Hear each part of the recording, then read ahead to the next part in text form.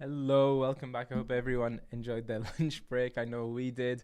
Matthias is still rushing back, but we should be able to bring you round four very soon. The players just getting back into the room, finishing their lunch breaks. It's nice actually. A lot of tournaments don't have some time for lunch, so nice that Rosemont Randolph have given the players that time. And since it is a restaurant, hopefully people have been able to order some food there as well. What happened with my setup? Everything was away. Yeah, we apologize. We had some issues with YouTube as well. For some reason, it got disconnected, so we had to start a second stream. Hopefully, people that were in the first one can come over to the second one and join us. But as Charlie said, we're just waiting now from there and for the event to get started. We're just checking on. I think we should be okay. live. YouTube is telling us maybe there are some problems. Did it say again? Oh, no, it says excellent. Okay, all good. Yeah, it's our first time doing like a longer stream like this. So, YouTube is not responding. So we are getting some errors. Connect your encoder to go live. So it's saying, what is this? Okay, it does show us again. Are there people on YouTube? And are you being able to watch us? I think I can connect it to the Ethernet. If you want to do some talking, I can do that, and maybe it's going to be a bit smoother. Yeah, we can. I'm just not sure if you're going to be fast enough. Do you even have the cable here? I'd have to find the cable. Okay, maybe we'll stick with what we're doing. I know for sure Twitch was very smooth. It just seems to be YouTube is having maybe some issues today. Maybe we're trying to send too much information to too many places. I don't know. Can anyone on YouTube react to us? Are you listening to us right now? I'm not sure if you're trying to access. Yeah, I'm able to see the stream on YouTube. Okay, so thank you, Leanne. Hopefully it's okay. We just got an error message. It's literally saying open studio, fix the error message. And that's what happened before we actually dropped entirely. Connect your encoder to start the preview. Dude. No, we're already connected. Yeah, it's just... Now it's saying excellent again. It's just a weird one. Okay. We keep dropping off. Yeah, no, it seems to be working. I can see it on the stream. So we'll trust the process. We'll hope that maybe it's I leave this working. open. Should I just... I don't know. It's more bandwidth. Just get rid of that. Okay. So, so hopefully we'll be bringing you the next round very soon. The players just getting set up with their pairings. You can, of course, follow everything on the Ravensburger Play Hub. So if you have a favorite player, you can follow those along. We've been following our friends to see how they're doing. And, looks like round 4. We do already have the pairing, so we should be seeing some players. Can we get to watch someone that we know? That'll be so fun. Well, it looks like actually a friend of ours, Phil Hobo Goatman, is actually at table number 1 right now, currently undefeated. So maybe we'll see him on stream. But I can also see Thiago Santana, also undefeated. Simon Lantier, who's a very well-known player around here, undefeated. We've got Enter the Battlefields Chris, undefeated. And so a lot of players doing really well so far. So we'll be very excited to see who we're going to see in this next round. And Thiago is a Brazilian, right? Even though he lives... is that right? He is. He has said he's Brazilian. I don't know if he's first generation, second generation, because I know he lives in America. So yeah, I would cheer for the Brazilian. Or for any of our friends. Yes. But it's going to be interesting. Charlie and I were just discussing during our lunch break how it's just seeing the blurple, a lot of the Sapphire. We hope to see more variation, more variety. It's nice to also try narrating or commentating the different types of decks, right? Yes, so we're hoping... But it's expected. For this meta, it's expected to see what we're seeing. It sounds like from our people on the ground that there's a lot of blurple in the room today. So we're hoping at some point we'll be able to actually get you the deck breakdown of the event, hopefully. We're still just trying to wrangle that data. But it sounds like a lot of blurple in the room, which is surprising because Dogs is such a big part of the metagame right now, but we can see even from the decks that have been on stream so far. So we're seeing a lot of the Tigers, a lot of the Isis Vanderchills, which are very good tech cards into that matchup. So definitely seems to be that people have come prepared for Dogs. So we're gonna share the PlayHub link into the chats and then pin it for you so you We're can follow trying to along. do that. Let's see in the message. Is it the same here? Yes, there you go. But hopefully, yeah, we're going to see a little bit more variety this afternoon. I'd love to see some more spicy decks, but Amethyst has just been so strong ever since rotation that it's not surprising that we're seeing so many Amethyst decks. Amethyst has been strong ever since conception. Even more now after rotation. And just a reminder, if you prefer to listen to your casting en français, Loz and Uncable are also streaming over on their side. So it looks like we have gameplay. So let's go over here. And so it looks like it's going to be Claude Aubert, but I actually think his opponent is actually... We watched GD, no?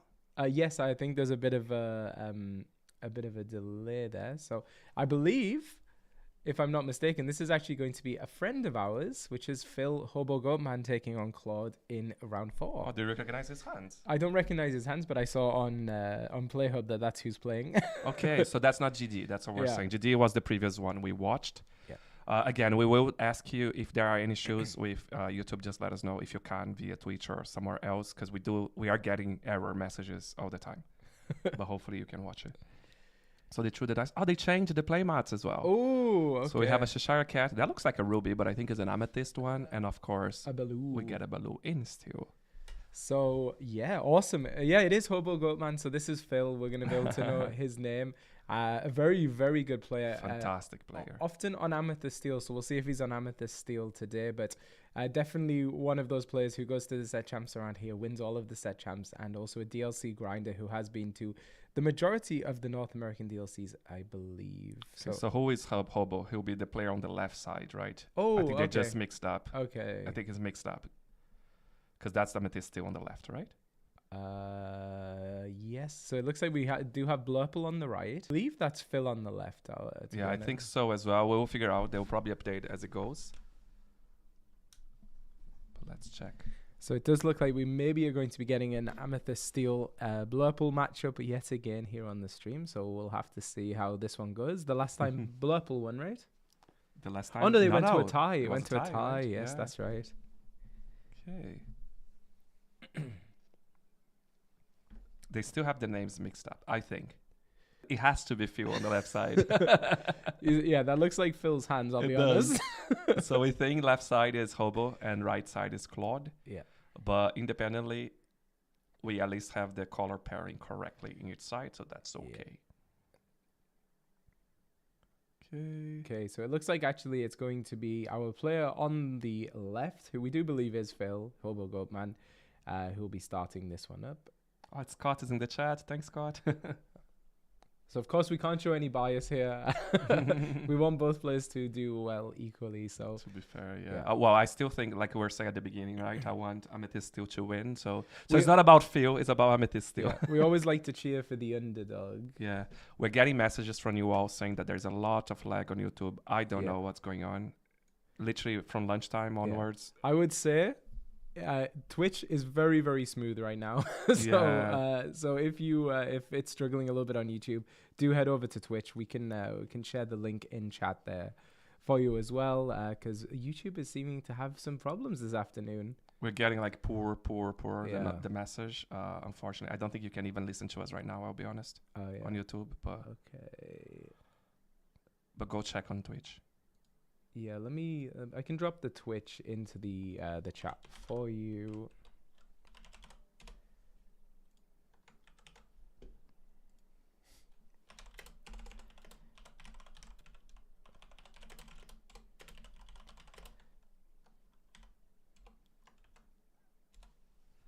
So there we go. So we did share the Twitch over for the people viewing on YouTube, because Twitch is going a lot smoother right now than the YouTube stream, unfortunately. So anyway, let's try and get back to this game. We'll do our best to keep an eye on things. But so we did see a quest there with the Captain Hook, and then we traded into it with the Blurple player into that with the Basil.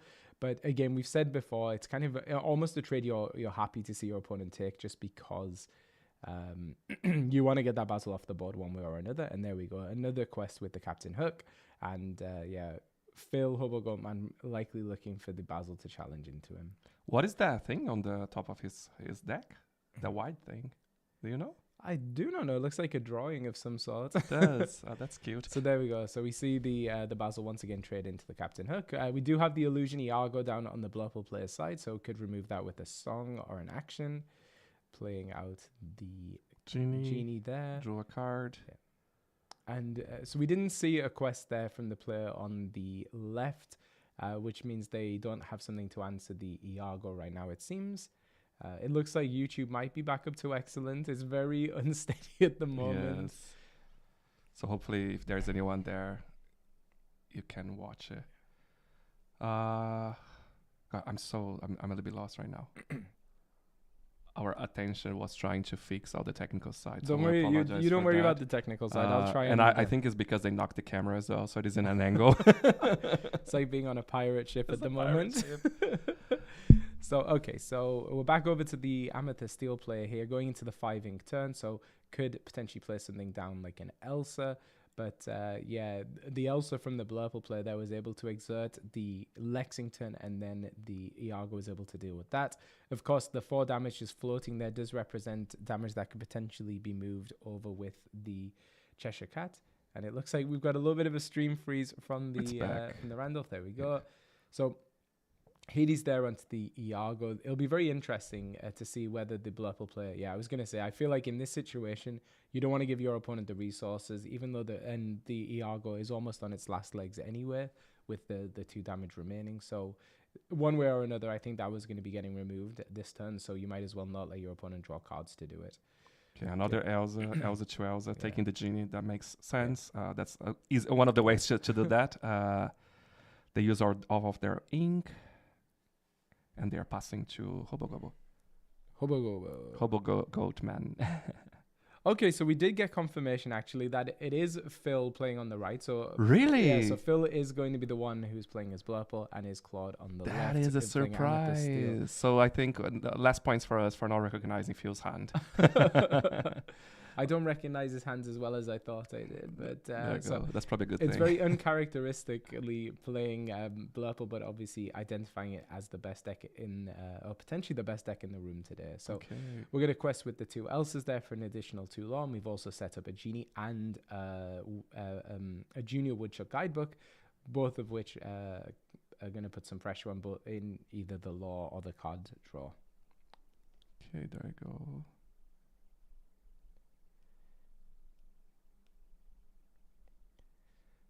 Decide if he's going to use his last 2 inks. I mean, he should if he can. And of course, playing Pocahontas. So this is the new Pocahontas. How it works is she will always quest for 1, but then, well, unless there's other effects, but then they will also grab the lore of another exerted card to totalize on top of their 1 lore. And you can also aim your opponent, of course. So that's a good card because you can be flexible if you're on board or the opponent's board. Yeah, it can give really what you want to be doing with Amethyst Steel into these Blurple matchups. You really need to have ways to get some aggressive law because Blurple does have this proclivity to really grind you down with all of its removal options. Yes. I love this card, actually. It's nice to see taking more and more presence here. And there are some nice combos as well to execute with her, but it can be hard as well. So Phil now paying 1 to banish the Junior Woodchuck Guidebook in order to draw 2 cards, looking for more answers here. We do have characters on board, but none of them really are going to be doing too many good challenges into what Claude is presenting. Right now, the Elsas with the damage would be banished no matter who they challenge, so you want to avoid that. And it looks like we're going to be playing Hades. I wonder what we're going to target here. Probably the Demona. I would imagine you just need to get that off the board. They have plenty of ways to deal with evasive, right? So maybe Genie... Oh, okay, they did go for Genie? Interesting. So what'll be I'll be curious to see what Claude does here because yes, you don't want to get the Genie off the board, but giving cards to Phil, Hobo, Goatman, to the Blurple player, they could draw into things like Into the Unknown, they can draw into Let It Go, so that might actually be much worse for you. So saying don't want to risk that, don't want to risk giving my opponent more cards, so let's get rid of that. And then okay, Elsa had Into the Unknown anyway, so slowly starting to get a handle on this game, trying to see what else is in the hand. It doesn't look like we have any other removal there from the side of Blurple, but were able to do quite a few things this turn. Okay, and did he quest for 1? quest for one with Elsa, and Yep. keeping the genie upright, maybe hoping not to let the Pocahontas be able to get that extra law from him. That is right. So as we said, you have to be the card has to be exerted for you to be able to use its effect. Yeah, as a Pocahontas card. Okay. It's a lot to think of, right? Yeah. At the same time as you're planning. So they do play 2 cards. They do play the Angel and they did play the Boosting Genie, and they are boosting Genie straight away. As a reminder, for every card under Genie, it increases their lore by 1. And has fantastic synergy with the Pocahontas because you can quest with the genie for however much on the next turn, who builds a quest for 3, quest with Pocahontas to gain her 1, and then gain that additional 3 from the genie. So a lot of nice stuff going on there for Amethyst Steel. And sorry, we're just still making sure the streams are all up and working at the moment. So Okay. I don't know if we've Where just their frozen or if hands? our play. No, they're just that's passing. hilarious. Yeah, it's hard when you don't see the faces because we can't tell if they're just deep in thought or if they're doing something else. So Okay, so Yeah. so Hobo is playing. Okay, the Yeah. book again. yeah, and interestingly, Claude decided to keep the Pocahontas upright. Could have gotten 2 law just because of all of the 1 law questers that were in play, but decided they would rather wait an additional turn and do it that way. That I think that is smart because then your opponent has to deal with not just the genie but also the Pocahontas. It is, but it's also very risky, right? Going against a Blurple player. At any moment, they can find a way to take you down, but of course, not 2 cards. There's One or the other. Yeah, and there's definitely a Let It Go in the hand at the moment. It Mm. looks like another Junior Woodchuck guidebook. There's a Demona. So we can certainly answer something on this board. Probably looking to answer... Okay, Scuttle. Okay. Scuttle making another appearance. So Scuttle has yeah. 5/5 questing for 2 ward card, as we mentioned before, quite strong, and people are starting to realize it's a good Yeah. one for the meta. So we're going But with to... the Elsa, they Yeah. decide to sing Let It Go as we expect and think- take down Genie as soon as possible. Absolutely. I think that was necessary. So we still we see Phil Hobo Goatman still not exerting the genie, doesn't want to let that Pocahontas get that additional law. And Claude does play down Yzma, what is it? Well, Conniving Chemist. Yeah. So she can exert, and then if you have less than 3 cards in your hand, you can draw up to 3 cards. So in an aggressive leaning version of Amethyst Steel, she's a very, very good way to refill your hand, and of course has natural synergy with Angel. But against Blurple, there are so many different ways they can deal with this character before her ability can ever trigger. So it is a bit of a risky play, but I think right now in Phil's hand, there aren't the answers. So maybe we're going to see him start digging to see if he can find something. It's back to Phil, right? Yes. So he's taking a moment to think about it. Again, I do think he has another Junior Woodchuck guidebook in hand, but that would be 3 ink spent to draw 2 cards, and you're not guaranteed to find the answer. And I do think that if Claude is able to activate that Yzma even once, then it's going to be a disaster for Phil in this match. What is cool with the bird? Okay, so there we Oh. go. So we're going to play the Woodchuck guidebook, and then we're going to play Demona, which is going to let both players draw 3 cards, and they will both draw the full 3, but it's going to exert all of the characters, giving Hobo Goatman the first crack at dealing with this board from Claude, which was getting wider and wider by the turn. And I think he can definitely do some cleanup here. So probably one of those elses is going to say goodbye and challenge into that Pocahontas, because you need to get her off the board. Scuttle or Hades can deal with the Yzma. Angel is going to lose her resist, and then I think you can also want to get that Captain Hook off the board as well. So I think we could see a lot of cleanup and a lot of good challenges here on Hobo Goatman's side. That is right. I think that bell was a mistake, right? Did they ink that bell, or I just accidentally on think the someone side? might have just clicked the wrong button. Yeah, I think it was supposed to be Demona maybe. But yeah, as Charlie said, he's starting to clean everything up. It is cool about Scuttle as an option against this matchup as well, is that he has ward, as we said. So even if Pocahontas wanted to target him, she wouldn't be able to with her effect, because he quests for And 2. even something like Cheshire Cat as well, right? You can't move damage over onto Exactly. Scuttle. And there we go, seeing a lot of cleanup here. I think... what are we going to do? Are we going to send the genie into the Pocahontas? I think you're probably going to... Oh, yeah, we are going to send the genie. So that's because the Elsa would have been traded in that challenge, which you obviously don't want. You want to keep your characters around as long as possible. And it's interesting to see that he's still holding back to that one book. So he played in the previous turn. And At there we any go. moment, he can trigger, let it go in the right time. Oh, my goodness. That was a change That was so fast. So how many... I think Claude had maybe 5 characters on board, but you just see the power of Demona. Yes, Claude got 3 cards, but Phil was not only able to clear his entire board, he didn't lose a single character in the process. And he has 9 on the board right now. But what is scary is Claude has a lot of ink, so he could play out his whole hand if he has a duck, which I don't believe we've seen from him this game so far. Could really start pressuring the board, but of course, as Matteo said, Hobo Goatman has so much lore represented there. We've got 2 Lore Questers and 3 1 Lore Questers. So 9 in total. Yeah, grab your sword. Maybe Claude is going to be running something like what's it called? The mob song. Yeah, we've been seeing the mob song, to be fair, right? He's going up to 10 ink, could play the mob song, but I think more likely here we're going to be seeing for 4 ink maybe okay. Oh, interesting. So that is Donald Duck. Can you remember his? Oh, I won't remember. But of course, he used that to remove the item. Then he's playing Demona, exerting everyone. Yeah, so when you play this character, you can banish a chosen item. Yeah. And that card revealed by our friend Gaten Call, who I know is been in and out of chat. So beautiful review. So, of course, because of the quantity of cards on Phil's hand, they cannot ready Demona.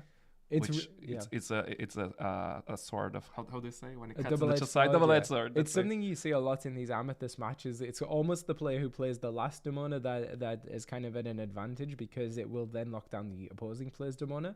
But Hobo Goatman still has such a wide board, has so much lore represented. I don't think you're too unhappy about having that Demona exerted. Plus, he got the extra card as well. That's true. So much damage though. It's insane. A lot of damage. So a couple of Cheshire Cats would really clean up here. But it looks like we might be going for an Elsa instead. We're going to exert the Demona, who now won't be able to ready on Claude's next turn. Then we're doing for a Dumbo. So now your Elsas are going to become draw engines. So we have 3 methods of using as a draw engines, right? 2 Elsas and 1 Genie. So we're going to quest with all 3. Okay, interesting. So choosing not to... Okay, so I think there's no ink left over. Oh, there's it. Okay. Yeah, so questing with everything there, which I definitely think is sensible. Yeah, there's a lot of damage floating, but I think Hobo Goatman realizing... Got the wide board, got a lot of high lore questers, got a lot of evasive characters, all of which Claude is just going to struggle to answer. And there you go. Yeah. They find the Cheshire Cat, but it might be too late at this point, but still a great card. That's what you need right now. You can start moving the damage around. But actually, in a really, really awkward position here for Claude, because he can challenge only into the Hades or the Scuttle. Scuttle has ward, so you can't move damage. So I think you almost have to challenge into the Scuttle. Yeah. And then move the damage from the Donald Duck onto something else. But I think even that is not going to be enough. And I believe the lore total for Hobo Goatman might not be correct because... No, he has quested for more, so he should be more than 7. Yeah. So, yeah, okay, so he's boosting, as we know, he's removing 2 damage. And who is he targeting? I'm Genie, thinking, exactly. That's the no-brainer. So Genie's out. Yeah, if only you could keep boosting, right? Yeah. And we do get a Lexington down there. So Lexington is a 4/4 with alert, so we'll be able to challenge these evasive characters. And also has the Stone by Day ability. So if you have more than 3 cards in hand, he cannot ready. So he discarded. So super quickly, they played Angel, used their ability to discard a card and perform 2 more damage to another character. Who did they damage? I'm not sure, actually. Did they? It was the Elsa. So they took down another Elsa. It's a lot of back and forth. It's crazy. But yeah, I don't think Phil is at 7. We're going to message on the side. I don't know. It's a tricky one because they are trying to... I think that's what they're talking about, probably, Charlie. Yeah. I don't know if they have visibility as a player of the score they have on the screen. Are they manually updating themselves? Is that how it works? Do you know? I believe the way it works is the players have an iPad which they can then update the scores on, and it should then go through to the stream. But it seems like maybe there's a little bit of a disconnect from time to time. No, it is. You mean on the score? Because the stream is still running. Yeah, I think they're just probably talking about the score not being accurate. But we don't want to make that call because we don't know.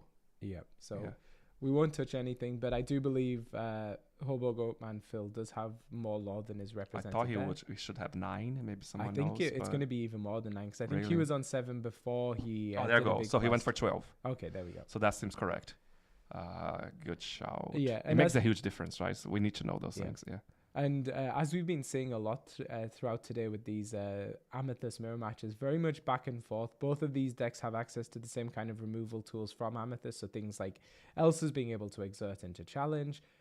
Things like the Hades, the Amethyst has, Sapphire has access to a better top end, so things like the Hades, Let It Go, which can cleanly answer characters, whilst the Steel deck is relying more on strength-based removal through Strength of a Raging Fire. But very much each of these turns, it's like one player's establishing a board, removing their opponent's threats, and then their opponent comes back and does the same. Hades coming down, going to get rid of that Cheshire Cat. Cheshire Cat is just dangerous right now with all of this damage flying around, and I'm not sure how many cards each player has in hand. But so a lot happened here, of course, on Gobo Goatman turn. We saw then using the ability from Dumbo, so Elsa was able to draw a card and gain 1 lore. Then after that, they finished with Hades into the Donald Duck, and then finally playing the big Hades to remove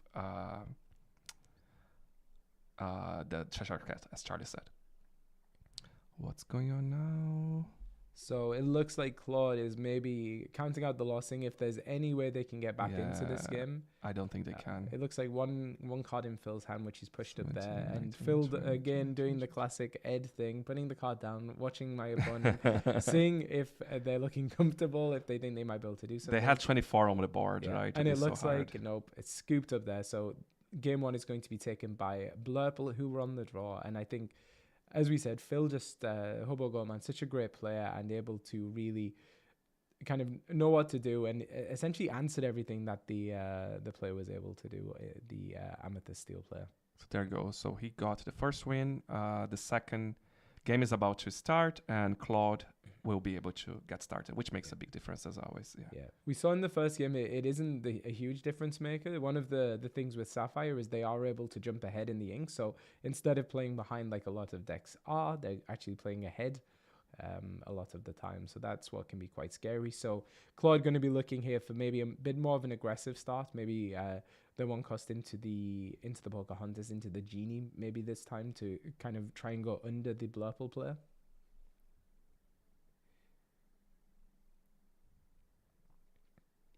$30 minutes to go.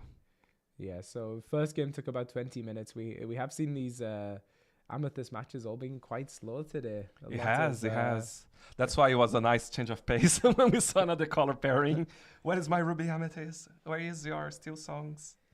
But super cool, honestly. Yeah. It's nice to watch, like we said, how people will run each of those decks anyway, right? Not everyone will play the same way, even though the meta is there for some reason, right? We know what is functioning or not.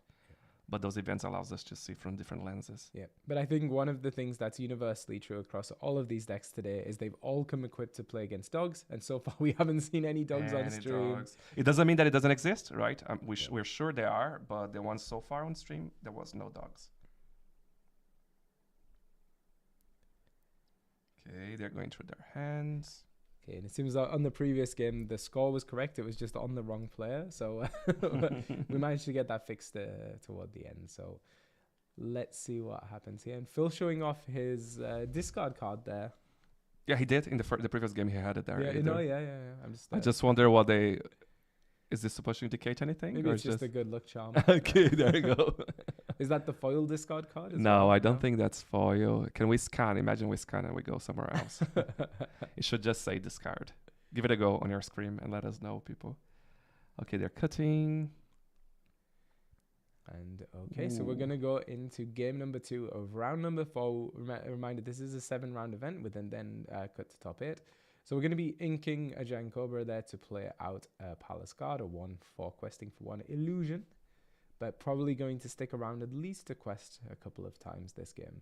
Oh, we can see the few actually has the second star to the right as well, right? Am I making the or yes, is that the book? No, I think it was the second star to the right. So we saw this in one of the games earlier. Blurple player running 2 copies of second star to the right, and it really was the difference maker in that matchup.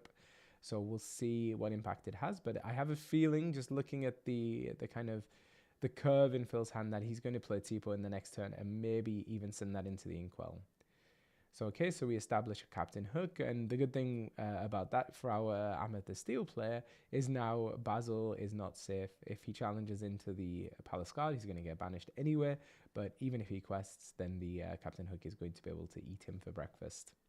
So he's gonna probably hold back as he would to give more power to another character. And later there we on. go. So we played Tipo down there from Hobo Goatman, and it was second star to the right that ended up into the Inkwell. It's just a very high cost and inkable. It's going to be a long time before you get there. So Lexington coming down on Claude's side, questing for one with the Palace Guard, and then straight back over to Blurple. They realized that evasives were a huge problem in the previous game, so they're probably preparing their board. Of course, on Phil's side, he plays two back-to-back, two of the book, which will allow them to draw a lot of cards later on. Yeah, which is, it's good, but also probably not what he wanted to do. You often want to set up something like a genie on that He turn. probably just didn't have in his hand, right? So not to lose the turn, you might as well play that. Yeah. Okay, and then from Claude's side, they played Genie. Yeah. They drew a card, as they should. And another quest with the Palace Guard. So the Palace Guard so far gotten 3 law unchecked. It's surviving. Claude continues to develop the board, of course. Amethyst Steel want that wide board, not just because it's their win condition, but it will also power up their strength of a Raging Fire. Right now, there's not a target really for that.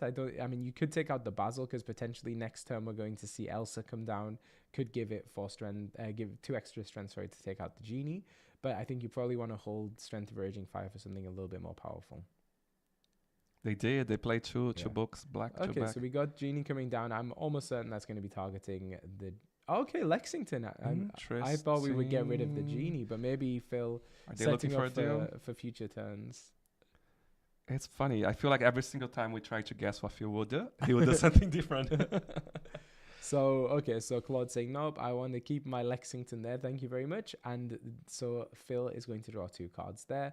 And now taking a moment to think about what they might want to do on this turn. So we could get rid of the Captain Hook if we want, but I think we want to keep that Basil around at least for now. No, okay. So we're going to quest with Basil, give support to Tipo, and then challenge into the Captain Hook to get rid of him. And Tipo survives that challenge. So... Of course, because Captain Hook is only more powerful when they are challenging, because they are a challenger character. Yes. So Claude going to ink here. What are we going to ink? So inking a Giant Cobra. We saw how critical that is in this matchup. Elsa okay. And exerting the Hades and challenging him with the Lexington. Is Elsa finishing Tipo? Clearly, right? Yeah, there you go. Absolutely. Yeah, so Claude able to just clear the whole board there of Hobo Goatman. And then Genie going for a quest to go up to 6. So we've seen how these boards can really swing, but this could be difficult now. Blurple often only able at this ink value to play 1 character a turn, exerting 5. So maybe an Elsa's coming down. Yeah. So Elsa most likely... I mean, the only thing she can banish currently is the Lexington or the Palace Guard, and we do go into the Lexington. It's going to leave 4 damage on Elsa, so the opposing Elsa from Claude is able to deal with her, and if they have something like a Cheshire Cat, can even remove the damage from their Elsas and deal with them that way. So playing a Genie, Wish Fulfilled to draw a card. And what are they going to do next? I think we're going to see some Elsa and Elsa violence, and Elsa's going to challenge into the Elsa to get rid of her. They have 2 inks now, right? Is that right? 2 ink remaining. Okay, Elsa and Elsa. And then we're going to quest for 3. Questing for 3. This is going really well for him. Yes. For Claude, yeah. So one of the things you do need to do against Blurple is just try and take the 1 character they're able to establish each turn, whilst yourself playing out more characters. That is really the way you're going to beat them at this point in the mid-game, which Claude is doing expertly. And now with those 2 Genies on board as well, it is representing 4 lore per turn plus the other characters. So I would imagine Hobo Goatman going to be looking for their Hades Infernal Schema this turn. They don't really have the ink to look, so hopefully they have it in hand already. Also maybe something like a Let It Go, but Hades just a bit better because you're also putting a body on the board. And who would you target to with the Hades? One of the Genies. Yeah, they might surprise us. Yeah, so Phil is going to banish one of those Junior Woodchuck guidebooks, which does of course imply that they didn't really have the answers they needed, but they did draw into a Cheshire Cat and a Let It Go. Doing it again, so he's banishing the second one for 1, drawing 2 more cards. So his hand is starting to get very healthy. Yeah. But as Charlie said, it would have been ideal if they have found the Hades Infernal Schemer 1 time before. Yeah, and it is a little bit risky at this point in the game as well, because even though Hobo Goatman is getting this big, healthy-looking hand, if his opponent plays a Demona, then he's going to get no advantage from it. Exactly. And that's often the time that the Amethyst Steel player wants to play the Demona, when their opponent gets no advantage. And they did draw into another Chipmunk book. So it's the third one. Yeah. He probably won't play right away, and we can see Isaiah let it go in their hand. There's a let it go there for sure. So Yeah. we play Hades looking for a deal, and it's going to target the Elsa and Hobo Goat Man. I think. Oh, okay. Having a moment of hesitation there. I thought we were going to say goodbye to Elsa, but maybe. He's probably concerned with how many evasives Claude has, and that's his only choice at the moment on the Yeah. board. Of course, he has other ways of removal. But It is risky because you could slam both of those genies into the Elsa to banish her. You I can also, know. with those extra cards drawn, maybe draw into something like Strength of a Raging Fire. So They do have the Cheshire's Cat, though, in their hand. yeah, not enough ink to play it this turn, but that's certainly Mm. something it could definitely set up on the next turn. Sorry, I meant Hobo Goat. Oh, I They see. have it because then Sorry, if they're making all those trades or challenges from the genie against the Elsa, right? Yeah. So there's a way to play around, but still probably too late. Yeah, it's not looking good at the Tension. moment for Hobo Goat Man. But Claude is taking the time to think about this turn, a very critical turn. I think you almost certainly want to get this Elsa off the board. It's just how can you do this as efficiently as possible and not leave damage lying around ideally. So is going to ink again. Okay. So Lexington goes into the inkwell. I wonder if that's implying, okay, so playing out a Black Heron, but 2 cards in hand, I think it looks like for Claude. And the fact that they're inking so aggressively does imply to me that maybe we could see a dock on the next turn or even a Demona. So wanting to make sure that they have plenty of resources. So they did what we said, like taking out the elves as fast as they can. Of course, we would expect to see some of Cheshire's Cat now from Hobo Goat's side of things, because we know they have it. They have enough ink as well to move that damage. The question is, of course, they're going to have to move it horizontally on the same player. Which way they're pushing this to? That's the question. yeah, Probably to another genie, right? yeah. Genie to genie. Oh, I think I No, would get it off the Palace cards, to yeah. genie, yeah. But it is a very slow turn. You're only banishing one of the characters here. Yeah. That does still leave Claude with 5 law on board. Scary. And with cards like the Giant Cobra. Another book. Sorry to cut you. My So that's the goodness. third book. He's really trying to filter and look for the answers, but unfortunately, it's taking too long. I think Hobo Goat Man would be begging for anything other than one of those books at this point. Yeah. So we're going to play out an Ooh, Yzma, look at an Olaf, that. and there we go. Like predicted, we've got the dock. So now Claude has really flooded the board, and I think we're just going to say quest with everything right now. That's it. I think, yes, that Cheshire Cat is scary, but hey, I'm so close to the finish line. If I'm Claude, I'm just going to go for it. So, because we do now have 4 characters exerted that need to be dealt with. We have some characters that are ready that need to be dealt with. And that's a lot of law to contend with. They can go down to 24 lore in the next turn. Okay. If nothing is defeated. Yeah. So I think that's what we say. Game on board. So let's see. Yeah. Is it giving and saying, let's go to the third game? He's considering. Yeah. And we've said we can't see the players' faces, but we can certainly read the body language just from the hands. And Phil not looking too happy there. I think still going to play it out. Still going to see if they can do something with this. But with 20 minutes left, I mean, I feel like maybe you're just going to want to go into game 3 at this point. I think so. Phil is a very smart person. Let's see what they decide. But also, he always takes us by surprise. So maybe he has something. I just think it's quite almost impossible here. Because you would need to, for sure, get rid of the genie. Yeah. Definitely get rid of the Yzma. Okay. So we are going to probably move this damage. I think get rid of the genie. Then move to genie. Genie's out.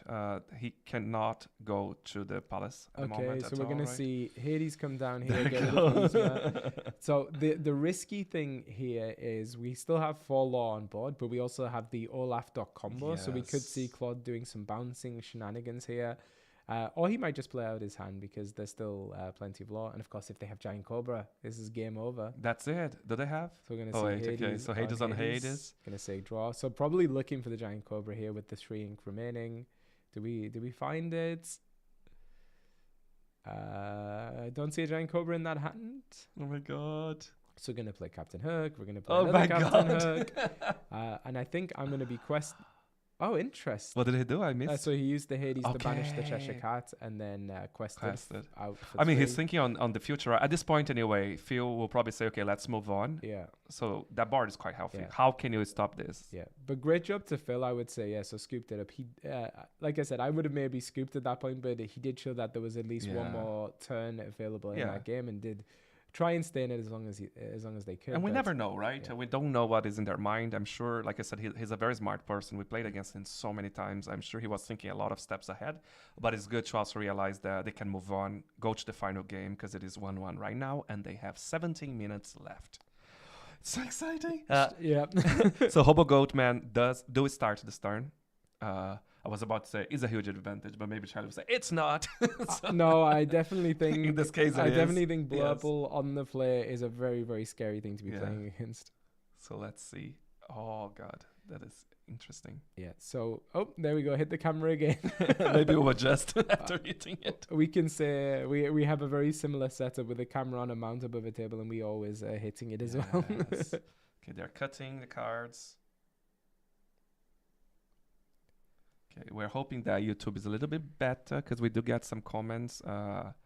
Again, we share the link for Twitch if you ever have to watch elsewhere, but let's hope it's getting.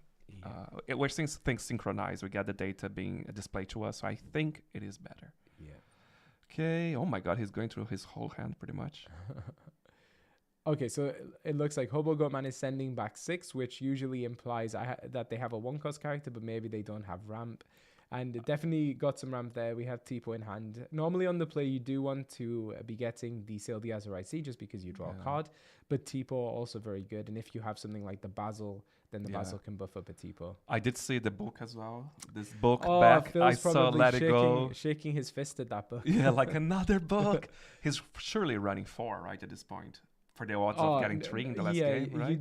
The book is such a good card. I think the problem in the previous game is that Phil was just drawing into it when he would prefer to be drawing into some characters. We can see Cheshire's Cat. We can see Let It Go. We can see the book. We can see Rafiki as well. Yeah. Okay. And I think Phil will definitely be looking to set up a character on turn 1. So it looks like we're inking Hypnotic Strength to play the Rafiki. He's a 0-2 with Challenger 3, so can contest anything that Claude might play out. Because Claude may be looking to set up something. Okay, so we play Palace Guard. But something like the new Christopher Robin Underdog would have been very good. That would have been great, So we've got Tipo, and what's going into the Inkwell? Hades Infernal Schemer. So a very good card in this matchup, but it's a high cost in Inkable. How did you see that? I didn't even see that it was Hades. Maybe I'm just making it up. I don't know. So fast. So Tipo. So let's see how Claude can respond. Okay. So Claude, as we've said before, is going to be looking for that curve of 1, 2, 3, 4 with their Amethyst Steel deck. Definitely going to be looking to control as much as possible the opposing board if they're not able to get their aggressive early start. So is this more of a mid-range type of deck? Amethyst Steel For is sure, definitely mid-range. Because, of course, you want to have that advantage of going faster against Blurple before they can build so much ink. But in this case, that type of deck, it is more of the mid-range approach. Yeah. We saw Black Heron, which was a very popular card with Whispers in the Well. It's nice to see that it is still here. So interesting, Claude choosing not to quest with the Palace Guard on that turn. I mean, you almost maybe could have, then you could clear up the Rafiki with the Black Heron, but Claude, obviously a very skilled and experienced player, so I won't tell my grandmother how to suck eggs. I'm sure they know what they're doing here. I will tell my grandmother. I would have quested. So, yeah, it looks... I think I saw 2 Strength of a Raging Fire in Claude's hand, which is going to be really devastating as we move on into the mid-game. So they'll almost certainly be looking...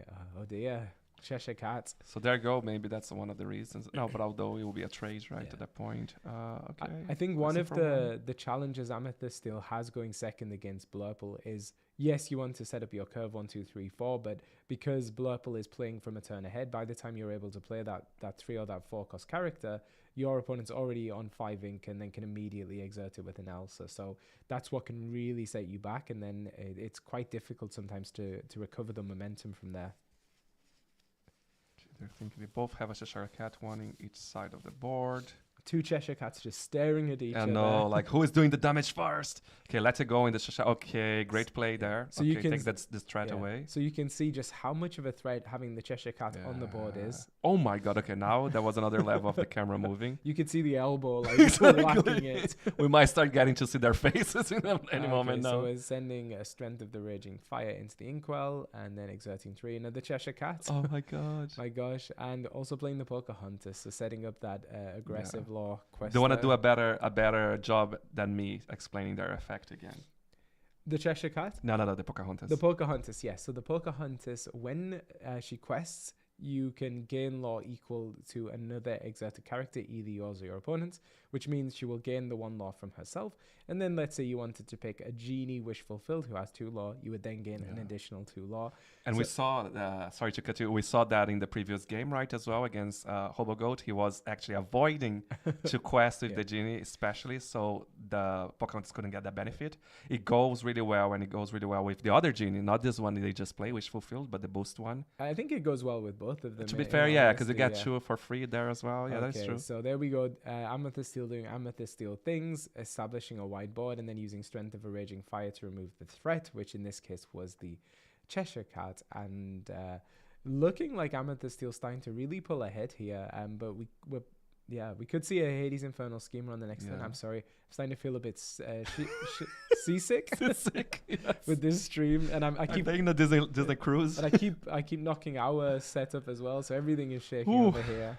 Yes. It's probably touching the table, right? I'm guessing. I think it's one of those ones that clamp on, and it's probably close to the elbow of one of the players. So there you go. Okay, interesting. Okay, let's have a look at what we have here. So we played the Hades as expected, so it's going to be deciding where that goes. I mean, there's a lot of really good targets, and that's why Hobo Goatman is taking the time to really think about this play, because this is going to be important. Yeah. So we decide to get rid of the Cheshire Cat. It's just too much of a threat. And then Rafiki trades into the Pocahontas. Again, you got to get her off the board just because of the law she represents. But Hobo Goatman board not looking all too threatening at the moment. So we play the King black Cobra, the giant cobra. I always want to call it the black heron. I don't know why. So we play the giant cobra on Claude's side. Don't trigger the ability, so don't get in the 2 law, but then play down the Pocahontas, which can herself represent quite a lot of law, and especially with things like Hades and Genie in play, does mean she could potentially get that 2 law. I think that every time they play the Pocahontas, it does put an extra pressure to Hobo Goat. They have to change their targeting, right? Every time they try to remove, which slows down. It's interesting. I could not get to the number, the 2 lore from the previous turn. I thought they would be at 3 because Pocahontas, I thought she got it from the... Well, I won't remember now the other questing, totalized on 3, but maybe they didn't quest. They just got the lore from that, and that's 2 in total. Maybe. I don't know. We'll see. So we took a quest with the Hades, with the Genie, and it looks like we're going to quest for 2 more with the Heron and with the Palace Guard. Thank you very much. Yeah. The names are not coming to me right now. So we play a Demona from Hobo Goatman. He's going to get the full 3 draw there, and then everything's getting exerted.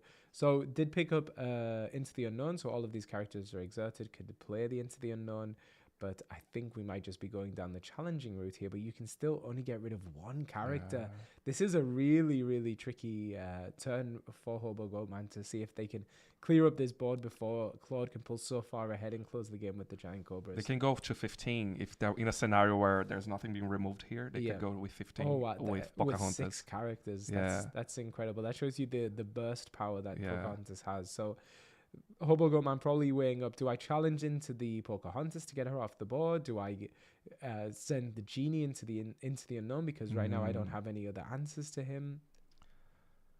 Do they have Into the Unknown in their hand? Yes. See? Okay.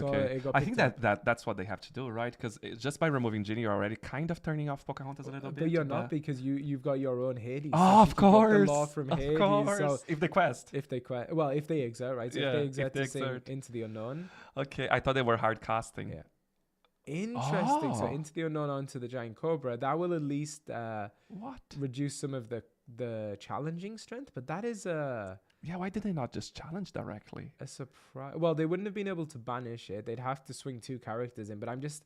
Also, they wouldn't be able to banish Pocahontas? No, the Giant Cobra. For some reason, Hobo Goatman deciding Giant Cobra is the most threatening thing on the board, but Ed Lorcana telling us it's over. I think I definitely am seeing the writing on the wall here, because it's 5 law represented alone just with Pocahontas and Genie. But that's crazy, right? It looks like I just thought that they could actually just have gone with the Hades to Pocahontas. Couldn't they have just challenged Pocahontas? I think that would have been the better play, to be honest. And then, your opponent can come back with something like the Captain Hook to remove your Hades, but then you've got your Into the Unknown to remove some of their characters. But it seems like chat thinks that might have not been the optimal player. I definitely think I tend to agree. I'm a little bit surprised personally. Me too. So we've got Elsa coming down, the fifth spirit, exerting the Basil and challenging into it. I think the chat is surprised as well. I'm actually seeing Yes. people's reaction. Again, I never underestimate because Hobo is always a few steps ahead, but it took everyone by surprise. And right now, to be fair, with the Pocahontas there, with so many opportunities to absorb that lore point, right? You're going to go very fast. So it looks like we're going to quest with the Genie for 2. We're then going to quest with the Pocahontas, gain 1 plus an extra 2. Questing then with the Palace Guard. So we've got 6 lore there. And then we might well see the Heron and the Hook challenge into the Hades. Yeah, that's what they are doing. Are we gonna? Yeah. Okay. Perfect. Yeah. So just removing some threats for the board. So now Demona will be forced to challenge into the Pocahontas unless there's another answer. So Ed Lorcana is saying on the chat, BP. So Blurpo lost the game as soon as they drew Hades and passed 2 turns. Claude definitely over challenging and under questing. It's great to be getting that insight from one of the best players in the game, arguably best player in the game right now, giving us some insight. So head over to Twitch if you want to hear Ed's analysis of this game. Because just send us a message on the side, Ed, and I'll just be reading and get to say as if I was saying those things myself. I should have just quested. Yeah. I think so. When you're ahead, quest is what Frank Austin said, and that's definitely a good rule to follow. I think then would have had 14 lore on board and a lot more characters, but you know we're still representing 3 lore here. Plus, with some giant cobras, could close this game very quickly. But yeah, I do think. Okay, so but Hades played there, getting rid of the other Hades. Okay, bringing Olaf as well. And questing with Elsa. Are we gonna quest as well with the Palace Guard? Okay. They probably heard what we said in the chat, and they're like, "Okay, I'm gonna start questing now." That is scary. That's very scary for Hobo Goat Man. Yeah, but it's a very tense situation where they are in the tournament at the moment. There's a lot of pressure being on stream, on the camera. And we get to see another Hades looking for a deal. And who is he targeting? I think Hobo Goat Man may be taking a moment to think about where is the best place to send this ability. Well, they have no other ways to stop. Elsa. So I think right now Elsa will be the smart move. And I think I Elsa... would... You don't want to give more answers to your opponent. That's it. So I would actually do the same, I think. So yeah, Elsa off the board. Now Demona can challenge into the Palace Guard, and we've only got 2 lore represented with Hades and Olaf, but of course Amethyst still have plenty of ways to be dealing with or closing this game out. Do they still have the giant cobra in hand? We saw them using one at least, right? I'm not sure. We haven't seen any docks this game yet, so we could potentially get to see a dock player. Claude, I don't know, maybe thinking about trying to clear up some of Hobo Goat Man's board here, but yeah, so we're going to quest with the Hades. Oh, interesting. So sending the Olaf into the Demona, bouncing back the Hades, which will then... So they're going to put another deal in place, right? Yeah. And then, so... Okay, he's giving him the deal. Yeah. Or is that the opposing of a deal? I don't know. when you accept, are you accepting the deal? He's accepting the deal. Okay. So that implies to me that Claude maybe doesn't have all the answers and all the cards they need. So kind of using Hades as a way to look, but also removing a threat from the board. So let's see what they can do with the remaining ink. Taking a moment to think about it. I hope this isn't just going to be a pass. If this is a pass and not doing any... Oh, it was a pass. And let's remind ourselves, there's 4 minutes left as well. Yeah. Of course, there's 5 full turns after that, including the 0 turn. So I wonder what's in Claude's hand. It's either a character they can't afford, so something like maybe an Elsa, or maybe it's things like Strength of a Raging Fire that just aren't going to be very powerful when you've only got 1 character on the board, but definitely not what Claude wants. They seem to be using 3. There go a 4, okay, for a Genie. So Hades, Genie probably the top deck. Okay, so it was the Donald Duck with no item to banish, but does quest for 2 lore. Okay. So Claude does have game on board. They do, and they are protected, right? Technically, the 2 characters that quest for 2 are not exerted, but that doesn't mean anything against Blurpo. He's looking for an answer, so he's stopping, paying 1 cost with Dumbo and drawing a card. Can he get a way to put away that Donald Duck or Genie? Yeah, and okay, so doing the same again. So I think he doesn't have in his hand. So looking for Hades or Let It Go right now because they need to get one of those 2 quests. Oh, and that's game. Oh my goodness. Okay, so Claude Ob got the victory here. It was such a roller coaster, but super well played. Of course, we did say there were a few things that would have done differently, but we never know until we are actually there in that place, sat down, seeing your cards, and in the scenario where they are, which is very competitive, right? It's hard to maintain. And it's such pose. It's such a critical point now during this round 4 because as you get to those higher rounds, if you've got wins and a good record going forward, you can just intentionally draw into top cut. So these players definitely wanting to win here. It's such a shame to see Hobogum and Phil lose on the stream, but I think Claude did play an excellent game there. And yes, there were some maybe questionable choices, but he got there in the end and was able to do it. And now going to report their score on the Ravensburger Play Hub, which, as Some I advertisement, has been functioning very well today, which is always nice to see. That's really good. We got to see a little bit of their life and their fun. Let's hope they keep PG-13. But honestly, great job on both ends. And I think it's always nice watching them Phil playing. That's our personal opinion, right? But it's so cool. So. But the big shout, good job. And the underdog won. We were saying we're always going to cheer on the underdog in these exactly in these matches, and it was the underdog Amethyst Steel that was able to beat Blurple. So for sure, we're going to be heading over to round number 5 very, very soon. Yes, we can cut back to ourselves. 1 second. Where is it? There we go. We've been turning the camera on and off in between rounds just because, like you saw on the stream, it can definitely, the camera's going to overheat. But I think we're going to actually take a break for a few minutes and we'll be right back with round. So technically the next game is in a minute and a half, but we will be right back.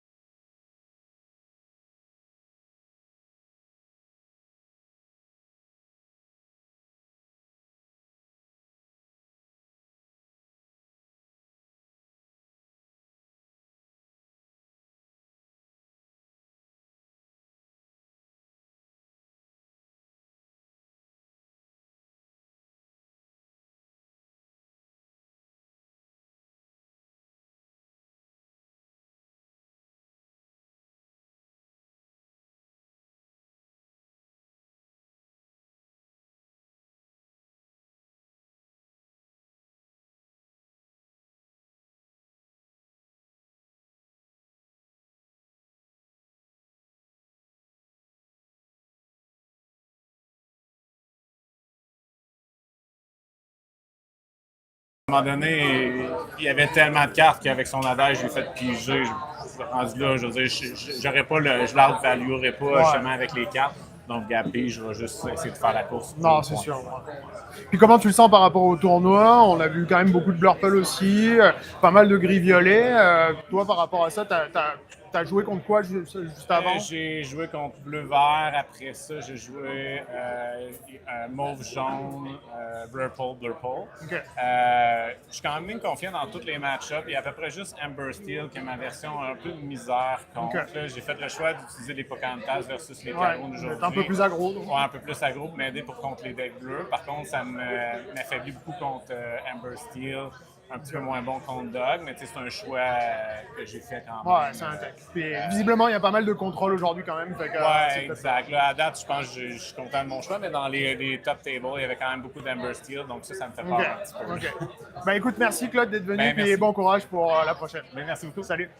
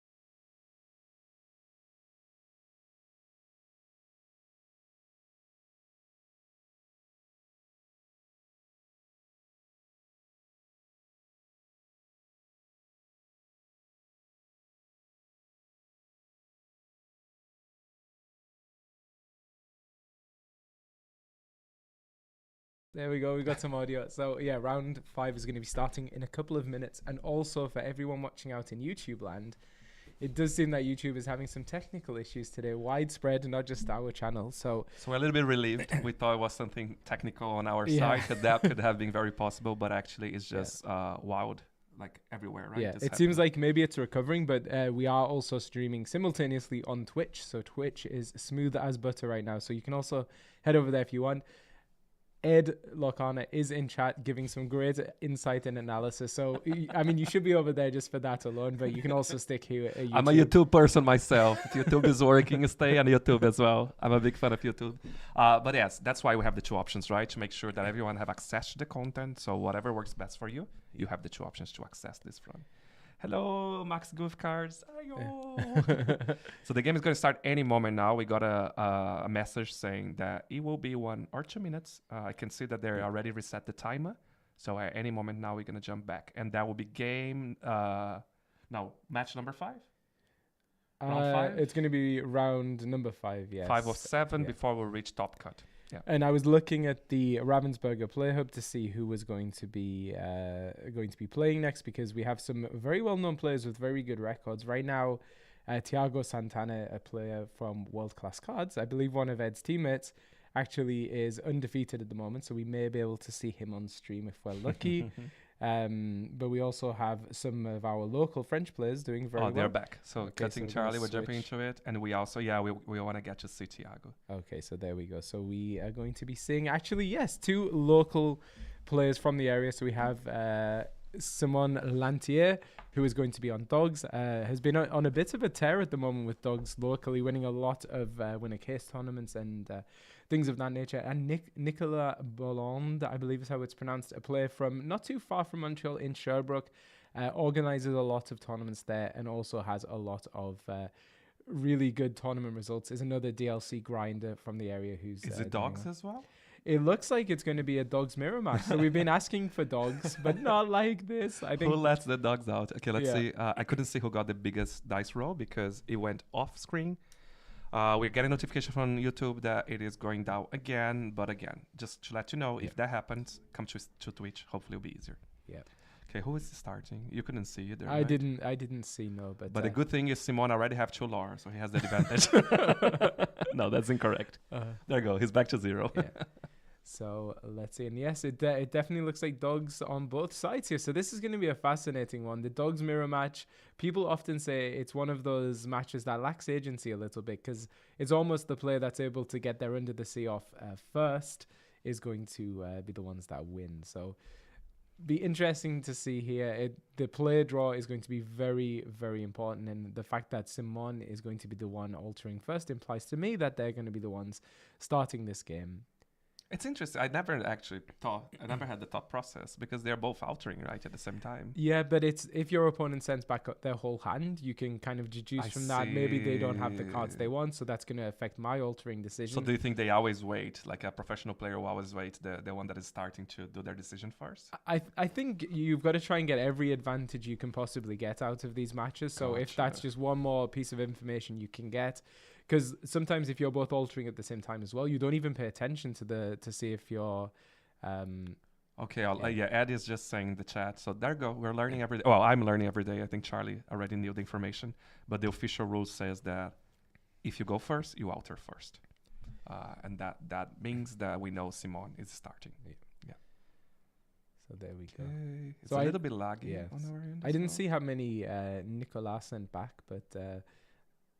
we will see how they're going. So in a matchup like this, really the most critical card is going to be the Tramp Street Smart Dog. It does look like someone has that in their hand, so they're going to be looking to set up some low-cost characters in those early turns to be able to play out that Street Smart Dog. Probably going to be looking for something like the Under the Sea, but of course with cards like Ursula, with cards like Mowgli, it can also get ripped out of your hand. So you almost need to time it so perfectly that it's not going to be removed, but you're going to be able to have enough characters there to sing it. There you go. So the Ink Lady, they played the other lady. Yeah, and sorry. So Simone opened with Bobby, which I think is almost the classic opening in this deck. You play Bobby, you draw a card, you discard a card, you put the Lilo into the discard pile, and then Simon here having almost the ideal turn 2, being able to set up the Grandmother Willow, reducing the cost of the 1-cost character, so getting that in play, which does mean turn number 3, they're going to be able to play that Tramp Street Smart Dog. And Nicola is saying, you know, what you can do, I can do better, doing the same kind of thing.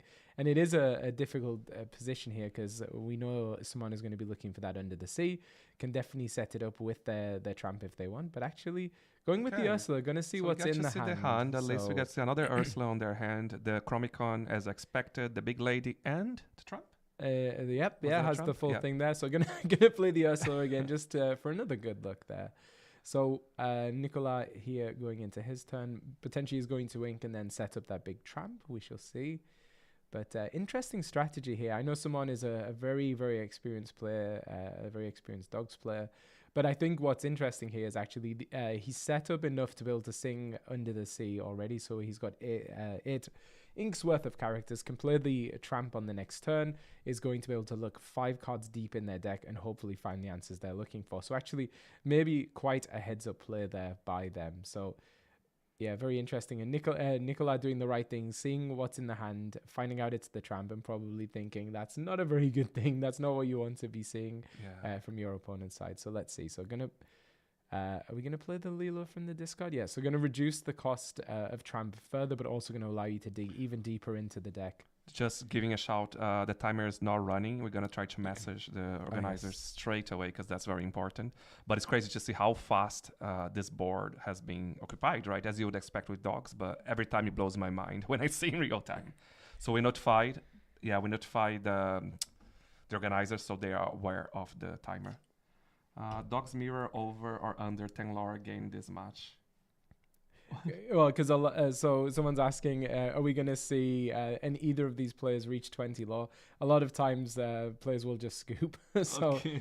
And thank you so much. Space Boza just gave us like a donation. Thank you so much. You really don't have to. Thank you. So how many rounds are there? We are round 5 of 7. After that, we have a top cut with top 8. Yeah. So so Simon was able to dig 6 cards deep into their deck, but weren't able to find the Under the Sea, unfortunately, which is going to now give Nicola the opportunity to get into the game, but also taking the opportunity to get a little bit of a quest in there by the looks of it. So no, I think we sung Della's Moon Lullaby there, actually, not questing. But I think we are going to quest. So we've been able to play 3 characters, which is going to give the additional strength to the lady, which is going to allow her to quest for 3. And then also questing with the Grandmother Willow and the Bobby. So one of the most tense things about playing Dogs is like a lot of times you're just waiting. You're looking for that one answer you need for the specific matchup. So we're going to be doing the same thing on Nicola's side, looking for the Under the Sea, most likely to be able to cleanly deal with this board. But it's just so many, right? It goes so fast. For me, that's insane. The dynamics are so different from all of these Blurple matchups and the Amethyst Steel matchups we've been seeing. This is a very, very aggressive deck that can go super fast. And I think, if Simon had been able to find that Under the Sea, he would have swept up this game, I think, quite expertly. But because he hasn't, it means we do get to see a little bit longer. So that's not always a bad thing. We get to see these players duke it out for a few more turns. So we do represent a lot of lore on Simon's side of the board. There's not even space. That's the thing. There's literally no space. So we're going to play the Lilo, only paying 1 for that because of the Grandmother Willow, putting her into play. And then we have 1, 2, 3, 4, 5, 6, 7, 8, 9 lore represented on board. Yes. Another Della's Moon Lullaby off the top. That could be good if you're able to sing it and then draw into the Under the Sea. So they're hard casting, right? No, they sang. They sung it with the Ursula, so we're going to put it on the Lady. That means if Lady shifted, there's going to be less strength from her. Do we know what is in their hand, in Nicola's Bellhand? Nicola's hand, I'm not sure. I think it was the Floodborn Lady. I don't think that went to the discard. Oh, no, there is one in the discard pile, so maybe it's something else. But we can see Simon has the Gogo Tomago as well. It really helps right at the end as well. It's a good benefit, but there's no damage. There's literally no damage in place right now. They're all just holding themselves, hoping to quest at the end, I guess, at this point. But it's crazy. But it's very interesting, actually, because there is a Tramp in play. So if you're able to put some damage on that Tramp, then that could be a huge bit of lore burst at the end. So we're using that other tramp. We're going to give the strength to the lady, which is then going to allow her to quest for 3. And there we go. Simon shooting up to 13 law. So let's see if Nicolas is able to find the Under the Sea. Then this could be over. But right now it's looking a little bit hairy for them. We can see that they updated the timer, but it froze at 43 as well. We don't know what is the situation, but hopefully they'll be able to compare with the overall timer in the event and update maybe in the next game. Okay, so it looks like we might challenge that tramp into something. Is there anything? In fact, yeah, that tramp wouldn't even be banished on a challenge. Okay, so we're going to sing Della's Moon Lullaby, digging 1 card deeper, looking for the Under the Sea. We're going to get it? Did they? No, right? I'm not sure. They did!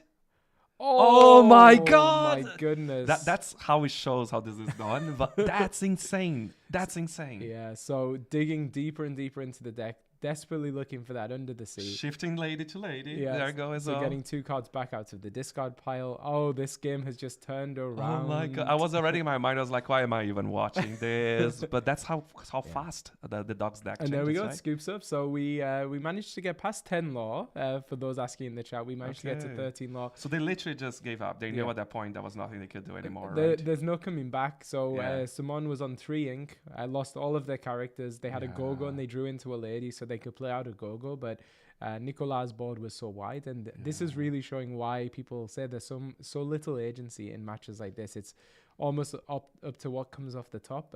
Not to take anything away from Nicolas. He really was digging there, using all of the tools at his disposal, things like the Della's Moon Lullaby, in order to get deeper into the deck to find the answer. And I mean, and he did it, right? Unfortunately, he did exactly the way that it's supposed to. Yeah, unfortunately for Simon, fortunately for Nicolas. Yeah. But super interesting to see. It's cool to see that in real time. As we said, it is also very painful, right? The speed of things.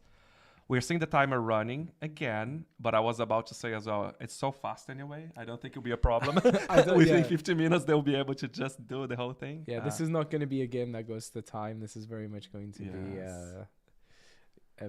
a shorter one, which is nice. But, it was actually really exciting watching it, just seeing the randomness, like who's going to get the card they need off the top.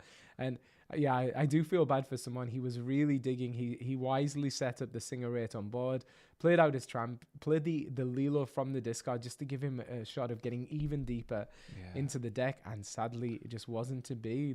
For me, was the fact that they drew the Under the Sea with the last chance that they had with Dallas, right? They literally got that card when they needed. Yeah.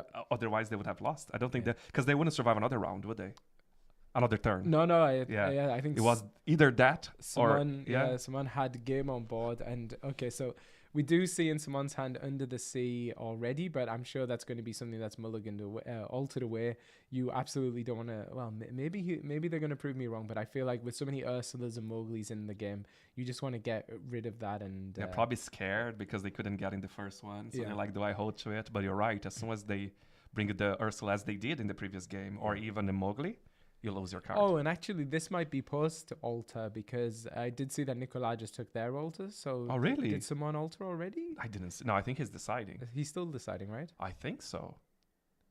But you're saying that the Nicolas already alter. Oh. Yeah.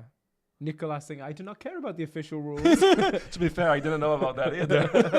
No, but I feel like he's riding that wave of momentum from the first game. Just wants to get straight into the second game. Yeah, because I think he's thinking, right? It seems like someone is really agonizing over this decision right now. So they're still...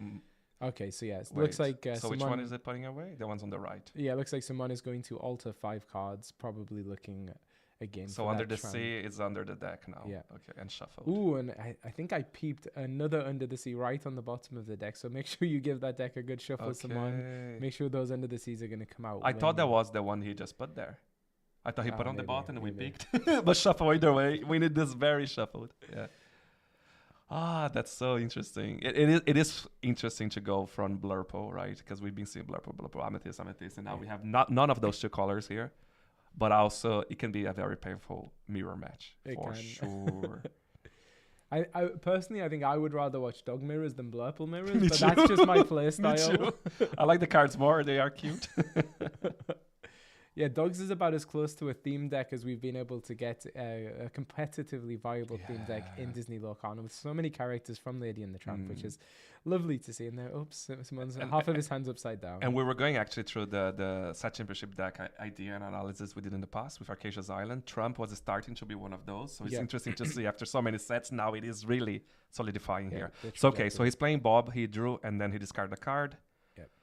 He discarded the other lady, right? And the other one just played the lady, Nicholas Beland. So what are we going to do on someone's side? I having a hard time seeing what's in the hand. It doesn't look like there's a Grandmother Willow in there, so instead we're going to use Bobby. We're going to do some more filtering, probably going to send that Lilo to the discard pile. It's the best place for her early on, and then you can bring her back later on. And then going to definitely be looking to set up another 1-cost character because that's going to help reduce the cost of your Tramp when you're able to draw into him. But interestingly, so we're going for the quest there with the Bobby. I do see the Floodborn Lady in someone's hand, so potentially going to be looking to shift that in soon, and then it can return any cards from the discard. There you go. They did what we said it would happen. They play Mowgli, but there's nothing to get out of their hand at the moment. Yeah. But it does give Nicolas something very important, which is information, because now they can make the decision about how they want to play the subsequent turns. But the interesting thing about the lady is it does represent another strong singer on the board, and it does look like someone has the Tramp. Is that something that they just drew into? No, I think that's what they showed. Okay. Yeah. So making a decision right now before they ink, is that what's going on? Or I didn't see the draw for turn, but I mean, I'm sure they did, right? Oh no, okay, so this okay. Okay, so there we go. So so drawing into another of the Floodborn ladies. You don't really want two of those clogging up your hand, but sometimes it's just the way it goes. And decision here whether we're going to ink. The Ursula is so important in the mirror match because you need to be able to get rid of the Under the Sea. So let's see what is this their only option? Are the other cards all? Well, there's the Tramp. Okay, of course. Yeah, you want to hold to that. There's Tramp and then the two Floodborn ladies, both of which are uninkable. But I think we are going to say goodbye to the Ursula. We need that ink to be able to play Tramp on the next turn. So it'll be interesting to see if Nicolas is going to be doing some challenging with his characters. I believe also had a Floodborn lady in hand, so could shift. But no, instead we're going for the Nanny. So Nanny is a 3/3 questing for 1. And when played, will allow you to look through your... look at the top 4 cards of your deck and put a character 2 or less into hand, and we see a Floodborn lady, an Ursula, and an Under the Sea. And an Under the Sea. It doesn't need to show their opponent that information. That's what I was thinking. Why are they showing? I think I believe these players are very familiar with each other. Both oh my gosh, another lady there for someone. Yeah, very familiar with each other. So maybe having some friendly banter, but that is one less Under the Sea that Nicolas is going to have access to this game. And what are we going to do? We're going to play the Tramp? I think we play the Tramp, get rid of maybe some of those cards that are clogging up the hand. Or we could shift the lady, and then that's also insulating us. Okay, so that's what we're going to do. Yeah. So lady will insulate us from an Under the Sea, unless our opponent is able to do something like Della's Moon Lullaby. But I suspect what's happening here is someone is setting up for a future Under the Sea turn. So having the lady in play is a singer of 5, and then once you're able to find the Under the Sea... They might have also thought that the reason that Nicholas was showing that Under the Sea went to the bottom is to give him the false impression that there is no Under the Sea in his hand.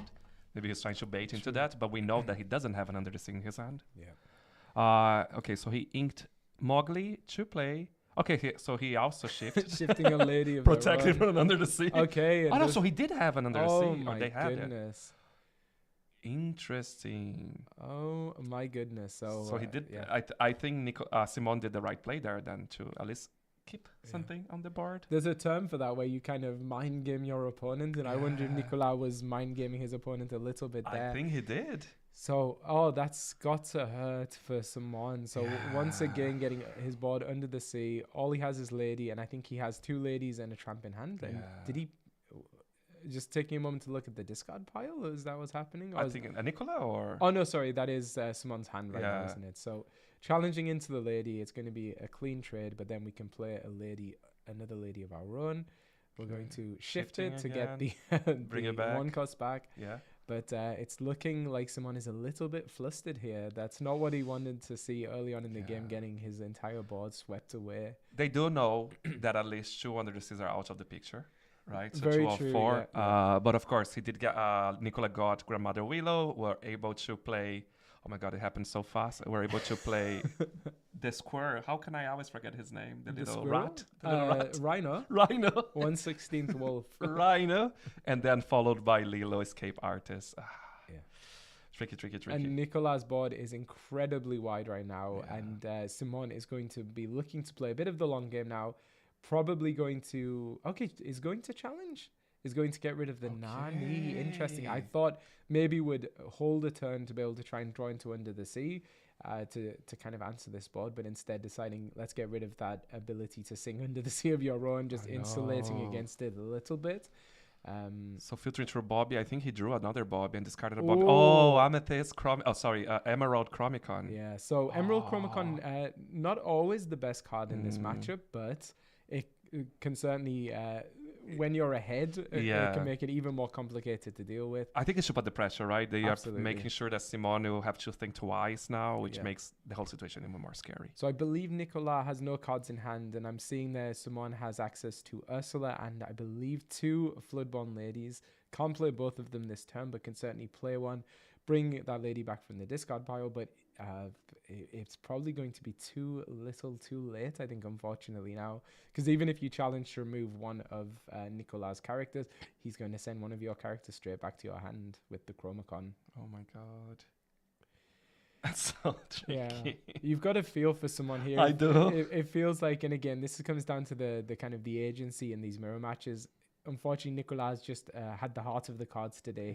He seems to really have been drawing into the right things, obviously playing really, really well to play to their routes, to find the cards they need in the situation. But really, this has been very tough to watch, unfortunately. I think it's especially when you come from the previous game where we thought Simon had it. Yeah. And then right at the end, of course, he didn't. And now he's in the extra pressure that if he doesn't make this game, he lost it. Yeah. So it was one of the ladies bounce back to play 2 ladies out. I don't believe we have Singer on board, so we can't Under the Sea this board at the moment. And we do have the Chromicon set up, but we know there's a lady in hand. If Simone is able to draw Under the Sea off the top of the deck, then they can sweep up this whole board. So we'll have to see if the cards are going to be in Simone's favor for the first time today. So let's see. So he quested for a good 5 lore, bringing him to 14. Is it Under the Sea? No, it's no, Rhino. It's Rhino. So we can certainly start clearing some things up here, but I feel like it's going to be very, very difficult for someone to get it back into this game. And he has 19 on their side, on Nicolas' side. They can keep bringing Lilo, as we know. It is tricky. I mean, we cannot underestimate, because at the same time, if he does pull the Under the Sea, things can change super fast, but that is so tricky. So banish the Lilo there. You have to. It's the biggest law threat. We're going to play another lady out to remove another character. Probably get rid of the Mowgli. Yeah. Absolutely. Want to prevent Under the Sea getting brought back to the hand. And it's important to notice that someone does have 2 ink available after this. So we, even when we bounce one of these ladies, you can play out another 1-cost character or 2-cost character. You'll be able to then shift the lady again next turn and kind of repeat the same formula we're seeing. What they're discussing? Are they looking at their discard? Yeah, so they're like, what do you have here? Discard 2 cards. so I think acknowledging that there's nothing that the lady could bring back. So really it is just going to be about establishing a character you can use to remove some of the threats from their opponent's board. But I would say Simone doing a really good job at the moment of controlling the board, trying to reduce the amount of law they're able to get. What happened there? Why did they detach the lady? So when it was bounced back to hand, both cards went but back how did because of the Chromicon. Because I was trying to Chromicon, understand what did it bounce back. I forgot the Chromicon. Another Bobby. We have 3 Bobbies in play, as well as that Lilo. Oh my God. Nicolas deciding what to discard, and Rhino. Getting rid of the Tramp, a very good card, of course, in this matchup, but favoring just the ability to play out more characters, create more pressure for Nicolas. So right now we could definitely banish 1 card with the lady. Of course, one of the other ladies will be bounced back. Could then play another lady, shifting, challenge another character. But I believe Nicolas would still... No, okay, if you get rid of the Lilo and get rid of one of the Bobbies, Nicolas doesn't win on the next turn. But if he's running something like Gogo Tamago in the deck, then that can certainly be one way to close it out. But Simone is under incredible amount of pressure right now. And I Again, think they realize the likelihood of being able to come back is very, very low. Under the Sea. Where's Under the Sea? That's it. They can still draw a card, right? They haven't drawn yet for this turn? I believe they've drawn already Did for this they? turn. Yeah. So I think this turn is all gonna be about controlling, making sure that Nicolas can't close the game, and just praying to the Lorcana gods that they get Under the Sea off the top of this deck. So let's see what's going to happen Okay. here. I think you've got to do the challenge first before you play a lady, because otherwise the ladies are going to start getting bounced. Oh, yes. But that's it, right? Even though you're like, okay, it might not be a big threat looking at the Chromicon, but in this scenario, it makes such a big difference. Oh yeah, it's been absolutely Yeah, devastating. it's It's just like insane. Nicolas, someone tapping the top of his deck, praying that we get Under the Sea off of it, because that is the Yeah. only way they're staying in this game. But either way, Nicolas is going to be going up to 19 law on the next turn. Yes. Oh. I mean, they have 24 minutes to decide how they want to finish this. Yeah, if someone wants to, he can spend He can spend 24 minutes. But I think you can spend 24 minutes and there's still no way I know. out of this hole, unfortunately. But let's So see. what are they doing? They're shifting? Okay. Oh my goodness. Okay, so we're going Okay. to challenge, I think. Layla? Yeah, I think. Okay, so bouncing that lady back. Okay. Mm. We'll now challenge again. We'll probably, Okay. yeah. Bounce that one. No, this is really interesting because I think Yeah, Nicolas three. probably acknowledging the fact that the only way they lose this game now is Under the Sea. Yeah. So by confirming that there were 2 ladies in the discard already, this lady has 3 damage on her, so can be banished by any of the characters in play. So even if someone is able to play out some characters, it's just gonna not be enough. I think, yeah. I feel like you need to, they won't be able to establish Singer 8, unfortunately. So I think this one might be a done deal. So let's see. But all credit to Nicolas. I think he looked at that, calculated it perfectly, and that Bobby should be ready. Yeah, right? the Bobby should be ready. There you go. So, okay. Okay, Question so for no, three. okay, so I think Bobby is gonna have to challenge that lady. I just think you want to, okay. You want to make sure, right? You want to make sure that there's no giving any chance for your opponent to Under the Sea. I think someone's saying, "Are you sure you want to do Exactly. Please give me a 'Cause chance. if this is Under the Sea. It's not anyway. Is it yeah. Della? No, it's Grandmother Willow. So it wouldn't have made a difference Okay. anyway. But Oh, very, bless then. very heads up play there from Nicolas to just make sure that there was absolutely no way they could sing Under the Sea. That's and good, gonna but they're be being very cordial. fist As bump. they Where is should. it? Where's the Where's Under Under the the Sea? It's all the way at the end. They always say, "Don't do this. It's just gonna devastate you." But But when you see that there's not, I feel like it devastates less. It's worse when it's the next card. yeah, so such a shame there, but two really great players showing how these decks are to be played. And sometimes, the Lorcana gods smile on you, and sometimes they say all 4 of your Into the Seas are on the bottom of your deck. So sorry, someone, but great effort and great job there from Nicolas. Crazy. I'll give one more shout for the playmats. Again, there's so many questions, right? So this is from Fab Neighbor. He's in both chats. And by the end of the day, I'm just going to put his information on our Instagram at Inkborn Heroes if you want to get in touch with them. I don't know the politics behind it. I don't know if they're selling. I don't know what it is, but you can get the contact directly from him who designed those beautiful arts or the beautiful playmats itself. It's been exciting. The next round is round 6 of 7, followed by a top 8 on the top cut. And it looks like we might try and get Nicolas, who is the winning player, on for an interview. It probably is going to be en français, but we'll see if we're able to do that. So if you are a French speaker or you just want to hear the beautiful Québécois accent, then you can stick around for that if able. And so we need to make sure to put the audio on, and maybe we can take a little bit of a break as well. Yep, right? absolutely. Yeah. So. Okay, so we'll be back very, very soon. We're gonna leave this stream to show the shop, and then if an interview happens, you'll be able to watch it. Stay tuned. We'll be back very, very soon. Thank you. And actually, the PlayHub link should be pinned in this chat. If it's not, let me double check. Maybe God's connected. Where there is we it? go. Okay, so I'm gonna pin the PlayHub chat for you. It's going to end at the end of the stream. So there you go. So you can follow along. Hopefully, it's there. And we'll be back very soon. Thank you.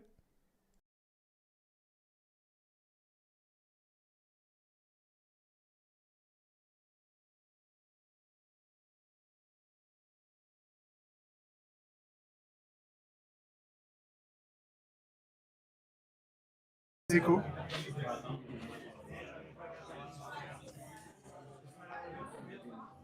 Excellent.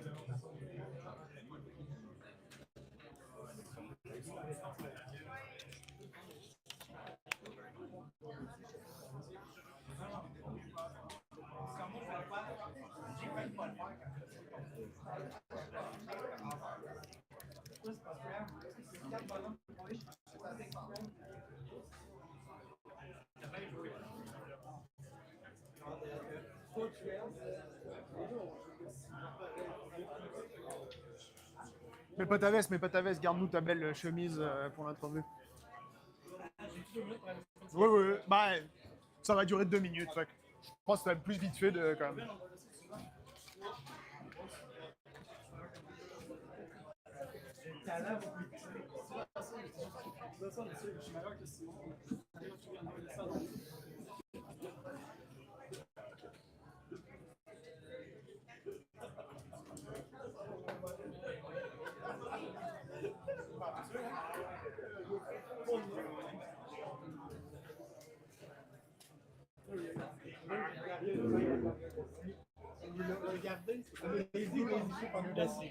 Tiens, je te mets un beau petit micro. J'ai même mis mes dents pour l'occasion. Mais ça va, il y avait Je viens de les mettre, je vais les enlever après. Bien.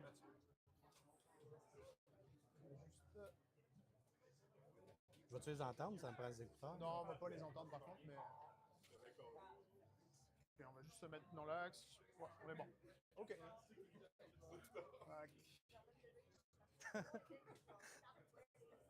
C'est pour toi que je les ai mis. La gamer, à tous les moments, je devais la gagner. La gamer, ok, la gamer, je devais la gagner. J'ai 8 seigneurs sur le board, je suis Salut Nico, félicitations pour ta victoire, ta 5e victoire. Fait que ça va bien pour l'instant? Peut-être double draw, on va faire les maths là. Ok, ouais, c'est le moment où il y a des calculs qui doivent être faits pour savoir est-ce que ça vaut la peine de faire des internationales. Est-ce que tu peux nous parler un peu de ton match, du miroir, le premier qui récupère Under de C? T'as eu la chance à la première game, hein, parce que Simon a pigé. 2 Tram, 3 Delasmon, puis. Mais il brasse mal, c'est juste parce qu'il brasse pour mal. ça, on le sait. Hey, Simon, tu peux C'est venir. le shuffling le problème.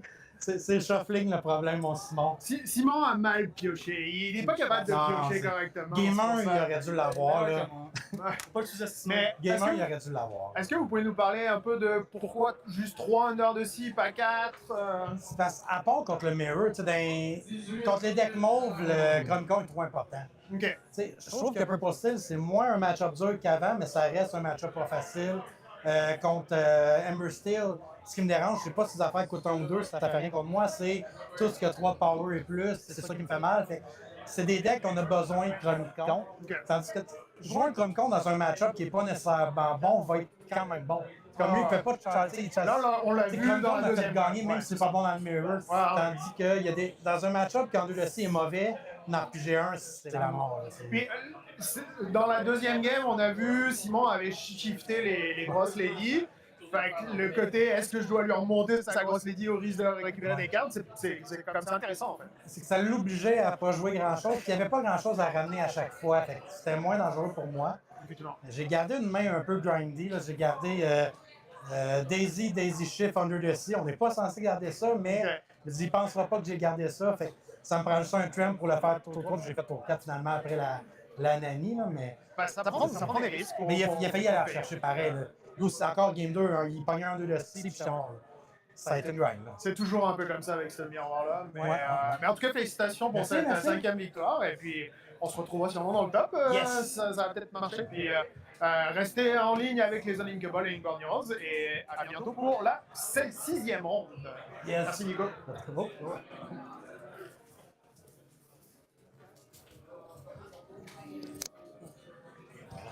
on a monté la chemise. Je pensais qu'il y avait des caméras comme dans les événements qu'on voyait la personne, puis j'étais comme, je veux que Phil soit en stream. Parce que Phil, il y a les sleeves et la chemise. Ah, bah là, c'est parfait. On a vu la chemise et la défense. C'est bon.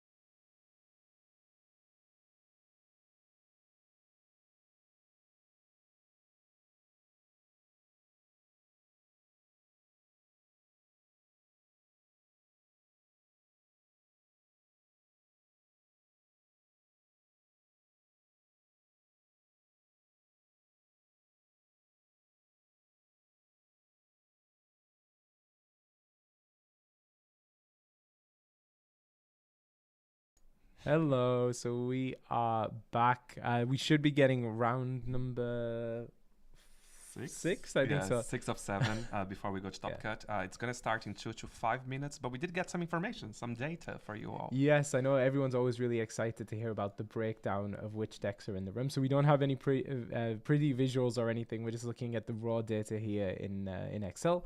But we can tell you that the most represented deck today is actually Blurple, and I think anyone who's been watching the stream might have predicted that because we've seen a lot of Blurple, and actually 22.4% of the room on Blurple, so almost a quarter of all decks is on Blurple. And then the second most represented is going to be Amethyst Steel, coming in second, about 14%. So second and third. So Amethyst is Steel and Emerald Sapphire, so just up there, are at 14.4%. Okay. So equal quantity. Yeah, okay. So yeah, Emerald Sapphire and Amethyst Steel. So very interesting there. And then right behind them, so we have Dogs. Where are Dogs? I saw Dogs. Jean Rouge? No, Jean Rouge, ce n'est pas. Sorry, it's all in French. Actually, sorry. So yeah, so the fourth most represented deck is actually my favorite deck, Amber Steel. So that's 11.2%, and then Dogs is coming in at 9.6%.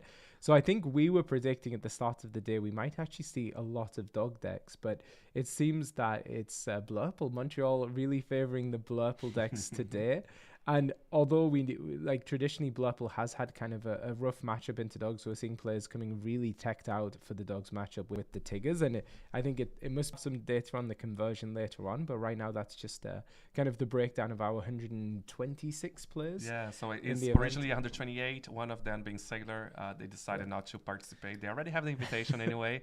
Another player that we're not aware who is didn't come, so it's 126. The crazy breakdown, as we said. We'll make sure to share this afterwards in more details, prettier graphics or whatnot. But right now, we just wanted to give you the information. We can't actually share our screen to show you that. But as Charlie said, Blurple is the grand majority with 22.4%.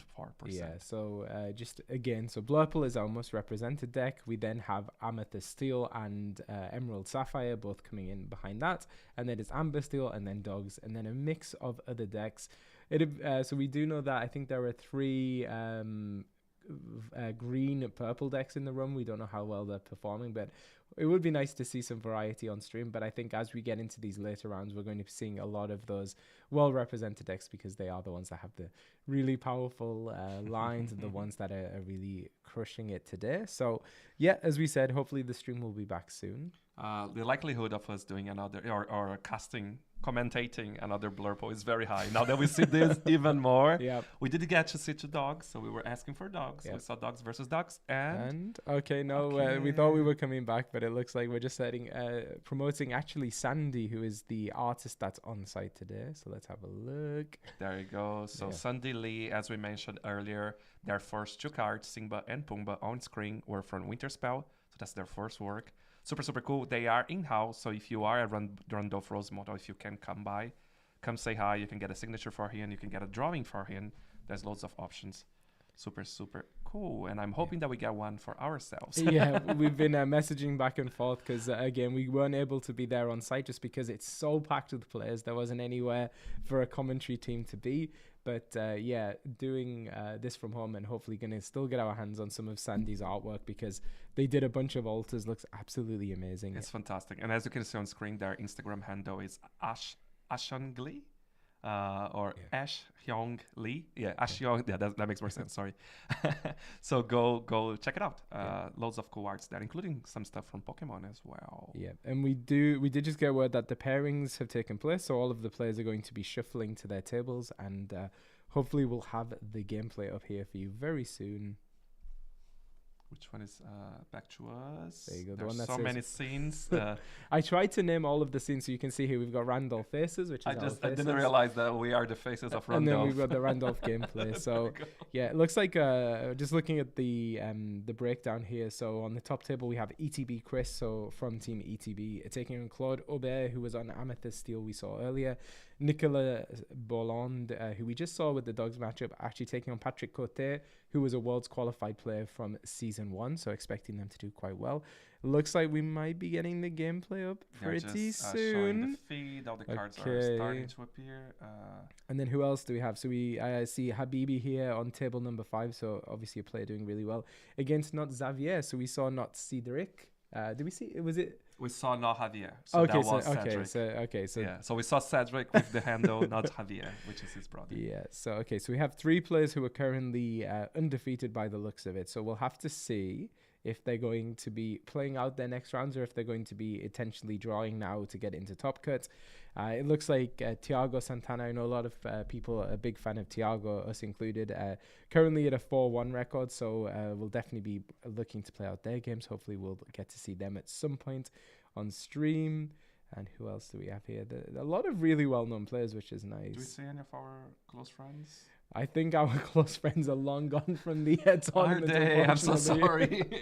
Yeah, I think Tony, we were messaging back and forth, and I think both of our close friends who are very good players, on Blurple, I believe, and both missing their ramp. So oh, I'm so sorry, but wow, good shout anyway. They are amazing, to be fair. They destroy us. Well, they destroy me at least quite often.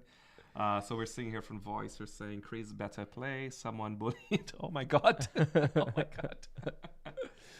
Okay, the game should come at any moment now. We did see that they moved back to the feed, but then the feed was empty, so maybe they're just trying to adjust some last things. And we're gonna go straight back to it at round 6 of 7 before we go to top cut.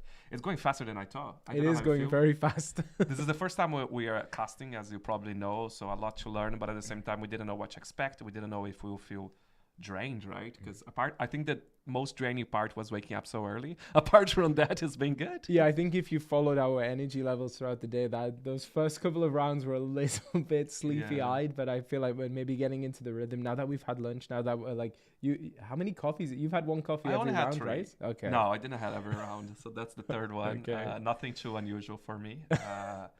But maybe the next round. Yeah, and I don't drink coffee, so I'm just like chugging water and cola right now to stay awake. But yeah, it seems they're just sorting out some technical issues with the stream, and we'll be back there very, very soon. But it's been a really exciting day of Lorcana so far. As we've said a couple of times now, Montreal is a very competitive scene. We have a lot of really, really good players, and great to see it showcased here at this event. The first Canadian CCQ, we have more coming, including the one in Oakville, Ontario, very close to Toronto. And there we go. Looks like we've got the stream. So I think they're just adjusting the distance of the camera because it's very zoomed in. Yeah. And that's certainly not going to be Simone and Nicolas. No, neither round 5 because we're actually around 6. So I'm sure they're just updating. We get to see the playmats. I'm fairly sure we're going to hear about... thank you so much. I'm seeing the comments in the chat. Thank you so much. We're trying our best. If you're just joining now and you're seeing those beautiful playmats, those are from Fab, Neighbor. We'll share those details in our Instagram after the whole tournament ends, so go check it out. So we don't get faces, so we're trying to do our best to identify these players by their hands, but I do see Amber Steele. Oh, that makes you happy. Yeah, I'm there fairly we go. sure. Okay. Oh, no, so they did start. We have to give them a shout, I think, because the camera is very close by. Yeah. I can message in the chat. You can carry on, Charlie. So we do see the Palace Guard there, which implies to me this could be a Blurple match. We tend to see a Palace Guard in Blurple Amethyst Sapphire more than we see it in Amethyst Steel. And then it looks like we're going to ink the Stitch Carefree Snowboarder on the other player's side and play Angel. Yeah, the names are definitely wrong. It's just hasn't been updated from the previous round, and it also looks like we haven't got the ink colors updated there either. But it is, by the looks of it, Blurple taking on Amber Steel, and so our Blurple player, they're missing ramp on turn 2, which you never want to see. Second time we're seeing it on stream, they've hit it more than they've missed it, but. It is a shame when that happens, but of course that just means they're playing the fair deck. They're not playing the. Okay, they're adjusting the camera, and yes, it is Blurple versus Amber Steel. We're just getting the information. Sorry for that. Yeah. So our Amber Steel player here taking their turn to sing with their Angel Siren Singer. So she's a Singer 3, but can come down on turn 1 when second. Is able to sing a Coup d'etat Muti, which will allow her to play Chief Powhatan, a 4-cost 5/5 bodyguard who can't challenge, but now Angel is going to be nicely protected. Very difficult to get that off the board early game. I mean, for sure, the player on the left, whose name we still don't know, unfortunately, could play something like Into the Unknown, get rid of the Chief, and then slam the Palace Guard into them, we'll have to see. So establishes a Cheshire Cat. So Cheshire Cat is a good card, but when your opponent's playing a 5/5 bodyguard, it's very difficult for you to actually leave that damage lying around to be able to move things around. So for sure, you could challenge him with the Palace Guard, put some damage onto Chief Powhatan, and then move it over to the Angel. But that is not an ideal play for you to be making. And of course, Chief Powhatan is almost certainly going to be singing that that Zeus there, the Temo Zeus, the Herald is Thunderbolt. They have two in hands, right? One epic and I think a regular one. So playing out Nani. Okay, nice one. So Nani will let you look at the top 4 cards. In Amber Steel is there largely to get you to your docks, which is such a critical card, but it looks like we find a Lilo instead. And then, so I'm going to bet dollars to donuts that we're going to see, yep. He held his Thunderbolt, taking out the Cheshire Cat. The card is so threatening, and so many decks just need to answer as quickly as they can. And there we go. Angel's also going to sing the Strength of a Raging Fire there to clear out the Palace Guard. Establishing a Dumbo there and then passing back to the Amber Steel player. But Amber Steel absolutely wants to just be removing everything that their opponent plays, letting them develop that board that gets wider and wider and then eventually closes the game. So we do still have another one of the He Holds His Thunderbolt, so we're probably going to see the Dumbo disappear as well. But first things first, let's take a look what you got. Yes. So Elsa and Hades looking at Elsa, the 5th Spirit, and Hades looking for a deal there. So we are aware, just by the way, we are aware of the lack of the names. The camera, the team is aware, and they are looking into that. I think it's just some issues in Quell. They did sing He Holds His Thunderbolt. They took it down, Dumbo. We are not sure who are the players. We think it is Habibi, one of them, but we'll get to show you very, very soon. I think it's Habibi. As he updates, we'll find out. We don't know yet. You probably know better than us if you guys see. Okay, so he did give a deal to... What was the card? It's going so fast. It was the Chief Powhatan. Okay, so Chief Powhatan went under the deck. They didn't want to allow them to draw. Yeah. So I believe the Amber Steel player now is in top deck mode and is going to sing the is going to sing the Akudet Temuti, which is going to let them pay 2 less for the next character they play and draw a card. Unfortunately, what they got off the top there was the Rhino, but not the Rhino you might want to see at this point. It was the Rhino 1/16th Wolf, so 1-cost character. We've got confirmation that's definitely not Habibi playing, so I don't know where you got that information from. From the chat, from the same people, yeah, but we are not sure. We're just trying to get. We don't know the name of the players. Okay. We don't know we know the colors because we sing. But there's a good chance maybe it's one of Habibi's teammates because I know they did have a good record and maybe are going to be on a similar deck list. So we do get Kevin and Michael. Oh, okay, there we go. Not sure. They're resetting a few things here. Hopefully we'll get the timer as well. Yeah. I think they might have asked them to hold on for a second because we can see the hands going away from the table. And we can see that the Blurple player is really happy to go even further than the playmat. I think they were trying just to adapt to the camera angle. That's like asserting your dominance when you start going beyond the playmat. When you start going on your opponent's playmat, that's when it's when it starts getting really threatening. So the Amber Steel player did get off to a really strong start, able to establish that board, but now the fact they're in top deck mode, they haven't been able to find their draw engines, which they really want. So it does create a window now for Blurple to get back into this. So even though Hades does have the reduced strength, they can still challenge and banish the Angel. They are still discussing something. I wonder if he's still making the decision that they did. Of course, they drew from the genie that they played, and they inked the mana in that previous turn. So it's going to... Okay, so it's Deathlock. It is crazy, yeah. So sorry, just trying to catch up here. So many foils as well. I think their whole deck is foil. Okay, so interesting. So playing the Horseman Strikes deck, that's a 3-cost action, will let you banish an evasive character and then draw a card. Choosing not to ink the card that they drew, so it must be a pretty good card or an inkable. Could it be a dock? If it's a dock, that's going to be amazing for Deathlock, but I mean, the fact that they're able to just get a character off the board is going to be really critical there, because they do want to be making sure that Blurple isn't able to establish a board, because then it'll keep their characters alive and kicking for a lot longer. So let's see how the Blurple player responds here. We did know they had an Elsa in their hand, and not much else when we last saw it with the Mowgli, but we'll see if they've been able to draw something that's going to help them get back into this game. But definitely taking the time to really consider this. It's a critical part of the game and critical turn, so you want to make sure you make no mistakes. So let's see what happens here. Hades maybe going to banish something. Okay, they went for... Yeah. Okay, 5 ink. Are we going to see Belle? Okay, it was the other one. The other princess or a queen, if I may. Because some Blurple decks have started bringing in Belle Accomplished Mystic. It wasn't the case here, so we've just done an Elsa.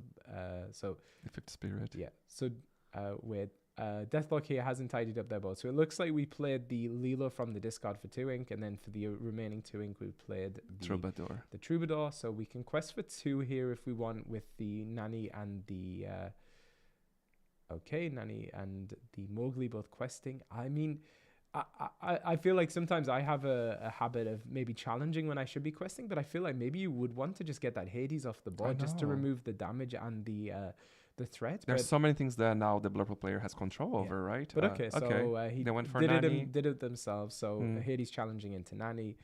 Oh, some big dice. There we go. So we've just got changed the small dice for the big dice. So it should be a little bit easier to read the damage. So they're going for Mowgli, of course. Took Mowgli down. Elsa is with 2 damages now. For 7, they play the Hades Inferno Schemer and send that card straight to their Inkwell. Yeah. So this is one of the downsides of the Amber Steel deck is it can run out of steam sometimes, and it looks like that's certainly been the case here. So we are going to quest up to 14 with the Troubadour, pass back to the Blurple player. But Kevlar's, okay, there we go. We seem to have tidied things up. So Kevlar's is on the right with Amber Steel, and then we have Deathlock.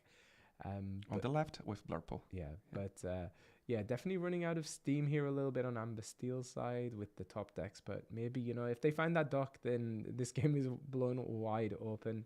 He has a huge lore advantage. Of course, it doesn't mean much when the other one can control, but hopefully... Yeah, Inking is no border. Yeah, it could have hurt the game, but who knows? We don't know what they have in hand. We might be surprised here. But one of the really fascinating things is this Troubadour. He's a lowly 1/3 with a resist 1, but right now, in order for Deathlock to get him off the board, they would need to challenge both Elsa and Hades into the Troubadour. That's so many resources spent to get rid of that one small character. But at this point in the game, with so much, so closer to the 20 lore, I feel like it's almost inevitable.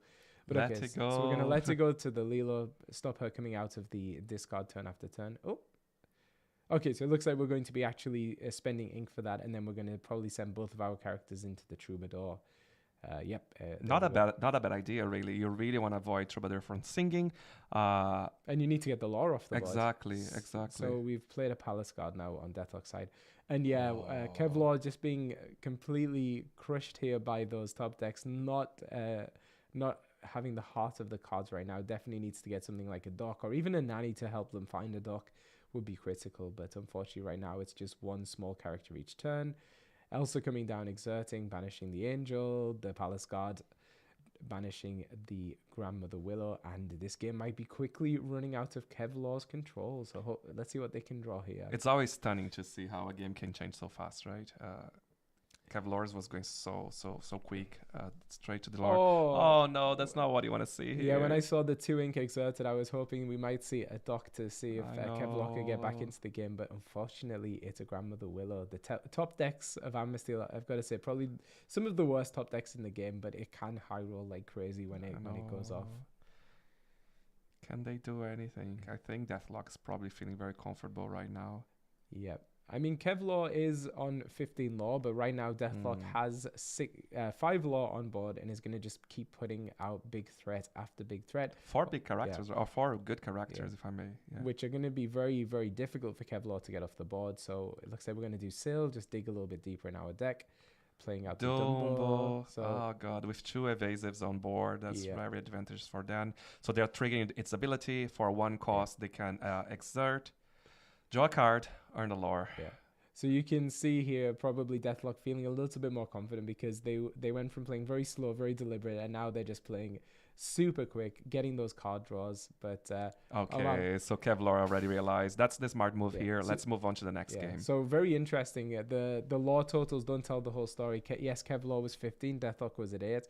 But when you have so many characters on board and you're top decking Lilos and Grandmother Willows and Angels, it is just not what you want to see. So we've been saying this from the beginning, right from earlier. When you realize there's no way to come back, sometimes it's more advantageous to move on to the next game and actually make good usage of the remaining time, because meaning that Deathlock won this one, Kevlar wants to, if they have any chance, there's 2 more games to go. So let's use this time wisely. Yeah, but I do. It did look like it was all going in Kevlar's favor, but unfortunately, I think someone in chat mentioned that they did ink the Stitch Carefree Snowboarder early on. That's one of your main draw engines in this deck, along with Aerial, Ethereal Voice, or even sometimes the Goliath. So not having access to that or not finding your dock off the top of the deck does really, really hurt. Can make it quite difficult for a deck like this, which has some pretty bad top decks, versus Amethyst Steel, who just has so much gas, so many monsters they can start deploying. And unfortunately, yeah, that was the case. They were able to just turn things around and lock out the Amber Steel deck. But Amber Steel will be going first this time. Did they go first in the first game? I don't remember. Oh, I don't remember. I think the game had already started right by the time we joined the stream. So I don't even know. I think we were still figuring out who was playing what. Yeah, exactly. At that point. But yeah, Amber Steel going first, definitely going to have the advantage. And actually, no, Amber Steel was on the play because they had their Angel on turn 1. Yes, that's correct. So definitely at the disadvantage in the first game. Obviously, their opponent did miss ramp, but now going to shuffle up an altar for game number 2. Let's see if Kevlar can find the cards they're looking for. So on the players, Amber Steel probably going to be looking for that Rhino shift line because it's just such a big body, so difficult to remove and tricky for your opponent to get rid of in those early turns. And the Blurple player did show us their hand, very kindly of them, but I missed it. But they did show us everything that was in their hand. I think we can see quickly again. I think I saw the book. Oh, are we going for a... Okay, so we're sending our full hand back there. Oh my god. That means they did not find their ramp card for turn 2. They missed it in turn 1. Do not want to be repeating that, so send everything back. It's one of the scary things with this deck is just sometimes you've got to send 7 because you absolutely need that ramp on turn 2. Not to say you can't win if you miss it, because we saw that in game 1. Even missing ramp was still able to bring it home for their deck. Okay, fist bump there. So it looks like we're going to be now going into game 2. We do have a Cood in the hand again, so maybe if we're able to sing set up our Singer, our Troubadour on turn 2, then we can start singing that. And let's see. So Kevlar's taking some time now to think about what they want to do. I see the Horseman Strikes, which probably they're going to want to hold on to because they've got a lot of... they're going to ink one of them. Oh no, that's Della's Moon Lullaby. Okay, so Della's Moon Lullaby implies that they're running the more song-heavy version of this deck, which is going to be favoring the Aerial Ethereal Voice as your kind of primary draw engine. Inking, okay. So inking the Horseman Strikes and then questing with the Rhino. Interesting. So Palace Guard will be able to challenge into the Rhino right now. You can banish it then with the Lilo, but I'm a little bit surprised by the quest. Like, I understand you wanting to be aggressive in this matchup, but yeah, if you draw into that Rhino now, it could have been really a big tempo swing. But of course, that relies on the top decks, which have not been kind to Kevlar in this game. So let's see. Maybe Lilo could now challenge into the Palace Guard to get it off the board. But then, of course, we get eaten up by the Tipo straight away. Okay, what are they thinking? Is there any way that it can sing, but it's not? They could hardcast the Akuda Tamuti, but you often don't want to be doing that. But it looks like we're going to set up the Angel. Next turn, you'll be able to sing Akuda and then be able to play out something quite big straight away. And okay, so we didn't ink, which is very, very critical. So it looks like maybe there are 2 Akuds in hand, actually. Didn't want to there are 2. Yeah, didn't want to let go of the Horseman Strikes because this is a evasive heavy deck from Kevlar. And so playing out the Cheshire Cat, which is... I really don't want to see this right now. So, okay. Yeah, Deathlock looking like quite a commanding position with ink advantage. I would dare say card advantage. Or maybe not. And they know, right? The fact that they are questing with Tipo is because they know that it will be in a scary position for Kevlar to do anything and put hanging. They did sing, as you said, I could. Let's see what they do here. So thinking about it, it does look like they drew the Stitch Carefree Snowboarder, so potentially could ink, and then because of a Cood's discount of 2, ink could then play out a 5-cost character. Also, I see the Aerial in the hand, which is going to be the draw engine in this deck, and it looks like we're going... I think yes, that's the Aerial. Yeah, that is the Aerial. It's just a foil version. Yeah. We're getting some warnings on YouTube. YouTube is being very, very unstable today, so hopefully it's still all up and running for you. We will share the message again. If it does fall for some reason, you can come watch on Twitch as well. That's not just a backup plan, but a second method. Oh, they do have the epic version of the stage. They did ink though. Instead, would that be the same demise as the previous game? Because we knew that they should not have inked, or we think they should not have inked. It's back to Deathlock. He drew for turn. Let's see what's going on. So it does seem YouTube is working, which is good. So Deathlock in quite a commanding position right now, arguably. Able to start flinging around some damage with the Cheshire Cat. Can for sure clear most of this board. So we'll have to see what else they have. And Elsa would be fantastic here. With an Elsa, you could pretty much clear the entire board right now, which would be devastating for Kevlar, especially having just put that Stitch into the Inkwell. Okay. So what are we gonna do? So we're getting rid of the Angel there with the Cheshire perform Cat. some damage. Is he gonna boost it already and move the damage? Is that a smart play at this point? It's interesting because maybe you even, you'd rather establish a character just to get the But ball they are wider, doing it. But yeah, Okay. it looks like they don't have a Moving choice. to Lilo. Lilo goes straight to discard. They can voodoo back at any moment. And we do still have 3 ink left to play with. And Another Cheshire Cheshire Cat. Cat. Okay, that's not good for Kevlar or for anyone in the world right now. Okay, he's questing with Tipo again. He knows, or they know, that any damage performed is just another means to move afterwards with the Cheshire Cat. So it's a scare position to be in.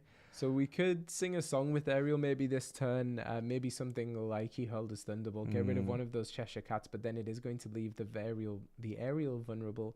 You will draw a card, which maybe is going to be quite good, but you can also expect Deathlock maybe going to be setting up Demona on the next turn anyway, which is not only going to be then negating any cards you do draw, but also essentially making all of your characters vulnerable. It's such a good position to be on as Deathlock right now. Yeah, unfortunately, a very slow start from the Amber Steel player.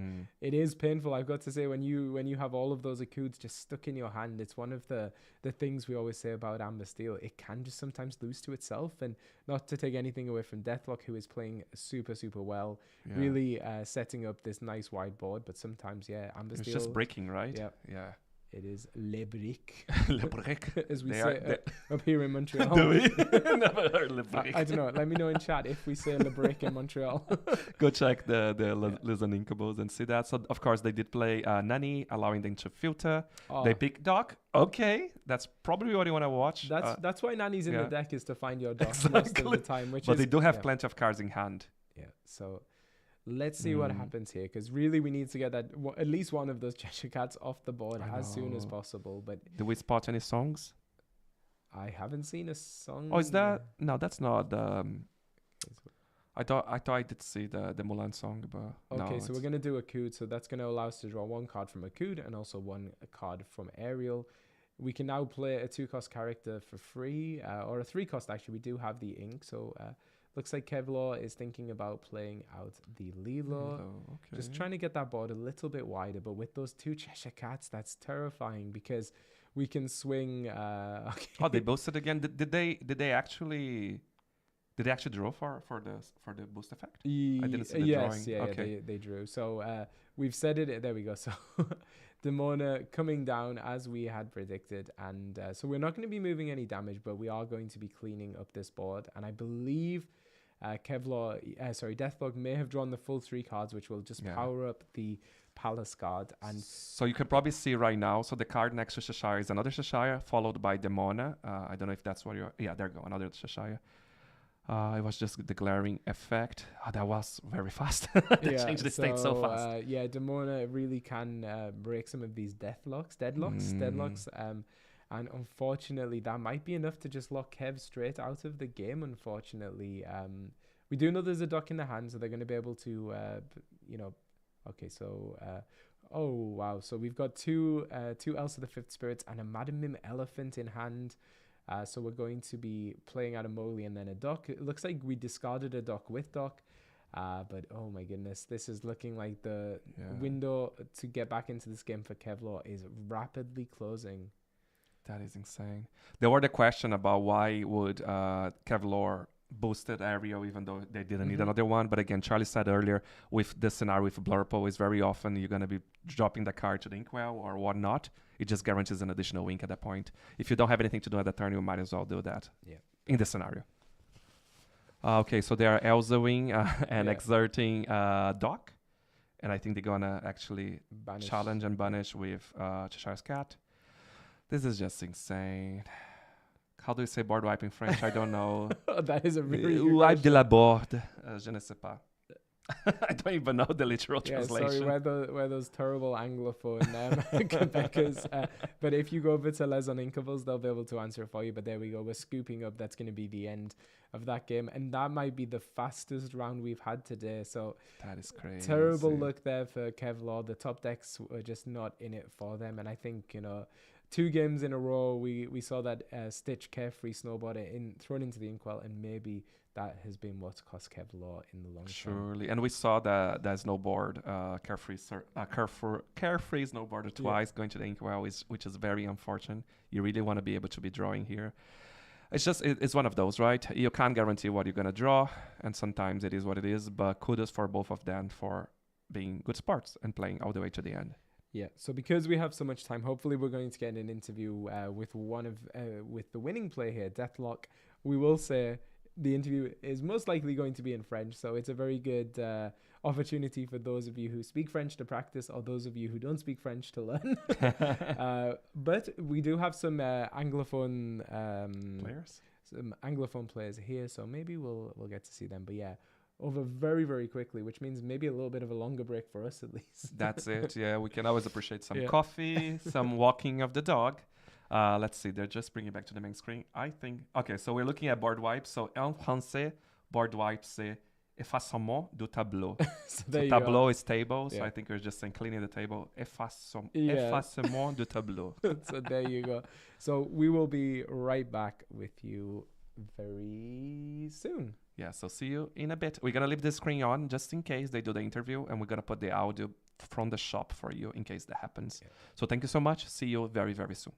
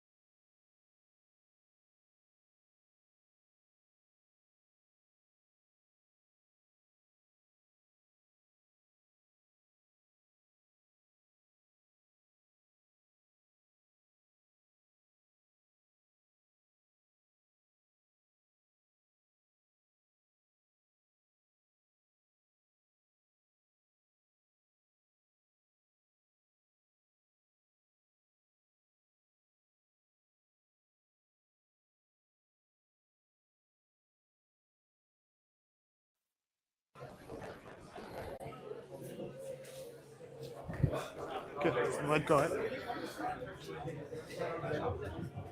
Ouais, ok, ça c'est bon.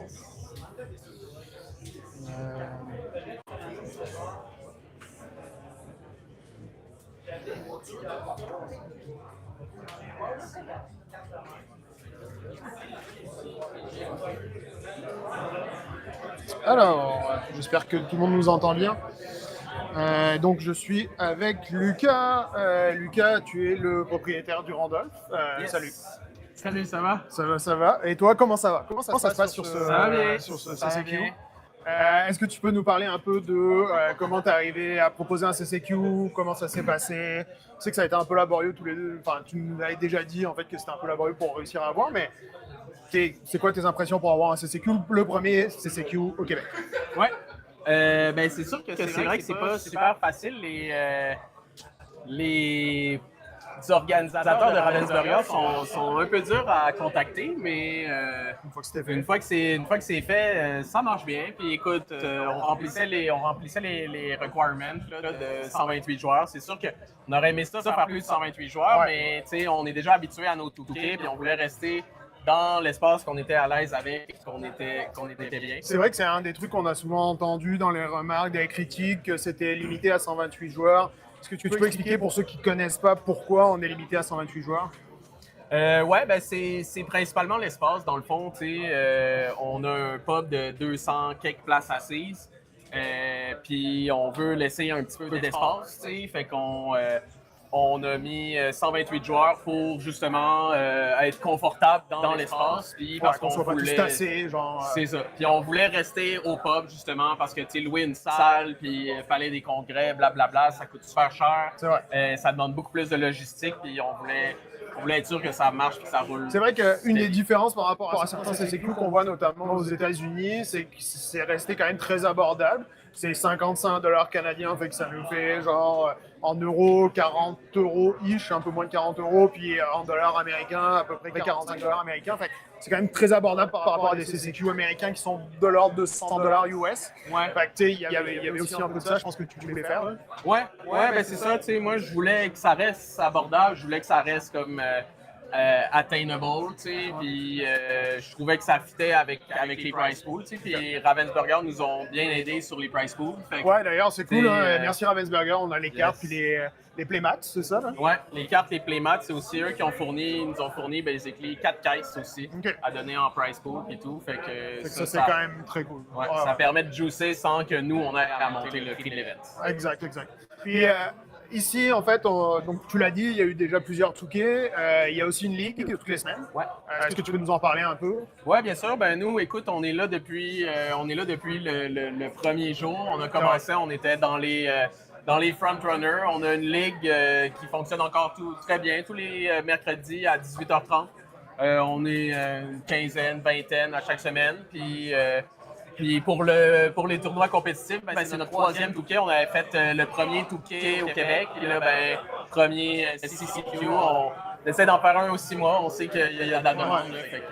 C'est bien, on espère aussi que le fait d'avoir le premier CCQ ici, ça snowball un peu, comme on dit, que ça ouvre la porte à d'autres événements. Montrer aussi qu'il y a une grosse communauté quand même au Québec, il y a des bons joueurs. Puis c'est cool parce que les joueurs locaux ont répondu présent aujourd'hui. Ouais, il y a beaucoup de demandes. En vrai, là, les gens étaient à l'affût, le monde, il voulait participer, là, puis en effet, c'est le fun aussi parce qu'il y a beaucoup de Québécois, là, on avait pas une crainte, là, mais on se disait comme est-ce qu'il y a plein de monde des autres provinces, des States qui vont venir, mais finalement, beaucoup de Québécois ont tiré leur épingle du jeu. Fait que c'est cool, on en a vu pas mal aujourd'hui d'ailleurs en stream pour l'instant. Écoute, merci Lucas, c'était vraiment cool. Pour finir, à la demande de notre ami Billy, je vais vous montrer effectivement des cartes qui ont été signées par l'artiste et je pense qu'elles vont être à faire gagner sur leur stream. Bon là, le point est difficile à faire, mais vous voyez un peu ça. Elle était capable.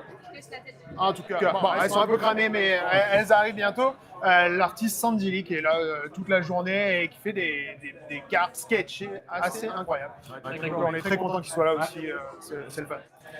Écoutez, merci, continuez à suivre. On s'embarque bientôt pour la 7e ronde et après on va passer au top 4. Donc merci de suivre si nombreux, que ce soit sur la chaîne des Unlinkables ou sur la chaîne des Inkborn Heroes. So thank you for both English viewers and French.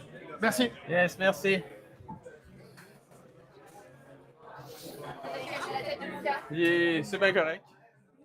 J'étais plus la vedette. Ah oui, c'est vrai.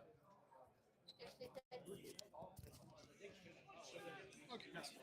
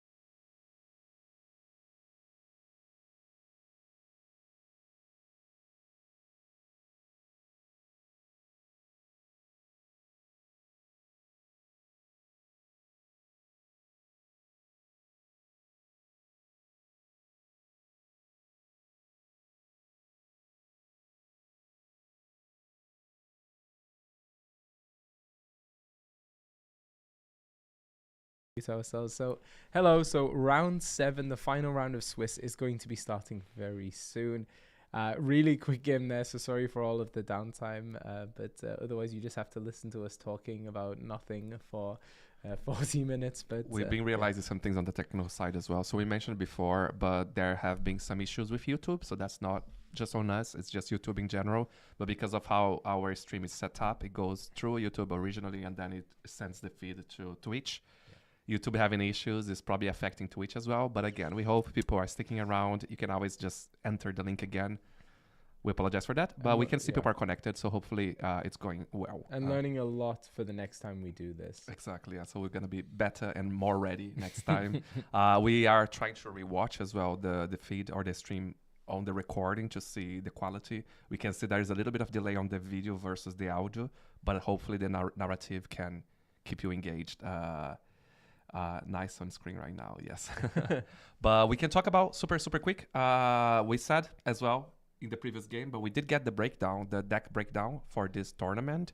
We cannot show on camera. We don't have the graphic to show to you. We have a version in French. Charlie can read, or we can read through it just as a reminder. Yeah. But pretty much I would say a surprise more or less, but the grand majority of players, 22.4% of the players specifically, are playing Blurple. So that's the majority, right? I say a surprise because we were expecting more dogs maybe, in fact. But clearly, as you can see, I think every single game, or most of the games apart from the Dogs to Dogs, we saw some level of Sapphire or some level of Amethyst in play, right? Yeah, it's quite crazy at the moment because traditionally Blurple has had maybe a slightly worse matchup into Dogs. We've seen all of the Blurple players today coming well teched out for it. So we've got item removal with the likes of Wasabi. We've also got things like Isis Vanderchill and also Tigger, who are just really good cards to slow down the momentum of Dogs. So definitely came prepared, and it seems to be that our Blurple players are doing quite well in the room at the moment. Dogs itself only at, where are we? In 9.6% of the room. So yes, jaune and vert. Yeah, so funnily enough, there are almost as many Ruby Amber players as there are Dog players. So we have 8.8% of the room on Amber Ruby, which is really incredible. That's a deck that hasn't really been seen much.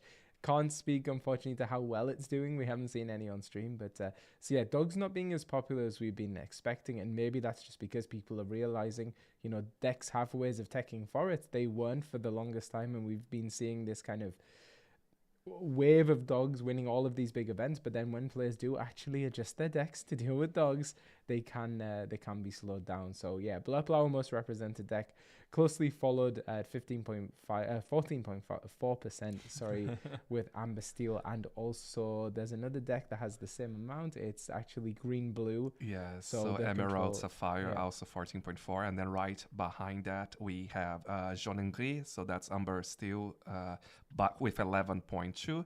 Which, of course, he always pleases Charlie to see. And we got to see one game, or two games, actually, right? With Amber Steel. The last one was also Amber Steel. Yeah. So super cool to see the presence, which hopefully kind of give you the safety that maybe you can try that with your own set championship. Yeah, and a good matchup into Dogs, an okay matchup into Blurple as well. And we've seen Amber Steel take down one Blurple and then lose to another today. So it can come down a lot to the top decks and which of the players draws better. But yeah, so it's been really fun games. The next round is going to be critical because for some players, that's going to be their winning in, determining whether they're going to go through to the top 8 of this event. I believe we're cutting to top 8, if I'm not mistaken. I believe so, yeah. So we are on the round 7, then we go to top 8. So 3 more games, top 8, top 4, and then top 2. And it does look like the pairings are done. Sorry to interrupt you, Matthias. So the pairings are done. So we're going to be seeing the next round coming very, very soon. A bientôt, as they say. En français. We're just going to throw in occasional French words just for fun. So should be seeing the games very soon. So stay tuned. Thank you. More French. Notre français. Nos français n'est pas bon, mais je commence le game. Le dernier. So there we go. So for the Swiss rounds. Okay, so we're starting. We're still with the audio. Yes, we are. We can see they're getting their decks. They're literally just getting their decks. So they sat on the table to start. This is actually round 7. I'm fairly sure the screen will update in any moment now. Yeah. Quicks is playing? Is that what they're saying? Oh, so that might be Joseph Quigley there. Is that right? We'll see. Is it Braves Loth? Ink Doremi? Well, we'll figure out. I think Ink Doremi is actually a player we played at Imaginaire Point Claire. I can't remember his actual name, but I remember his username. Okay. Well, we'll find out. We'll find out at least what they were playing. So I don't know the deck color yet. Maybe you in the chat knows if you know quickly. We know that they played with our good friend Lian a few times as well. Yes, right? yeah. And Joseph Quigley, I believe, correct me if I'm wrong, chat, but I think is a big fan of Emerald Sapphire, so could potentially be on an Emerald Sapphire build here. Yeah. Did popularize the Detectives version of Emerald Sapphire that I know was very popular, so let's see what they're playing today. And taking on Ink Doremi, who I believe, if it's the player I'm thinking of, is quite a control player, but I think maybe on Blurple.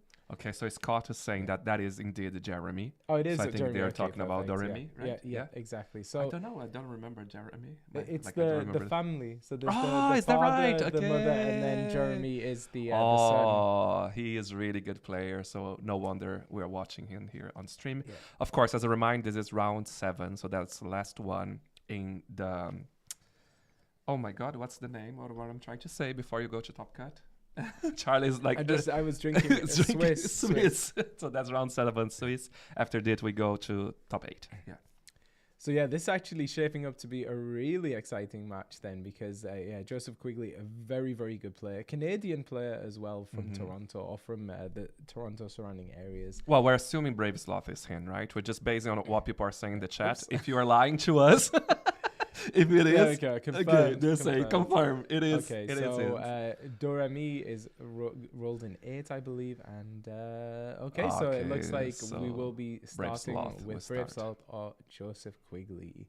That's very exciting. I'm actually so excited to see this. And actually, interestingly enough, because Joseph is a local Canadian player, we bought a bunch of cards off him. We did. That is true, actually, as well. So Joseph is always hooking us up with the cards we need for our playsets and our enchanters. And thank you there, Doremi, for showing us what you have in your hand. But again, it was too fast. I couldn't see it all in time. Okay, there you go. We're seeing again. Okay, thank you.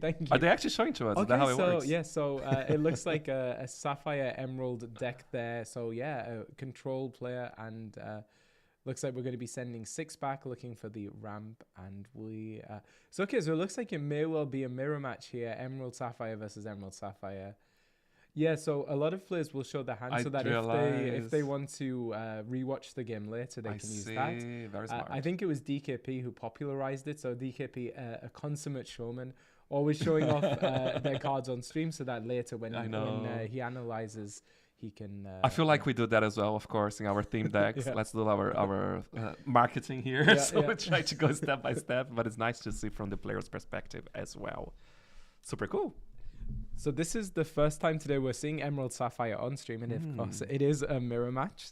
Sometimes the mirror matches can be a bit of a slugfest. Actually, the finals of DLC Richmond were an Emerald Sapphire mirror match. So of course he inked Malicious Means Scary, and then they played Develop Your Brain. Yeah, I need to develop my own brain, and then now it's back to Ink Doremi. He inked Basil to play also Develop Your Brain. Yeah, so what are we going to be keeping here? I don't know if Remy had ramp in hand, but they certainly do now, thanks to that Develop Your Brain. And then we're back over to Joseph Brave Sloth, who is going to be inking their Prince Philip, Vanquisher of Foes, in order to play their Silly Azurite Sea. Perfect textbook almost turn 2 play there for the Emerald Sapphire player. Now just making that difficult decision on what to ink. Okay. So in these mirror matches, control deck versus control deck, this really isn't going to be about necessarily setting up your boards early. You're probably not going to be playing out your 1-cost characters. Instead, it's going to be the players kind of grinding each other down almost, kind of trying to out-resource their opponent, just of saying, just wait 1 second, I'm deciding whether I'm going to play something, I think. Having played Jeremy, he is a very, very fast player, even when he's playing these control decks and just like eager to get going. He is a younger player, I believe, so his brain obviously firing a lot faster than our old when we're playing. His youth is showing off. But Joseph saying no, we just wait a second. So we're playing the Cinderella. Of course, when Joseph finishes his turn, if he's played a princess character this turn, he'll be able to ink an additional time, and that's what they did. And then And of course, with Cinderella herself, you can already trigger the effect. Yeah. Yeah. So, okay, inking Sayo to play. Also Cinderella. Perfect. So we don't even need to explain what's happening because you've just go. seen it. We might see a quest here with the Tipo potentially. I think there's nothing to lose here, right? And actually everything to gain, because if Cinderella does get that damage on her, then potentially could be hit with a Prince Filler Vanquisher of Foes later. So yes, Jeremy there, Doremi taking the quest, and it's going to pass back over to Cinderella. So in these Emerald Sapphire matches, a lot of the times what these players will look to do with all this ink is sing You're Welcome onto one of the characters on the opposing side of the board, and then play out their Clarabelle Floodborn light on her hooves in order to draw a lot of cards. We'll see if that's the play here. And it might well be the play here. Look at that textbook. Oh my goodness. It's almost like almost like I knew what these players were going to do. So there we go. So singing the You're Welcome, that's going to get rid of the Cinderella, which is absolutely what you want to do. You don't want to let your opponent get too much advantage on the ink. And now you're going to be drawing a lot of cards with the Clarabelle. And just doing what is actually recommended is if ever your opponent needs to shuffle their deck, also shuffle it as well before they draw. They draw, exactly. And they sang with Cinderella, right? That's correct? Exactly. Okay. Yeah. Are they keeping their... Oh, no, I suppose the Clarabelle's still drying, even though he played back-to-back two Clarabelles? Yeah. And drawing, it looks like 5 cards off there. It looks like maybe a little hitch in the stream. But yeah, 5 cards drawn there off that Clarabelle. So really giving Brave Sloth, Joseph Quigley, a huge advantage here. So it's going to be interesting to see how Ink Doremi is able to recover. someone in chat saying that Joseph needs to organize his ink well. So far there isn't that much ink, so it's not too bad, but once we get up to those high ink values, it's gonna get chaotic. So yes, please, for the sake of society. I think just in general, a good rule for anyone who's playing on stream, just in general, just make sure your ink well is nice and organized. Yes. At least he's showing that's his hand. We appreciate that as well, but organize your ink. So let's see what happens. Okay, so that's playing on the same card here, right? But he actually hard cast, right? You're welcome. Yeah, giving Cheshire Cat a mustache. So yeah, You're Welcome. A nice clean answer to Clarabelle, giving plenty more cards to Joseph, and Jeremy just saying, I don't need to cut your deck, I trust you, and keeping the pace of this game going quite fast. So one thing I do see in Jeremy's hand is the Ink Geyser. So that actually can be one of the most important cards in a mirror match like this, because essentially you're able to establish a really big board, and then you slam down the Ink Geyser, kind of almost locking your opponent out because they're not able to play enough inks worth of things to answer you. So exerting a lot of ink there. So we're going to do Bend to My Will. Wow. Oh my goodness. So you're in this, when that happens, your opponent is going to discard every card in their hand. In this economy. Oh my goodness. So Joseph is super far ahead right now because of all of the cards they drew off Clarabelle. They've just completely eviscerated. Were you expecting that? I mean, it's a very good play, very good in the mirror match especially, and that could be enough to just cement the game. If Joseph is now able to play out some characters and then do an Ink Geyser, I think that might be curtains. That is insane. So people running this deck, are they often running Bend to My Will? And is it like it's not a full 4, right? So. I think a 1 of or a 2. I know Ed's in chat. I don't believe he was running Bend to My Will in his Taipei winning list. Okay. But we've seen so many Blurple decks now running things like...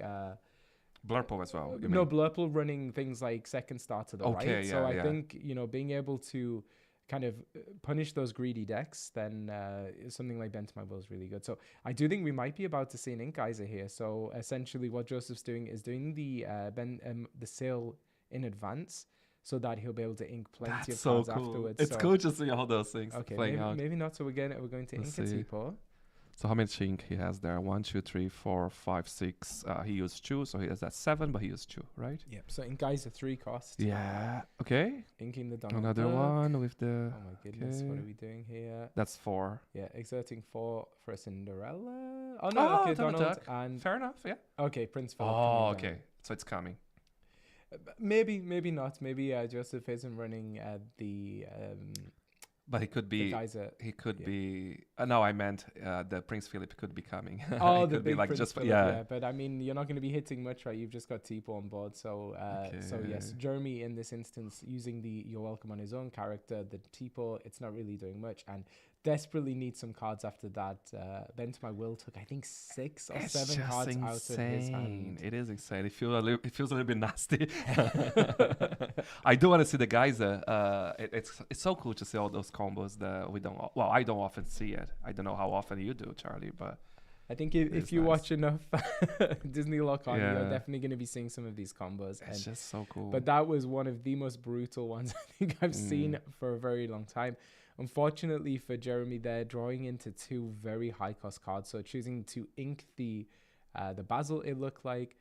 Both players are going to draw here off the Donald Duck. So both getting more resources, which Jeremy definitely needs. Joseph needs less, but it is going to help him hopefully draw into his answers. So remind us, the Donald Duck is a May ability? Or? It is a May. So at the start of your turn, each player may draw a card. So the active player could choose to not draw and their opponent could draw. Both players can draw as we saw in this instance. So let's see what's going to come down here. So that is 5 ink, I think? No, 6 ink. Looks like we're exerting 6-7 ink. So maybe we're going to see Big Clarabelle come down. That looks like 6, Jimmy. Okay, thanks Jeremy showing that card. So develop your brain and Clarabelle. Clarabelle in hand there. I wish all players would show I their cards know, to the right? camera. It's really really Okay, helpful. so I think that's 6, no? Is it 7? 1, 2, 3, I don't know. 4. Joseph's inkwell a little bit difficult my to God. read right now. So 2, I think you're right. So it was 6 ink exerted, but now changing their mind, going to exert 2 ink. Okay, Going so to play his... develop. No, it's a Vision of the Future. A Vision of the Future, Yeah. sorry. I'm not an expert on this deck, but I would have to guess looking for that ink geyser, just because you can now play out another character, hit the ink geyser, and there will literally be no way that Remy is able to get into this game. So let's see what happens here. Inking of John Silver, exerting 4, 5, 3, 4, 6, 5, 6, 7, I think. So Clarabelle, there you go. Okay, questing for 5 there, putting them onto 7 law, as long as these ink totals are correct. And then going to be drawing how many cards? So we know that Doremi doesn't have too many cards in their hand anymore. It's actually a little bit of anti-synergy having Clarabelle and Bend to My Will, but it actually does work out. You get the advantage of Clarabelle, and then you slam down the Bend to My Will afterwards to then punish your opponent. So looks like develop your brain, and we took the what did we take? Was that a Malicious, Mean and Scary we took with that? See. Or maybe the John maybe Silver. it was the John I think it Silver, was so the they're John inking Silver, straight away, but I don't think they'll be able to use for so anything. Clarabelle is going to now trigger, and we're going to draw 3 cards by the looks of it. So Doremi trying to get back into this game, but they're trying. Hard, they're really trying, but so to be fair, I feel like it was already decided earlier. So it looks like Joseph did draw 2 cards there off of the Donald Duck. I don't think Remy took the card unless they drew it straight away. It's giving me anxiety, everything. They didn't even ready their characters. Yeah, so we're gonna sing. Oh my God! Yeah, we're gonna sing "You're Welcome" onto the Clarabelle. Get rid of that.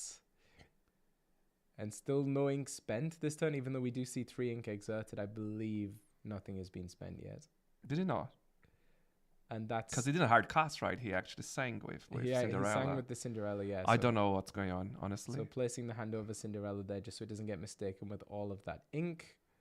But that's even is something bad for him, right? If he doesn't know if he used those 3 inks or not, it would be beneficial to just ready everything. Yeah, it's a good reminder to always maintain your ink. Always make sure it's nice and tidy. So it's questing for 2, 4, 6. Sorry, I played this the Cinderella. So that was what happened. I think we were too busy talking. So played the Cinderella, which is going to be 3 ink, and there we go. Ink Geyser. So GG's. Cinderella, quest for 6, followed by Ink Geyser. But it doesn't matter. That's all she wrote. Ink Geyser just locks the game up, and that's what you want to be doing as the Emerald Sapphire player. So and Jeremy knows about that. He knows that there's nothing else to do here. Let's go to game number 2. Yeah. I thought Jeremy was standing up to leave there, but no, we still got 2 more games. But it's like I'm done with this. But Joseph Quigley, one of the most well-known players with this deck, and giving us an absolute masterclass in what to do. that bent to my will. Oh my goodness! Like, great job to Jeremy staying in the game, keeping his focus after that, because I think I'd have flipped the table if my opponent had done that. So no, he did really well. He was also responding really well, right? It just comes down to, unfortunate, he was in a bad end of that. This is I'm just imagining already all the ink again. It's giving me so much anxiety. Oh my goodness. Some players are so good at it. Like, I feel like when I watch a DKP match, the ink is so neat and tidy. Everything is like so easy to follow. Definitely playing with the streamer mindset. And then some players, they're just like laissez-faire, as they say in French. I think for me is if I was the player going against him, I would struggle. Because I ended up, it's just myself, right? I ended up, let's look at Jeremy's hand. Okay, Ratigan in the hand. That's interesting. That. So he is altering that, I'm guessing? Or is he keeping that? These are going to be the cards he's altering. He has to alter so that, getting right? Getting rid of the high-cost characters. Yeah, it's just because I saw the Clarabelle still there, but... Sometimes I guess it could be good to keep the Clarabelle, because with a deck like this, you're going to be able to get up to that 7 ink so quickly, we saw. But we'll see if they have the perfect... okay, so we have those 7 cards. Thank you, Jeremy. Thank you so much. It's just so good. For more people like that. Okay, I didn't see I don't think Joseph's hand. Yeah, I don't think they've done the altar yet. So, of course, as the player that will be starting, Jeremy does do the altar first. So then Joseph will know that his opponent took 4 altars, so we'll assume that they have ramp, so can now can alter their decision, can change their decision or alter with that information. And it looks like we're going to be sending 5 back on Joseph's side, on Brave Sloth's side. Okay. So let's see. So of course, this time around, Ink Doremi will start. The last game, Brave Sloth have started. So it could be a big difference as well. But who knows? I feel like Joseph had every single answer, right? Yeah. And I don't want to say anything wrong, but I do believe this is going to be the winning. So the winner of this game, this match, will be going into the top 8, which is, of course, where you want to be. Let me double check the records here. Okay, so he passed. He could only ink. I think he inked the sail. That's right. See, I'm not sure. I missed. But then now he's doing the same thing again. Joseph is inking the... No, actually, that was Jeremy in the previous game, but he inked Basil in Emerald. Okay. So yeah, I just... sorry. Go on. No, I was going to say, I just looked at the record. So right now, Doremi is 9th place, and our Brave Sloth, Joseph Quigley, is at 10th place. So whoever wins this match is going to be going into top 8. So everything is on the line. This has got to be a super high stakes a lot match of pressure, for both players. Unfortunately, yeah, but one of them will be happy to get that. Okay. Playing Sail here. Okay. I've got to say, every time he does that, my heart just fills with joy. It's like, that's perfect. In my mind, I'm like, he's going to show to Joseph. It looks like he's literally showing Joseph his cards.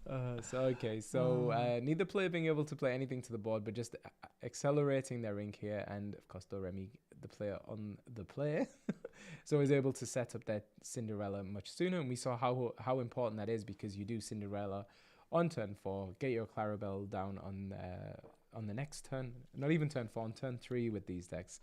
And then on your next turn, ideally you want to be able to sing your welcome on your opponent and also set up a Clarabelle. And they have that in hand. Oh, well, at least the Clarabelle we did see. Unless they inked, I don't think they did ink. No, but the challenge is on the 6 ink turn, you do need both Clarabelles, because Clarabelle, just to cast her without shifting, is a 7 cost. But you want to play the 1 cost and then shift for 5 on top. Yeah. Definitely see your welcome in the hand. Definitely see a Clarabelle in your hand. It's just whether we have the... they don't have the baby one, I don't think. Is it what? Clumsy the one with the apples? I don't know. Clumsy something. So Joseph taking their time to think about this turn now. Could definitely play out the Cinderella, which is a great play because it's going to help you get ahead on ink, but also knows that that could result in your welcome. So we'll trigger the Cinderella, get to put another card into the inkwell, and then get to draw a card. So Let's see. Doremi going to be hoping they get that small Clarabelle. No, Unfortunately they not, so we're developed their going brain. to develop. Oh, is that? No, that was Basil, right? It's Malicious, Mean, and Scary went into the hand, and Okay. Sylvie, as you right see, went onto the bottom of the deck. And then what are we going to do here? I would imagine we're still probably going to sing You're Welcome. Just you need to get that Cinderella Oh, they're off hard the board. casting. Okay, Okay, so they yeah. hard casted. You're welcome. Interesting. And then To quest. valuing the worth it? quest. Maybe they didn't have another character they could play this turn. Hmm. And now on the next turn, they will be able to play the Clarabelle and get some of the value from it. It's just going to be offset a little bit. Yeah. I suppose, yeah, they have nothing to lose. There's no way for them to rush it into Cinderella. It's just one Lar. Yeah. When we're like in the beginning of the game, one Lar doesn't feel like anything. And Doremi again choosing not to shuffle or cut their opponent's deck, just giving the tap out of respect. Of course, like these players trust each other. They're on camera, but it is usually best practice. Just shuffle your opponent's deck or at least cut it. We've seen in the past that it is important, but we do trust these players. So Joseph taking a moment to exert 2 ink, which likely implies we're going to be playing something. Okay, so Vision of the Future. Yep. So looking for answers now at this stage in the game. That's one of the most powerful things about having a Sapphire deck, is you're able to look through your deck and find what you're looking for. Interestingly, so Doremi's marking their hand there with a die. They're not supposed to actually, according to the rules, put the actual number of cards on the dice because it's considered note-taking. Normally, you're asked to mark your hand with something generic, or just put the dice to 1 or something. But it's just so, it's a funny one, right? It's a Because funny one, obviously, you can just check. There are 3 cards if they want to. But there you go. I'm sure there's no bad intent behind it. So he plays Say That's Right. See? It's interesting, right? I feel like they are that gives me a sense that Joseph is struggling and they're not finding their answers because they keep just trying to look and look and look and look and look. I mean, sometimes that's true, but also in a match like this, you might be just building up to those higher rank turns because they are so important for a deck like this. One thing we might see is if Doremi is able to set up something like a Clarabelle, you could just immediately punish it with a Bend to My Will, potentially, or maybe Joseph is just thinking about the long game and thinking about all the things they're able to do on the next turn, because if they have enough ink, normally you want to sing Malicious, Mean, and Scary with one of your characters, but if you have the 12 ink, you can play it, hard cast it as we say, and then play Prince Philip straight away to wipe your opponent's board. So really will depend what is in Joseph's hand right now, but we know they have a lot of ink on the table. There we go. Enchanted They decided to say Clarabelle. not only they will play Clarabelle, but they will bring the Enchanté. Pretty card. Very expensive card back in Shimmering Skies. So, Enchanted Clarabelle. Enchanté. Nice to meet you out there on the board. I feel like I was going to say maybe you can quest with the Cinderella, but that does mean that Tipo could challenge in, deal 1 damage, and then if you play the Prince Philip Vanquisher of Foes, she is then going to be banished. They did quest, though. They did quest, so maybe not fearing that too much. If Prince Philip's only banishing 1 character, it's not really the end of the world for you. And so Doremi is going to be drawing 2 cards there off their Clarabelle trigger, and we'll see how Joseph can respond. So exerting 4 a number of ink, so it looks like 4 so for the Donald Duck. Donald Duck gentleman again. And Donald Duck really important, and another 4 there for Cinderella. Yeah, Donald Duck really important in this matchup because it's just going to help you kind of draw more cards, get to your answers sooner, which is absolutely critical.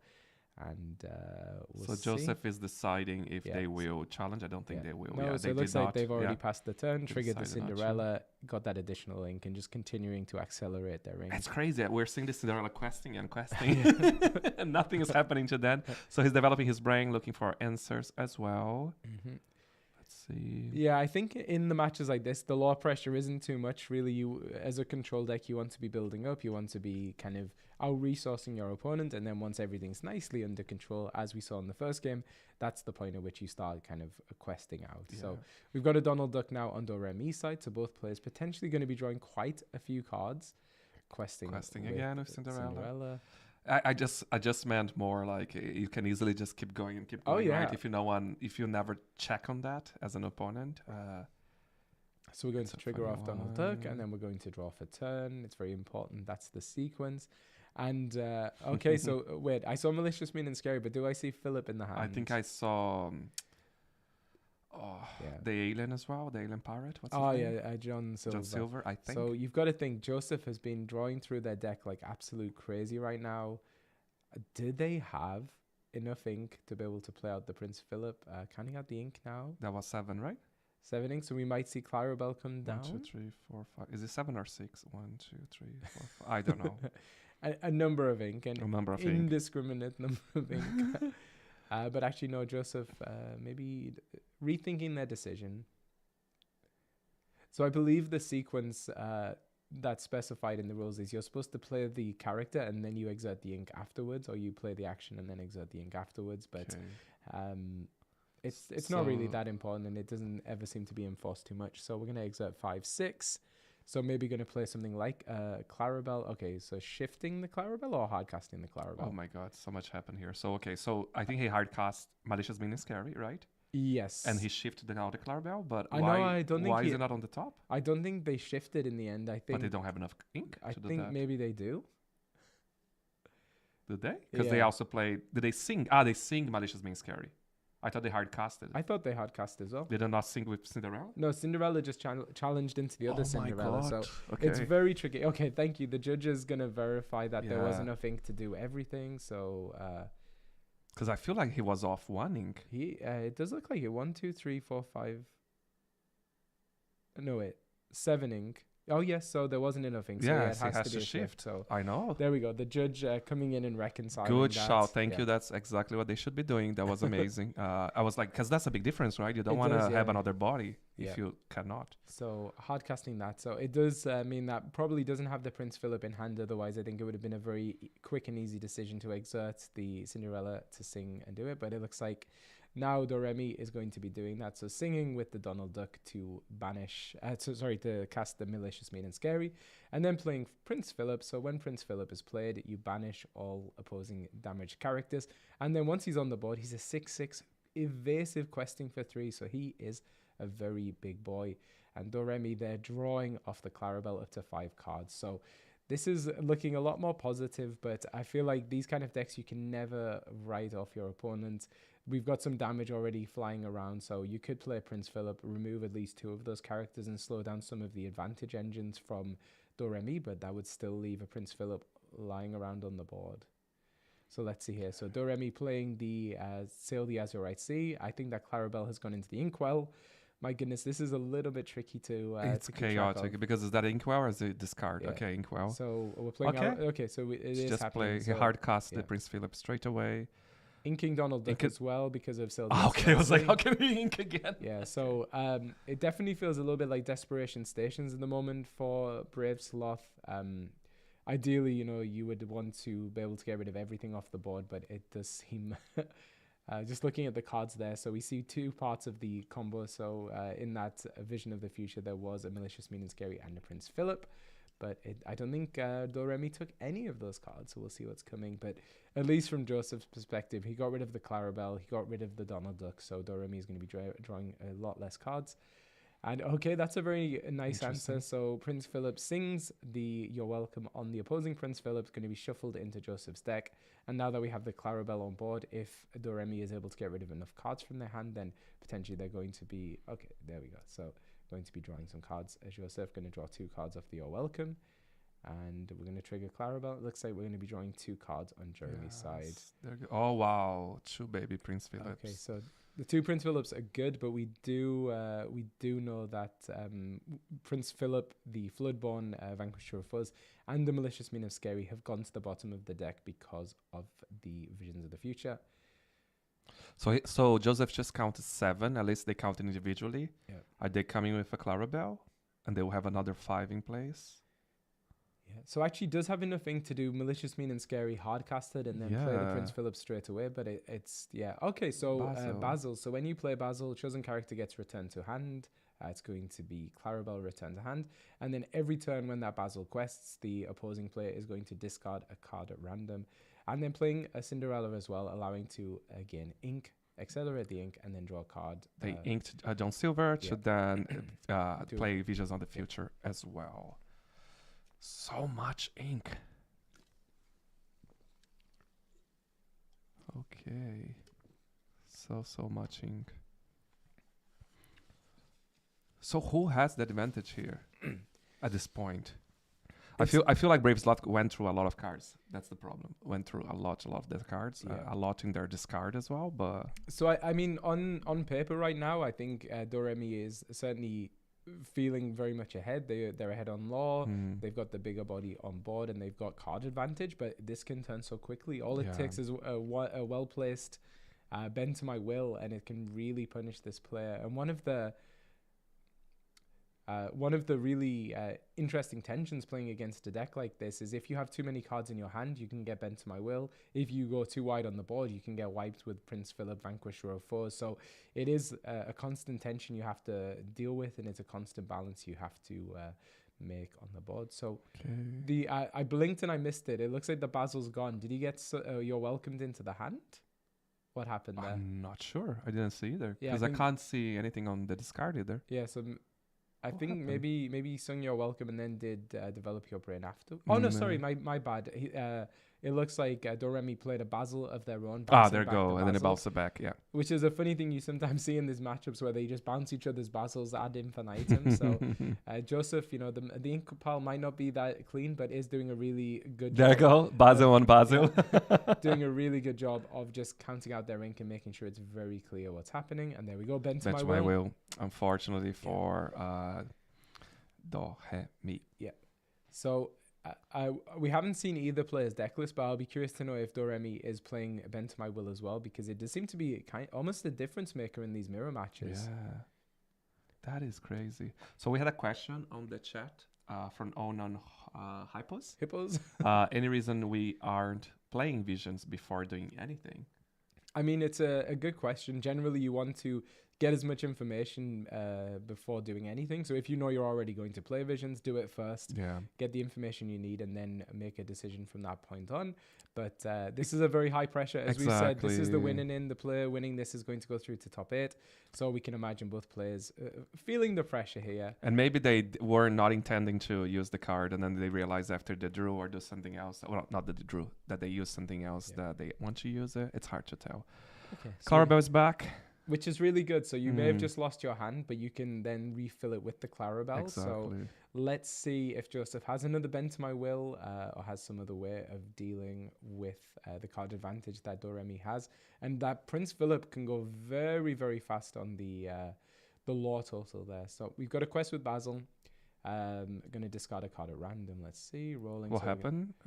So going to discard okay. the right. C because of the Basil's effect. Okay. Malicious, mean, and scary. He's putting the damage. I think it's coming. Yeah. And Prince Philip is coming. No. Doremi scooping up their card, or not scooping up, but putting their cards into the discard pile. They knew already. Yeah. You don't even need to play the deck yourself to know what's coming. Yes. But is ahead on law, so 13 law at the moment. But unless they're able to deal with Brave Sloth with Joseph Quigley's board, very, very soon this can quickly run away from you. But I do believe Doremi has enough ink to be able to do the full combo. Ink Geyser? Interesting. Wait, so did he put the damaging everyone and play Ink Geyser? Yeah, so the damage is everywhere. We're going to... Maybe he's trying to slow down Joseph to not be able to do anything, and then in the next turn they can play. That is true, because we did see the small Prince Philip in their hand, Doremi's hand. So maybe looking, playing the long game here if they're able to set this up. But because I think that's what it is, right? He's stopping them because literally they geysered him. Yeah. So sorry for anyone who doesn't know, Ink Geyser, it's going to actually exert all the cards in the inkwell and then return 3 at random. I don't believe Doremi is inked for turn, so we're going to play the small Clarabelle and... they can't have another Clarabelle. I feel like we've seen so many. Interestingly, I don't see... Oh, no, sorry. The damage is on the characters. The die is so small. Yeah. I can see it. And the one on Cinderella, I think, is a white dice. So we know that he had, or at least he had 2 Prince Philip, right? Yeah, one of them just went into the inkwell, I believe. Or was that in his hand before they... clean his hand with Bend to My Will. I don't remember actually. I don't remember either, but a very interesting play then. Like we said, I think Doremi probably looking to play the long game here, planning a few turns ahead, but I mean, you've got a Prince Philip on the board. Joseph's going to be questing for 6 Thor every turn, Oh and my is god, just that's now scary. starting to spam those low cost characters. That's very scary. So did they pass? Not yet. I'm sure we're going to be seeing some questing here. There's absolutely no reason to. Oh my god, in one character. But I mean, they know that they have the card advantage. They have quite a big board now, right? With 5 characters, they can quest quite fast. So maybe that's okay. Yeah, so what happened there is our Prince Philip sang Under the Sea to get rid of that Clarabelle. That Clarabelle represents a potential shift line. So if you kept Clarabelle there, potentially we could see a shift, and cleared out the board. So really setting Doremi even further back. And why did they pick one card in random? That was because Basil quested. That's right. So that's why we sung with Prince Philip and then quested with Basil, because now we can try and discard some of the answers. And it looks a little bit scary if you're Doremi right now, because your opponent has a very wide board. So we are going to get the Prince Philip, so they did have, which is good, which means on the next turn we could potentially wipe the board. Well, no wipe, because the other 2 characters are no longer with damage, or they never had damage. But maybe if you find like another Malicious Mean and Scary, sing it and then shift, that could be one way to get into it. But I think otherwise Joseph is just going to run away with this game here. But to be fair, even if they can cling the 3 characters on the top, that's a huge difference, because that's literally the only, apart from Clarabelle, they can give you the means of being shifted at or shifted on. It's a good start. You really want to take the Prince Philip down. Yeah. And it's always scary with that Basil in place, because now when it quests, you could potentially discard the one card you need to hold on to the most. They probably don't have the big Prince Philip. They wouldn't be thinking that long, I think, if they did. Well, they don't even have ink today. Are you talking about Brave Sloth? Oh, Doremi. Doremi's past his turn. Okay. Yeah, so we're going to set up 2 Prince Philip. So really, Doremi is going to need... Malicious Mean and Scary. Oh, look at that. Oh, that's one way to do it. So they put 2 damage twice, right? Is that what it was? Yeah, so they sang Malicious Mean and Scary with 2 of their characters, dealing 2 damage to the Prince Philip, turning off and denying the potential shift line. That's one way to do it. And I think this may be curtains for Doremi, because we have 3, 4, 5, 6, 7, 8, 9, 10, 11... 12 law represented on the other side of the table. They're counting, and they realize the same thing. That's his game. So Joseph Quigley, Brave Sloth, cementing their place in top 8. And wow, I'm so glad we finally got to see Emerald Sapphire. We know this is the the joint 2nd most represented deck in the room. And that was a masterclass there from Joseph. So hopefully we've got a little bit of time before the next round. We might be able to get a little interview from him. And I hope Fab is going to ask about that Inkwell, because my goodness, that was hard to follow. That was crazy. But again, kudos to both of them. Kudos to Jeremy. They were playing so well, and reacting so well to everything, right? Yeah. But it wasn't this time, unfortunately. And someone said the real crime was that Inkwell. Absolutely. I know. We will agree with that. I don't know what was more of a crime, whether it was the Inkwell or whether it was the bend to my will. So the camera's not on. Whoops. So we're going to go to a little break, and we'll see if we can get you the interview. So we'll be right back. Thank you for watching. See you soon. And we are going to the top 8 right after.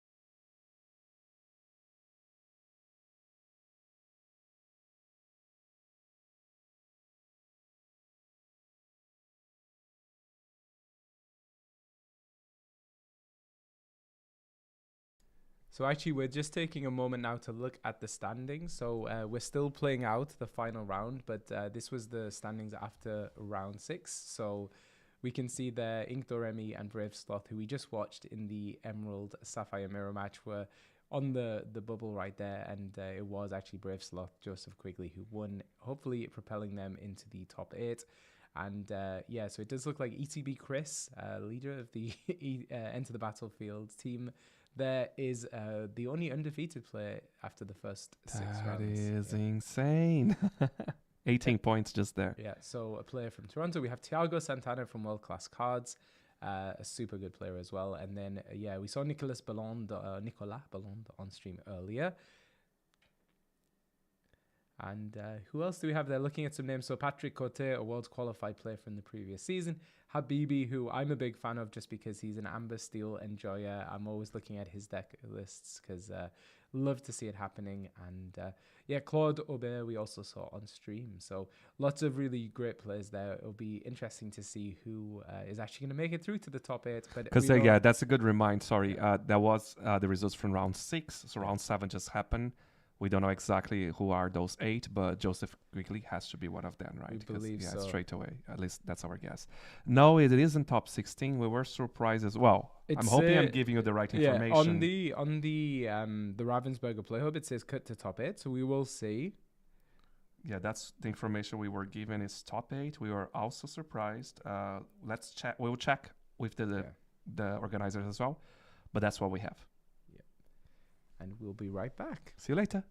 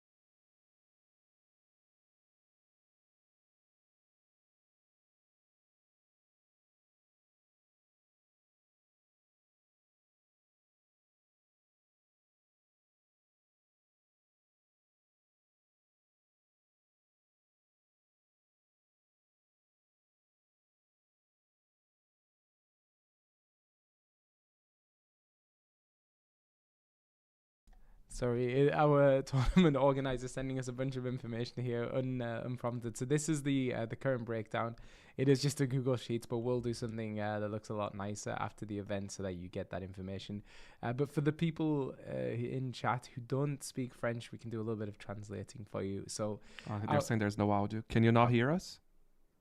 No, I think there's a slight delay, so there should be audio now. We're talking. Okay. So Blurple is the easy one, no translation required there. The most represented deck in the room with 22.2%, and then right behind that we have Green Blue, which is at 14.3%, and also Amethyst Steel also at 14.3%, and then after that we have where are we looking?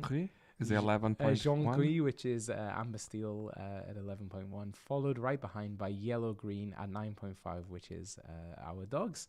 So so that's a little bit of information about the deck breakdown, and hopefully we'll also be able to bring you the conversion as well once we know who our top 8 or 16 are. We're just checking with the TO to see what that cut is going to be, because yes, I also believe it should be cut to top 16 after 64 players. So we're trying to get that information for you as quickly as we can.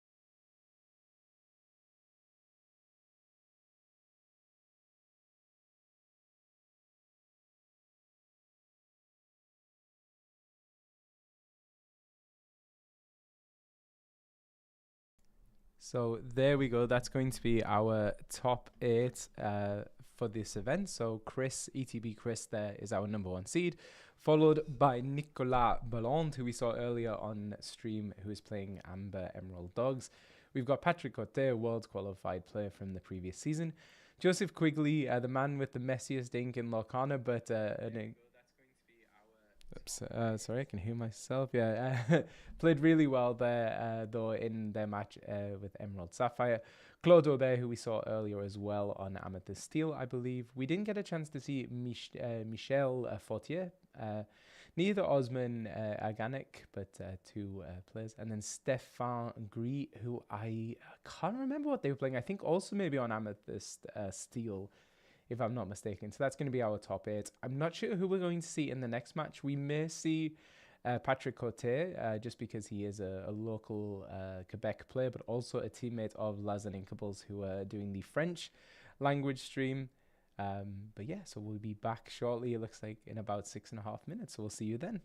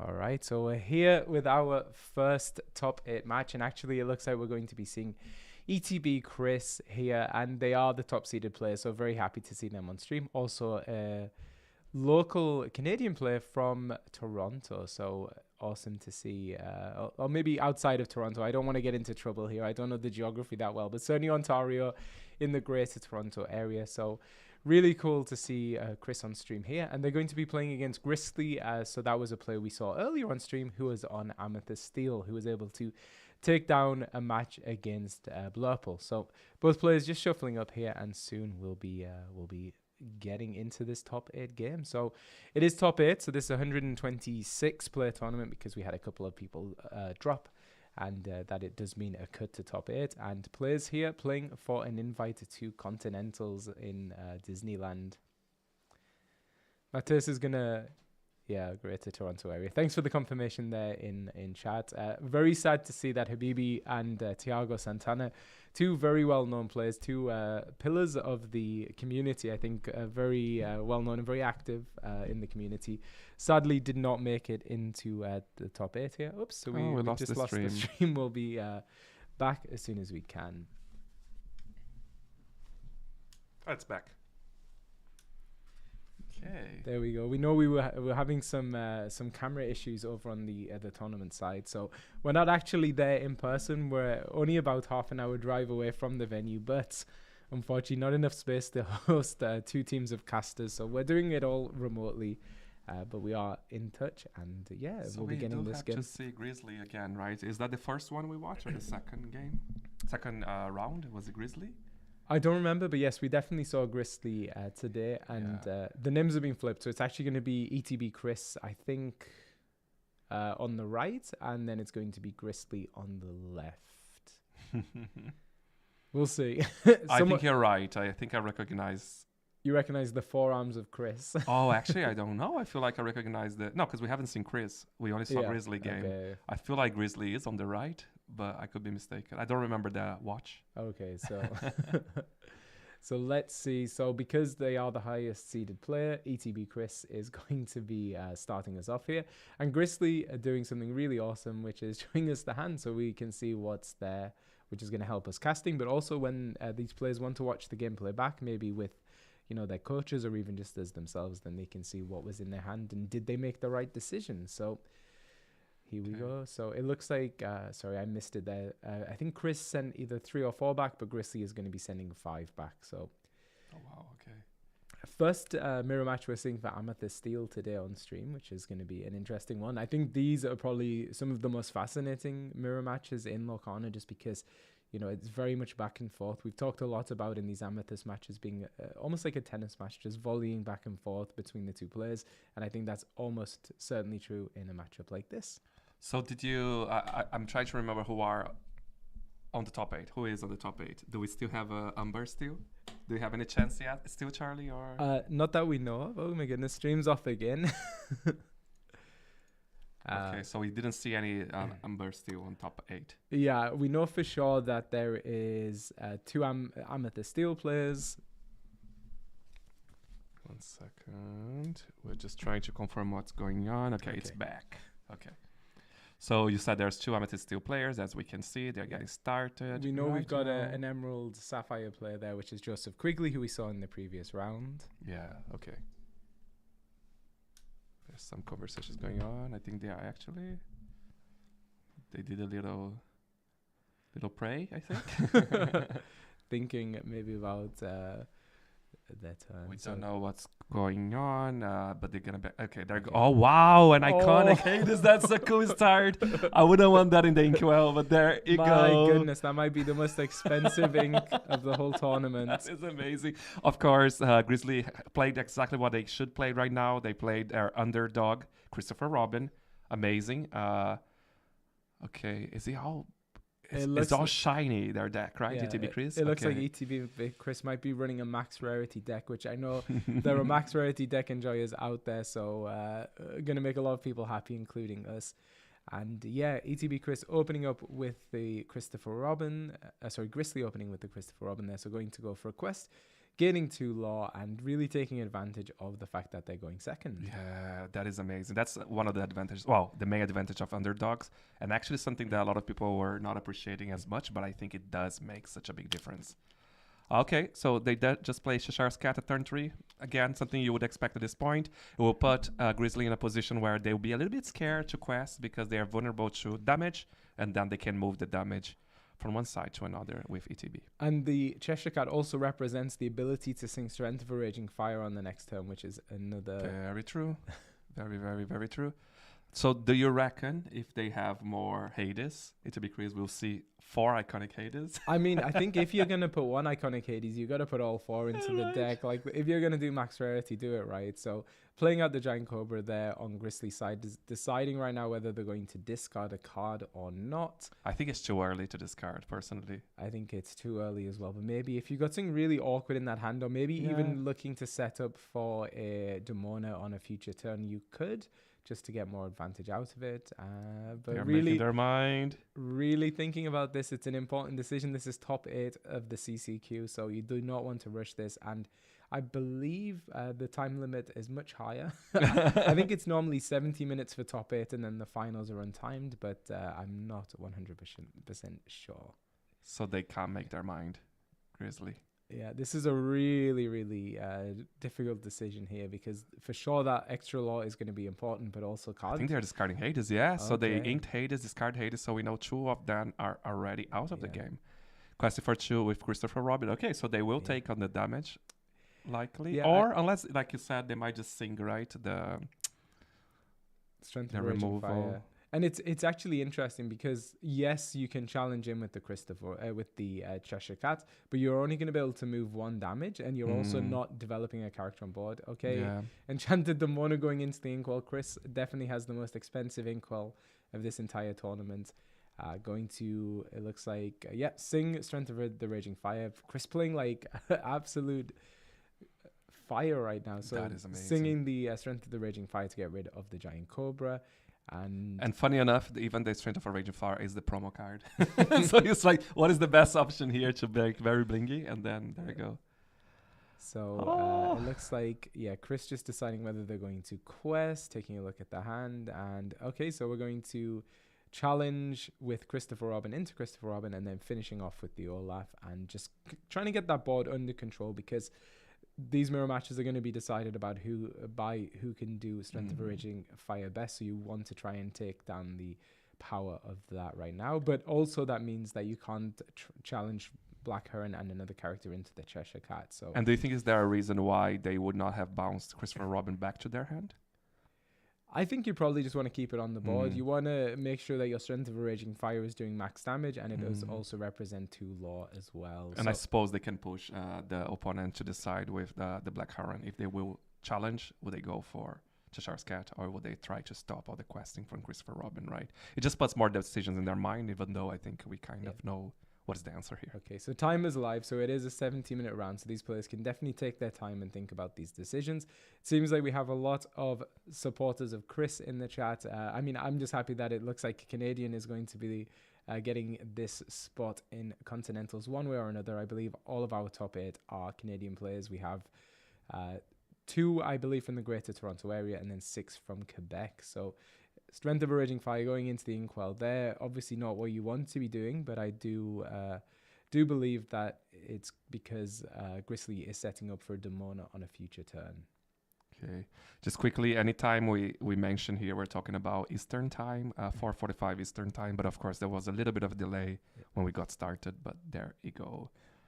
Okay, where we are now.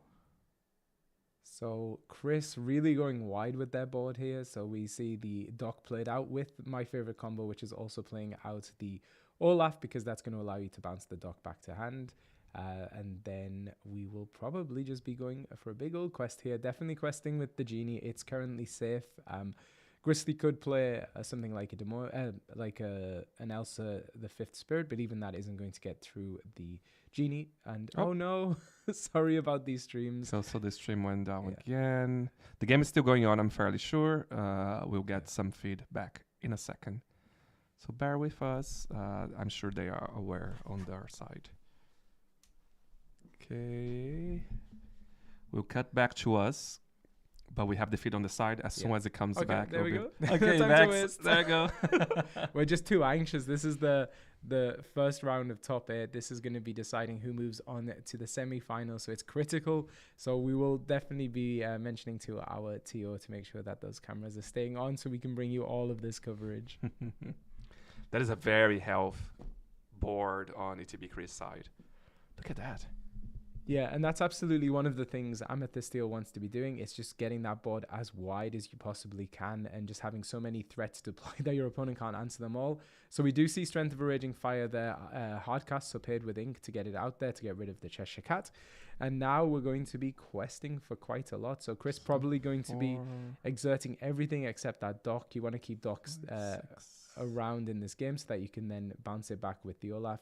So quested for 7, bringing them to 9. And of course, we missed here, but they also played Pocahontas, which is a vital card here.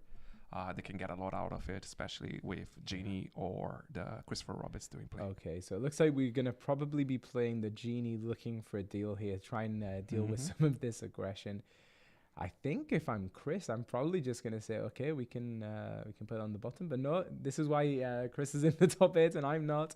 So saying no to the deal, denying it, and just kind of prioritizing and valuing that really wide board here. So it looks like, is Gristly planning to do anything else on this turn? So they could, they have Black Heron and they have the Genie. So I think definitely are going to want to start dealing with some of this board. I think unfortunately for them, they would have to probably swing the Genie into the Christopher Robin to remove that, swing the Black Heron into the Calhoun to remove that. But then we are going to be able to start flinging damage with the Cheshire Cat. And of course, we are going to be able to bring that dock back to our hand as well if you leave an exerted non-evasive character there. So that is crazy. You can see like Grizzlies really like struggling a little bit on their end. And thank you so much, Danny. We just saw the message. We really appreciate that you guys are enjoying. Okay, what are they doing? They're counting how much lore it is on board. It will escalate so fast. In fact, do they have game on board? So 2, 4, 5, 6, 7, 8, 9, 10, 11 with Pocahontas. So they have exactly game on board. Wow. So, okay, I'm going to trust your maths there. So this is a very critical turn for Gristly. They have so much work to do here because they need to clear the board, but they also want to not leave too much damage lying around. And they also want to make sure that Olaf can't bounce that dock back to hand because that represents vital resources to Chris. So yeah, there we go. Like we predicted, Black Heron into the Calhoun, reducing 2 of the lore from the board. And I think Genie has to go into the Christopher Robin. You just need to slow this down. But as Matteo said, still a lot of lore on board. 3, 4, 5, 6, 7, 8. Still 8 lore on board, so it can still go up to 17. Although I would expect a little bit of control here. Maybe, okay, the Elsa. There you go. Okay, so we might well see the dock go back to hand here because I think Chris is going to be looking for some gas to go into that later part of this game. So let's see. We can't move any damage with the Cheshire Cat now because we've used up all of our ink, but we can still do a lot of damage with the board that we have. So yeah, I think it's right to let's see. Yeah. So Elsa did 2 damage onto the Hades. We've quested with the dock, so we're going to finish the Hades with the bounce back dock. The Olaf bounce back the dock, and now we're going to quest for 3 with our Genie and with our Cheshire Cat, and then we're going to quest with our Pocahontas. I think this is the first time but that's the thing. They're not questing yet. Are they going to do it? They have to, right? Chris is going to quest. So Pocahontas is getting 1, and then getting 2 additional lore from the Genie. Yeah, he can even choose either Genie. It could have been the opponent, so you're on. For a little bit of flair, I might have picked the opponent. I know, I would as well. That's not going to be the case. So Gristly's hand not looking great right now. So I think we do have a Demona in there. I did see a Lexington, and they just picked up a Giant Cobra, but no removal songs right now. It is very tricky, honestly. That Pocahontas over there. Okay, there you go. So Pocahontas had to get off the board. They have to take Pocahontas. But Chris still has game on board, so we need to be dealing with something else as well. We don't have a rush character right now. I think this might be game, everyone. I think so as well. Dwight agrees. I don't know if you can hear. So we're going to do the Demona. I mean, That's game. Oh my god! I don't know what that was Grizzly fast. could be looking for in that situation, but yeah, looking at the cards they drew, the one card they drew, seeing that it wasn't going to be enough, and now we're going to shuffle up for game number 2. So Chris showing why they're number 1 seed going into this top 8 cut, and but now Grizzly is going to be the one on the play, but definitely a clinic there. If you're thinking about playing Amethyst Steel for your set championship, just go back and watch how Chris did that. He expertly, controlled the board early, went really wide, and then set up that dock and that Olaf to be able to then start refilling their hand afterwards. So great job, Chris. And let's see if Grizzly can bring it back so we can get a third game in this top 8 match. That was fast. That was super, super fast. I think he was holding the right moments. He was controlling the right moments. And I just love seeing Pocahontas. As probably everyone knows, I love seeing Pocahontas really being represented here. Super cool. Okay, they're shuffling. The finales is still best of 3, isn't it? The finale, yeah, I think it's only DLCs where we get a best of 5 in the finale. So, but of course, the highest seed player is going to be starting in all of these top cut matches. So if Chris is able to get through this round, get through the semis, then they would be the starting player in the final, which we know makes all of the difference, especially at these higher skill levels where you want to eke out as much advantage as you can. So cutting the decks, and then we'll go on to the altar. And look at that, Grizzly saying, "I trust you, Chris." Just tapping the deck. We don't need to cut. So very nice to see that. So let us see. It's going to be Grizzly doing their altar first. So we can see Christopher Robin. Okay, that doesn't matter much because they're going first in this case. So we have a Cajon. What else? I didn't see what they got it there. But Calhoun is pretty good in this spot because you want to be controlling the early game. I mean, it's a difficult one because sometimes you want to kind of get ahead of your opponent with some aggressive questers early on. But I think actually in a mirror match like this, and maybe someone can correct me if I'm wrong, but you probably do want to be controlling the opposing deck and then kind of closing the game once you have that advantage. So we'll see. But certainly you're going to want to be going wide, getting that Strength for Raging Fire off as quickly as you can to slow down your opponent's momentum. Yeah, I agree. Amazing card with Pocahontas.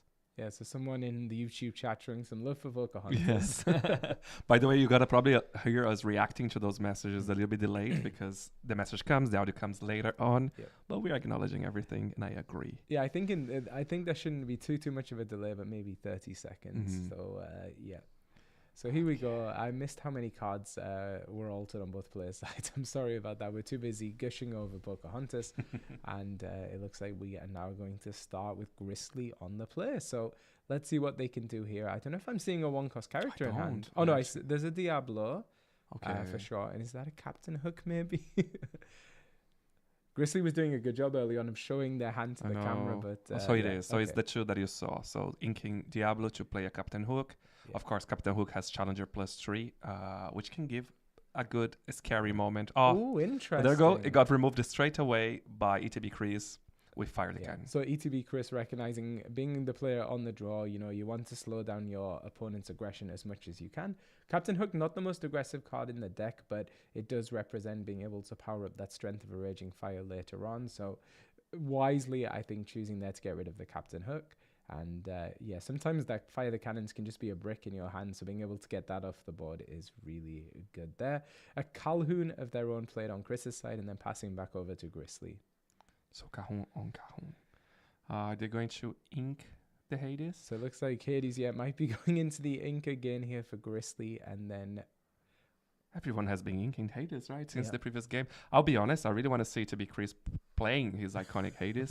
Okay, so a dock, would they trigger the ability? Probably unlikely. There's no point right now. You're going to lose your cards. Yeah, so I think for Grizzly, definitely not what they want to be playing on turn 3. Something like a Cheshire Cat, maybe even a Lexington would have been far, far stronger there.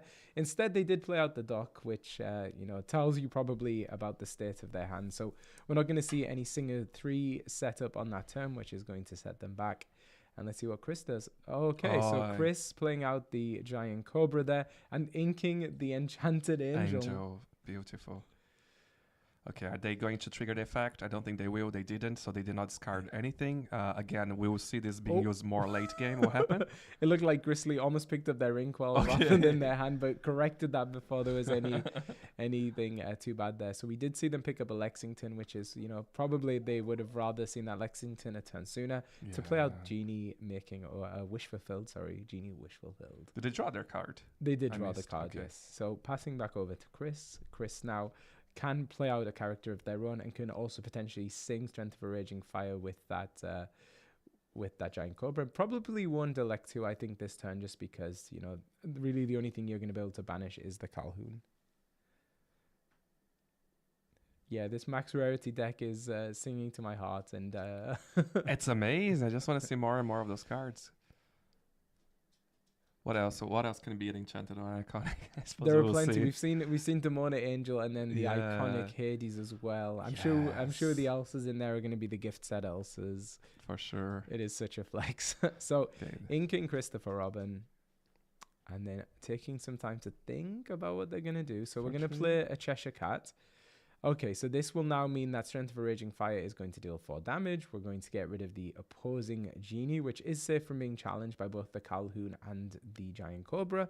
And let's see how Chris is able to respond. Is definitely going to want to be getting rid of not only the Genie, but the Cheshire Cat as well. And they did boost it, interestingly enough. We talked about that previously, but in this matchup, I'm trying to think what is the advantage of having boosted. I don't think there's any advantage. Really?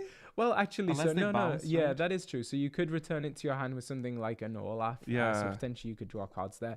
Certainly a lot better into Sapphire matchups, because then it can potentially represent a lot of ink. Okay. And unfortunately, it is immediately banished by that Elsa.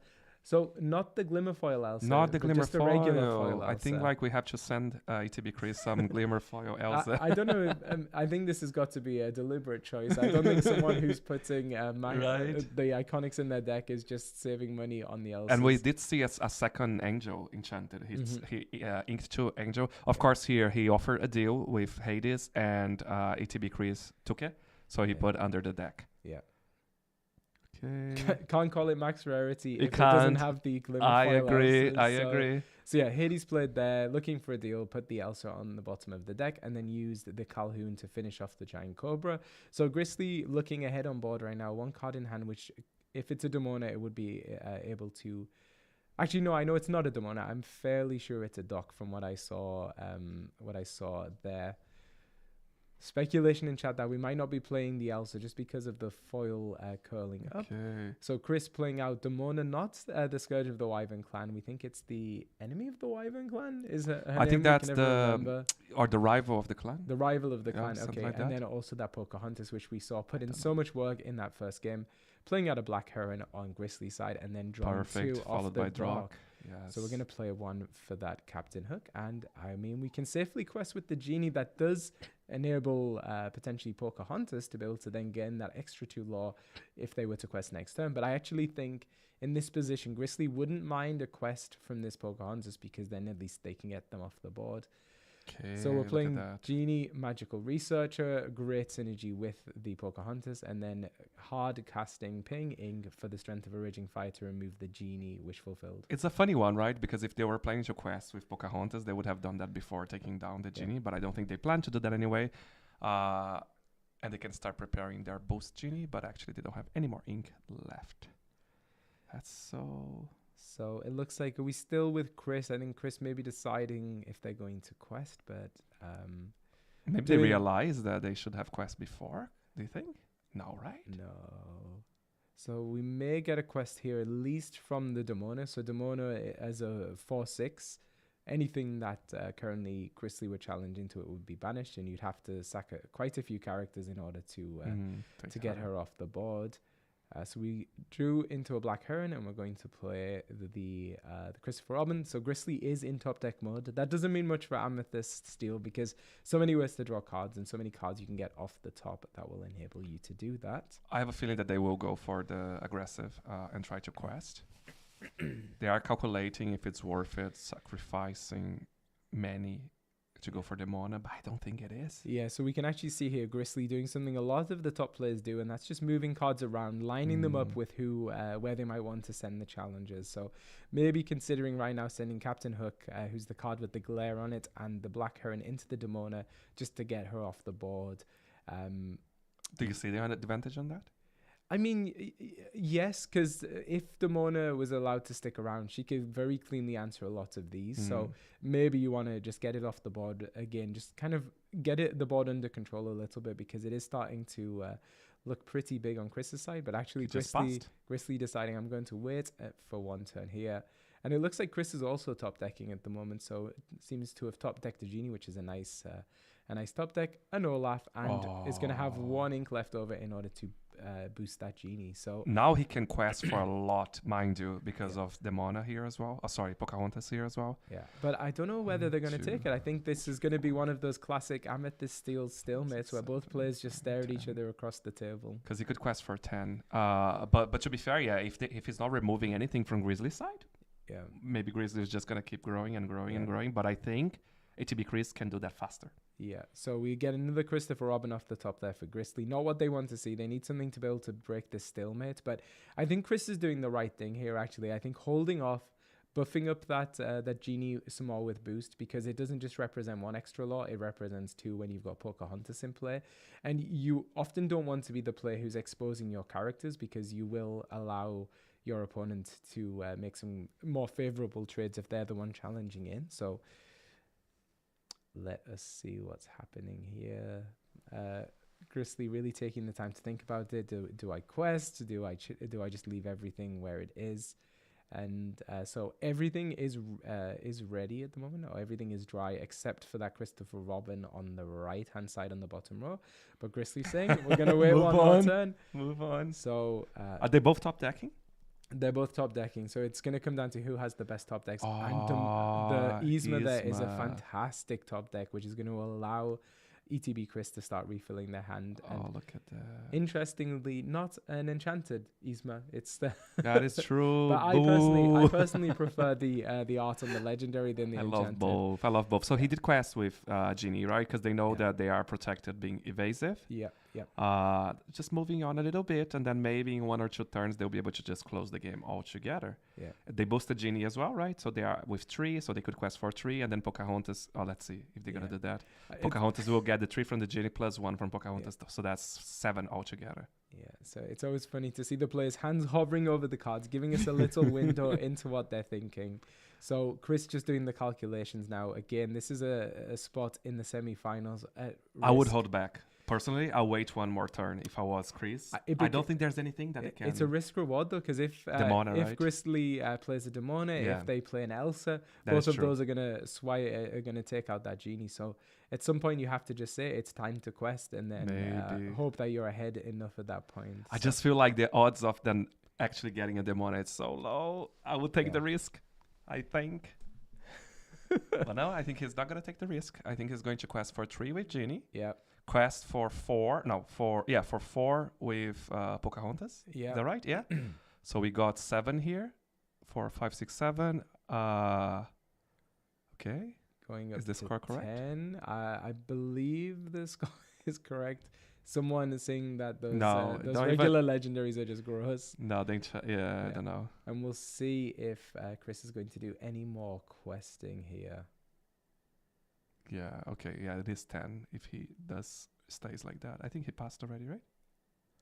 Did he pass? I'm not sure. Because Grizzly's calculating, so I think they did pass. I don't know if there's some maybe confusion over the score right now.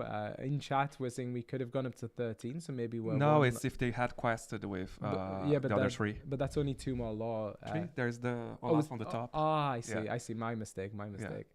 So, yeah, it's really going to come down to whatever this top deck is. If miraculously Grizzly is able to top deck a Demona, then they can really start clearing up this board. But okay, so it looks like they may have already drawn for turn, and we just missed that. So yikes. So having to swing a lot of characters in to get rid of that Genie, and then we've got the 3 damage as well on the Hades.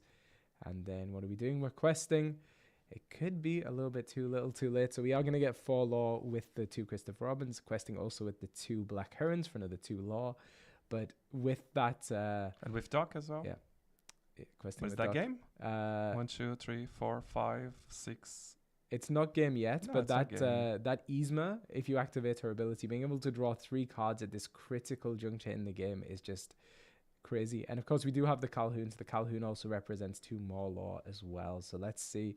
It is a very commanding position right now for Chris. So let's give him the opportunity to see what he does here.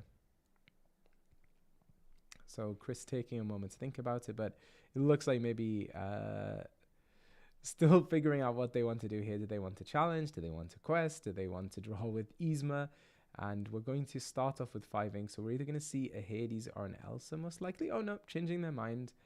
Okay, really agonizing over that card. And you've got to take your time here. We've still got 40 minutes left in the round. And again, this is for a place in the semi-final. So really the pressure is on for these players. So we're going to send Calhoun into one of the Christopher Robin, so she'll take no damage and gain 2 law, so putting Chris up to 12. Can quest if they want up to 18. So you know, if they're able to then get a Giant Cobra, whose name I always forget off the top, on the next turn, they can just close the game immediately. But also has to be aware of the board that Grizzly is presenting, because we do have 3, 4, 5, 6, 7, 8 law represented over there. So also game on board for Grizzly. So a very, very tense position. But that's kind of why I feel like if they have held back one more turn, of course there was always the risk of Grizzly getting the mana out there. But I'm sure they'll find a way around. And there's always an opportunity for a third game if you need it. So Chris really, really taking the time to consider every option, to consider every possibility, and seeing if they can make sure that this game is closed. So we're going to start swinging the... For Christopher Robin, do you reckon? Yeah, so let's get rid of all of those high law threats at the moment, because Calhoun you can't really do anything about, and it's going to be able to challenge into something and gain you that 2 law, so you need to make sure you get rid of that. So we could swing Yzma into one of these Black Herons if we wanted. Not the ideal play. For sure we can get rid of I think it's the Hades with the 3 damage on it, so you can swing something like the Olaf into that maybe. Yeah, it's... What is interesting is on both hands, now Grizzly more than anything, is the same as the Giant Cobra situation. If they don't swing anything else and he pulls the Giant Cobra, he can potentially close the game if he has a card to discard. I don't know. Does he have any card in hand? Grizzly? I'm not sure. So it looks like we're inking a regular Hades, not an iconic Hades. I mean, there are limits. Come on. Okay, there you go. And we are going to activate the Yzma ability. So valuing their card draw, I think there's a lot of things in this deck that are gonna help you in this situation. So using this as an opportunity to look for those. There we go. So we've got Tigger off the top, which is bouncing back Calhoun. And again, we can't see these players' faces, but we can tell from the body language there that that is not what Grizzly wanted to see right now. No. We're going to quest with the Genie, and so we're going to leave 4 law on the opposing board. So Grizzly would need 2 Giant Cobras to be able to close it on the next turn. I think it's going to be quite unlikely, but Chris just continuing to put more law onto the board. And this one... I think he should quest. I think you quest with that Olaf. Exactly, I'll just go for it. Let's see. At this point. Or maybe you point. take out the Hades just to make sure that your opponent can't get any...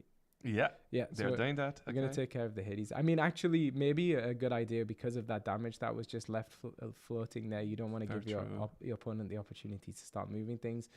But now, Chris's side of the board representing 1, 2, 3, 4, 5, 6, 7 law plus 2 from Calhoun, or 1 with just a quest. Top decking the Black Heron, that's definitely not what Grizzly wants to see, and we know the other card is Calhoun. So I believe they'll be able to get enough stuff off the board that Chris doesn't win on the next turn, but it might just be a matter of inevitability now. So we can trade one of the Herons into the Yzma, one of the Herons into the Calhoun, but we've still got 1, 2, 3, 4, 5 law. We'll go up to 19. So yeah. Okay. They could have bounced back the... Okay, hold on. So we're going to get rid of those 2 characters. Absolutely had to happen. Quest with the Doc just to put on a little bit of pressure. I think Chris may have 1 card in hand and they're about to draw another. So let's see. Do they have the Cobra? I thought he... Okay, so a Genie. So another chance to find the Cobra.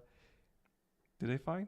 Okay, so we're going to just pay 3 ink to strength the Calhoun there. Gonna Then remove the use dock just to Tigger. remove any opportunity to bounce it back. Questing for 4 to go to 18. And I think, ladies and gentlemen, that may be the I end think of that it. is it to be Chris victory and going straight to the semifinals. So Grizzly gonna draw for turn. Gonna see if there's any miracle off the top there. So Drew and Elsa. Okay, so what happened there? Oh, there was a Oh, damage. sorry. I think they Okay. forgot about the damage on Yeah. Tigger. Might be important, but I think actually I think they realized they got there's the- nothing else yeah. they can do. Okay, and Elsa, but Elsa off the top is good, They but can't do that's gonna be anything. game. And there we go. So Chris is going Oh on to the my semi-finals, representing God. Enter the Battlefield. So great job there. Absolute clinic in Amethyst Steel. And wow, that was a really, really, really fun one. we're to really watch. learning a lot from this. Yeah. It's actually really fun to see those very professional players, really, if I may. Fantastic job. Good job, ATB Chris. Great job, Grizzly, as well. It's just not a hard matchup. Yeah. And I'm seeing No I'm Not in the chat, who is a fantastic player. Thanks for joining us for the stream and giving some insight in there as well. I know a player who is very skilled at these Amethyst decks. So great job, Chris, moving one step closer to the invite to Continentals. And we're going to be right back. That was a really quick one. We may be able to get an interview with Chris in between because there's so much time waiting. So stay tuned and we'll be back very soon with the semi-finals.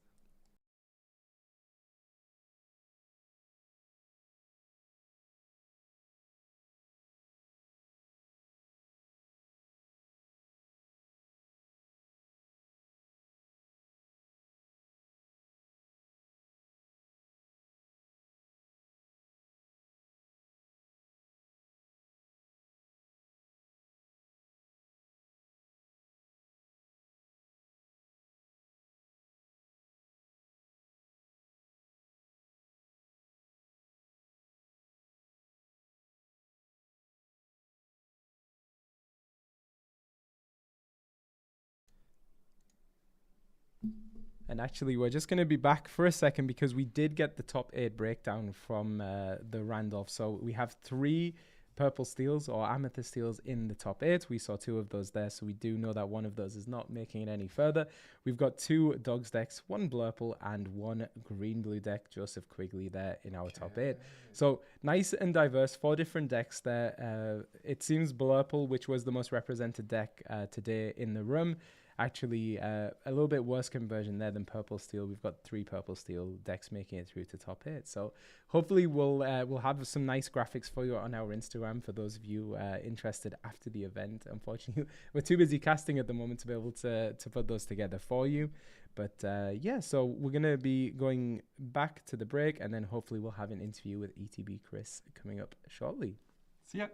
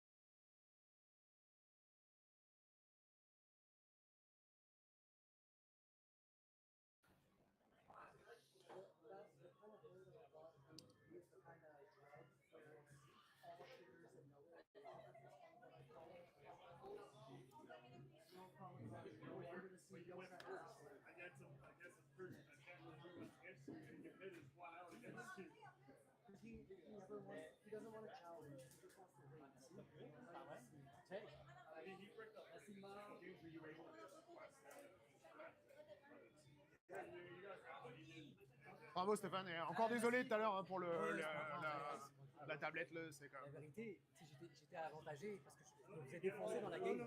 Donc, ça fait perdre du temps, mais Ouais. même sans Mais ça, moi, je me sentais mal par rapport à vous. non, en fait, la seule chose que j'ai eu peur, c'est dans la première game. Non, parce que pour vrai, c'était close, la première game, ouais, je je me sais. suis dit, est-ce que si c'est arrivé, j'ai pas mon support? Non, parce que je l'aurais vu, les autres, je les ai vus. La première fois que vous m'avez flagué, je l'ai pas vu, mais après, j'y ai tout de suite vu. Puis c'était régulier après, fait que ça, je l'aurais vu. Fait que, mais,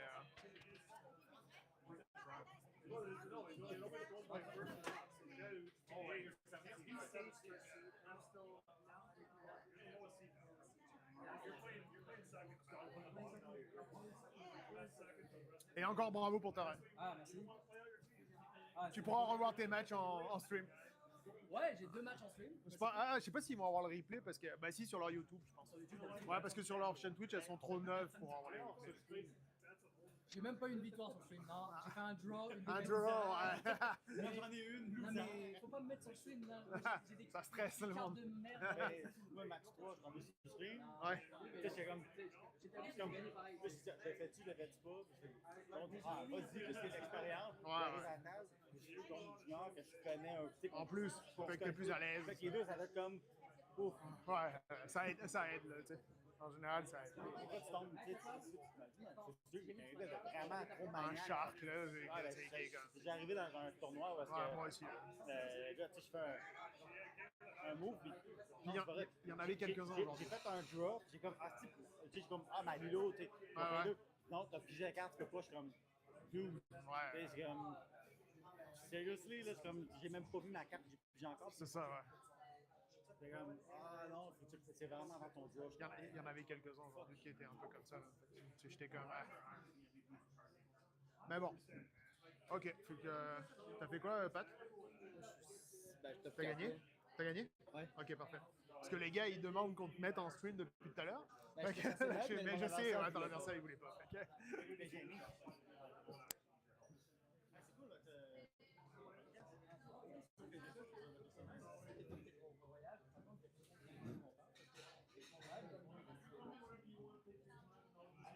Okay. Are you okay?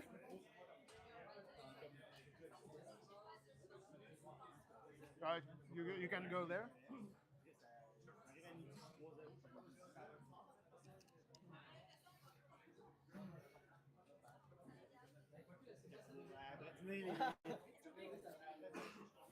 So I will put that mic here.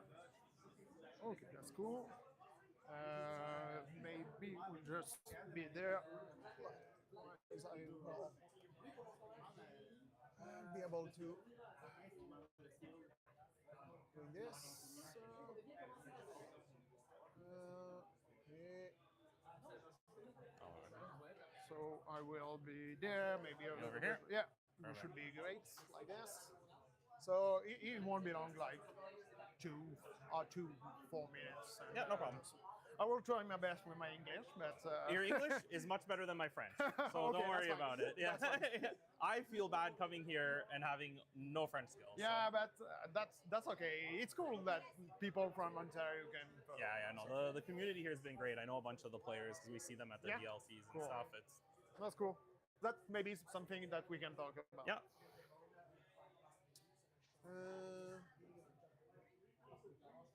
Okay, so we are ready.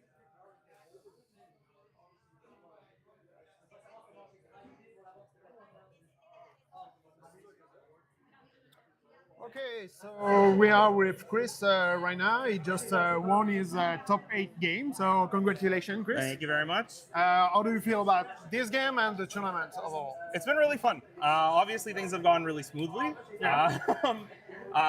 The whole drive up, my teammate Elias Habibi has tried and convinced me to play Amber Steel, Okay. And telling me that it's better than Purple Steel, and I'm a really stubborn man.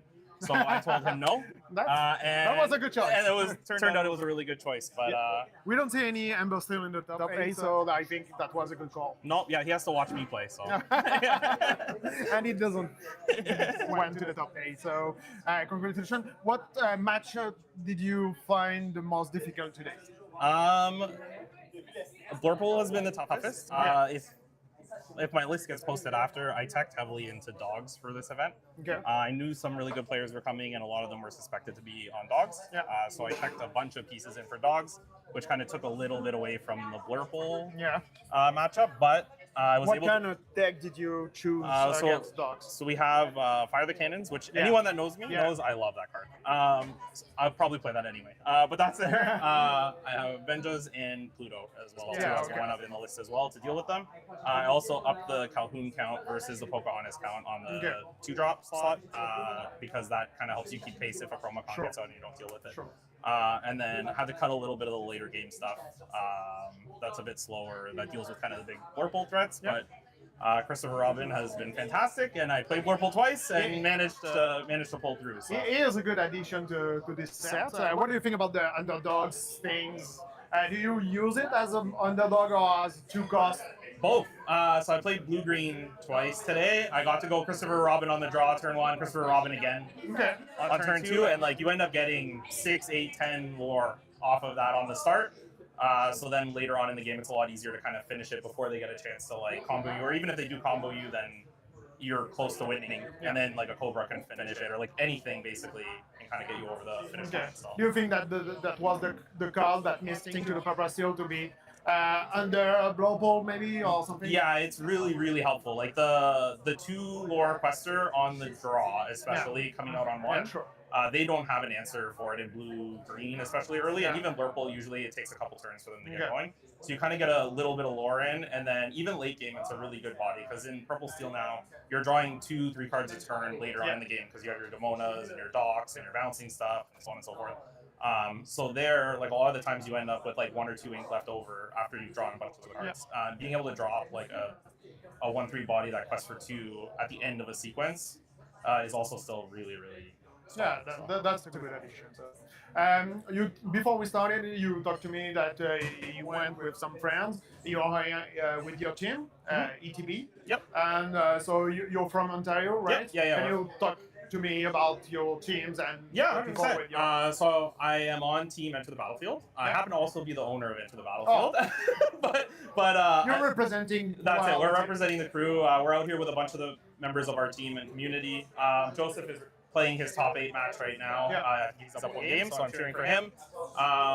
We kind of travel around to a bunch of the big events, which has been really nice because we've actually run into a ton of people that we know that also. And did you do? I don't remember if it's already passed, but the Infinity CCQ. So we have that coming up. It's coming up. Yeah, May 30th, 31st. Toronto, right? You're close to Toronto. Yeah, Oakville. It's close to the airport. It's like 25 minutes west of the city. Okay. Right on the highway, easy to get to, and we only have about 20 tickets left for the main event. So we're almost capped. So if you need one, get one. How are you doing it? I cannot play. I think it'll look a little bad since I'm like TOing and I've been communicating with them. So I just don't want to. The team will all be playing, but I personally won't be. I get to watch everybody else have fun. So fine. This one, I guess, is a little bit more important because I won't be playing that one. So good luck for the last 2 games. Thank you so Maybe much. At least one. Thank you. I wish you. No, I appreciate you having us. The tournament's been really fun. The community here is amazing. We've seen a bunch of the players at other events, and the community here is great. Like they love the game. The people are amazing. Like every single round, I was laughing with my opponents and having an amazing time. I'm only doing well because the vibes are so good, and that's what I drive. That's great. Thank you very much. Thanks so much. Et à bientôt pour le top 4, on revient dans quelques minutes.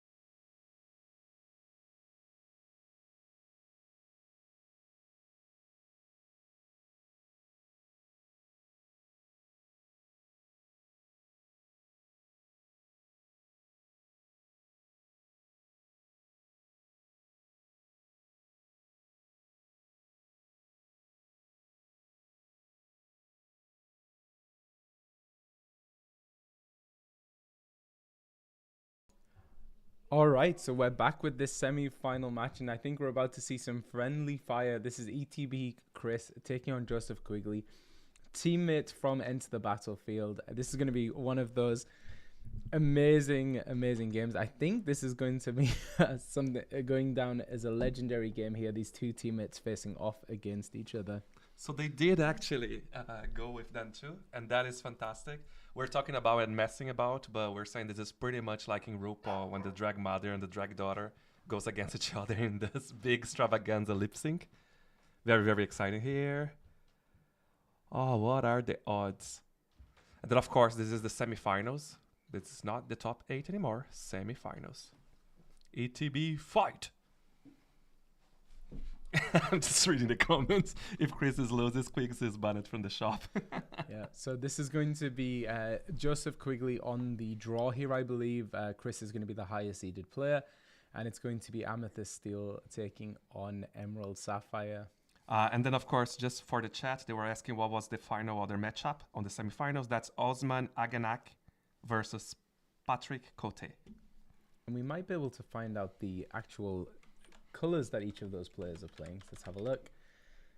So Patrick Cote is on Blurple. Okay, so he is normally an Amethyst Steel player, but choosing to take Blurple to this event. And Osman is on Blue-Green. Okay. No, wait, sorry. Is it yellow? Yellow-green? Yellow-green. Okay, so Dogs. So it looks like the other match happening right now is going to be Dogs taking on Blurple. And the match we have here is Amethyst Steel taking on Emerald Sapphire. So very cool to see all those different colors. Yeah, 4 different ink combinations in the top 4. We've seen a lot of mirror matches today, so we're not going to be seeing any more mirror matches in these last 2 rounds.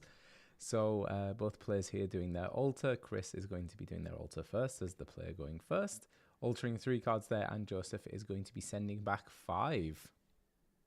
Okay.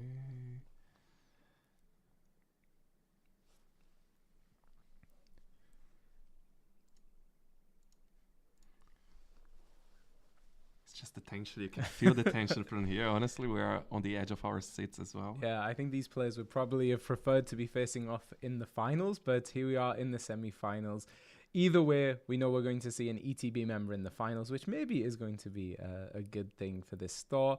And they're, of course, hosting their own CCQ in May. Oh, there we go. The hug. That's so cute. Oh, my goodness. So yeah, Chris was saying the pressure's on even more here because, you know, he can't play when they're hosting ETB. He's the TO and the store owner over there. So inking a Captain Hook to play a Captain Hook. And generally speaking, Chris can go quite wide and quite aggressive early on because the Emerald Sapphire deck is a lot slower. Hopefully trying to get as much law as you can and then maybe closing the game with the Giant Cobras. And then Joseph Quigley, Brave Sloth over there, looking to be basically setting up their board wipe with the Prince Philip Malicious Mean and Scary combo. And so Clarabelle going into the Inkwell. And what is Joseph going to play? Really thinking about it, so a bit of a tough decision, deciding maybe whether they should play something or whether they should just hold it for later. And we do play a Clarabelle as well. It is interesting to go back and see. That was probably one of the 2 most, in my opinion at least, was one of the 2 most professional or the cool plays when we saw in the previous games with Brave Sloth and also to be Chris. And now seeing them going against each other, it could be the game of the season. And there we go. So Pocahontas, she put in so much work in the games we have seen from Chris. So when SheQuest is able to then gain the law of one of the other exerted characters, and Hook very much safe here from a challenge from Clarabelle. I think Chris would even be happy to have Clarabelle challenge in here as well. And I think one of the interesting things about this dynamic now, these 2 players on a team absolutely would have played a lot of games against each other, preparing for this event. So know each other so well, know what kind of players might be expecting. And there we go, seeing Heffalumps and Woozles, which will stop the Pocahontas, I'm guessing is what's been targeted, from being able to quest on the subsequent turn. So was that the Hades in the ink? Oh no, Demona going into the ink. Enchanted, of course. He is the Expensive deck. Almost max rarity, Almost not fully max rarity. Let's give a shout. So Jeremy is actually in the chat on YouTube, and they said that actually on round 7, when we saw him playing, he did have Bench My Wheel, but he got bended by the wheel of the other. Sorry about that, Jeremy. Still, you did an amazing play. They're a great game, so good job. Yeah. So we've removed the Clarabelle there with that trusty Fire the Cannons, going to turn off the potential shift line. And look at that board right now from Chris, representing 6 Law on the following turn. But we do set up the Prince Philip. It's a little bit away from being able to shift in with the Floodborn, but that does at least represent something on the board with Ward that Chris isn't going to be able to deal with. Okay, so he's questing for 2 here. Yeah, questing with the Christopher Robin, which will then allow to quest with the Pocahontas. So for another 3. Yeah, so 1 Law from Pocahontas, going to gain the 2 from Christopher Robin, and then are we going to see a quest here with the Captain Hook as well? I mean, I feel like maybe you're going to want to. Well, right? So yeah, I think we might see the quest from the Captain Hook. Setting up that Calhoun there means that if Joseph does want to challenge him with the Prince Philip and challenges something like the Captain Hook to survive, or even the Christopher Robin, then Calhoun can come and hit back and remove that for 2 more Law. So Chris exerting an incredible amount of pressure right now. Joseph is going to certainly be looking for some disruption to try and deal with this board, or maybe they're just going to hold. Yeah, it looks like they're passing. So going for the Hail Mary here, looking for Prince Philip, Vanquish Shore Foes, and the combo there with the Malicious, Mean, and Scary. But 3 cards in hand, what are the odds that they have that available to them? So Chris exerting 3 ink is going to remove the Cinderella. So if Joseph does want to be questing on the next, need to sing Malicious, Mean, and Scary on the next turn, it's going to be with Prince Philip, denying them some Law there. But this is getting into dangerous territory now, going up to 15.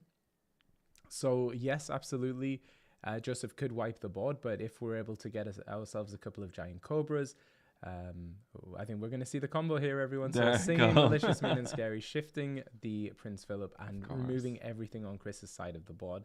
But Chris is 15 Law ahead. Of course, the Law does tick up very, very fast with the Prince Philip out there. And it's Chris's to lose at the moment, I think. It's going to be Joseph disrupting everything they play onto the board, which, of course, we know can happen very, very easily with that... And look what we just got Emerald, here, yes. Right? With Olaf as well. This is perfect, having Olaf and having the dog in play as well. He's just getting the right cards at the right time. But can Brave Sloth change this game now? Yeah. And if you had any doubt about who is playing who here, it's very clear with the ink in the equal from Brave Sloth. So Joseph is on the left of the screen. Yeah, so 2 members of the same team, but very different philosophies on how to organize the ink on their side of the board. Oh, God. So let's see what Joseph can do here with, being so close to the end of the game. Is just going to be looking to disrupt every single turn. And there we see the Prince John, the John Silver. The John Silver is going to be able to select one of those characters and prevent them from questing. From forcing them to have Reckless, Reckless, exactly. So, it's a challenge. Yeah, so the Olaf is going to have Reckless now. Actually, the card that ETB Chris probably wants to have Reckless, because they want to be able to banish that Olaf and get that dock back to hand. Yes. So it is quickly on the left side. So he's playing Emerald Sapphire. Yeah. And actually quite a clever strategy there from Joseph, giving it to the Olaf, because the dock you absolutely want to be protecting as much as possible. And you could have freely quested with the Olaf, but now because the Olaf has Reckless, not able to quest, not able to challenge, is just going to sit there and not do much, to be honest. So we're going to play out Palace Guard there for 1 ink. It's not going to be putting on the pressure that I think Chris would like to be putting on. Can't quest with that dock because we really need that to come back to our hands if possible. So maybe we'll see Quigley turn this game around. It wouldn't be the first time. It would not be the first time. So organizing some of that ink there, it looks like, are we going to just quest? Because the other option is we could sing Under the Sea, and that's exactly what's happening. Oh my God. We will create a trigger there for the Olaf leaving play, but there's nothing to then bounce back to hand. Yes. That is devastating. So it was a very, very strong start there from Chris, but now they're in top deck mode, and Joseph has full control of that board. So playing out the Enchanted Angel, look at how beautiful that is. Okay. Oh my goodness. So Quigley putting on an absolute clinic here. Are we going to get rid of the Angel, or are we just going to quest with everything we've got?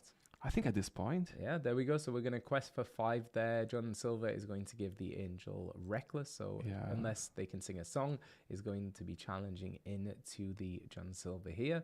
At least with Angel, you can discard the card, deal 2 damage to the Prince John, and then challenge in and at least banish him. But I think at this stage of the game, you really don't want to be discarding cards. You need all of the cards you can get. It's so crazy when you see how fast ETB Chris was getting to almost the end. Yeah. And now everything is changing because, as Charlie said, Prince Philip can quest for quite a lot. And with John Silver, you're getting another 2 lore and another 2 lore for... Oh my God, look at that. Oh, wow. So they really have 6, 7, 8 on board. Yeah, so this might well be over. Yes, this is game 1 of our semi-final here at ETB CCQ. And this may be pretty much over, unfortunately. I think that's it. So yeah, we are going to discard the Cheshire Cat, deal 2 damage, then follow up. We're going to go up to 19, and I don't think there's anything in Chris's deck that can deal with 2 Prince Philips. So going to quest there up to 19. Insanity. And going to play out the Donald Duck for good luck, but Chris is already scooping it up, saying let's go to game number 2, and that was over in record time. That is crazy. So that goes back. I think if we scroll back in our chat, we're saying people saying, oh, ETB finished in 7 minutes. ETB Chris, that's not true. Brave Sloth actually turned the game around and showing that things can change last minute.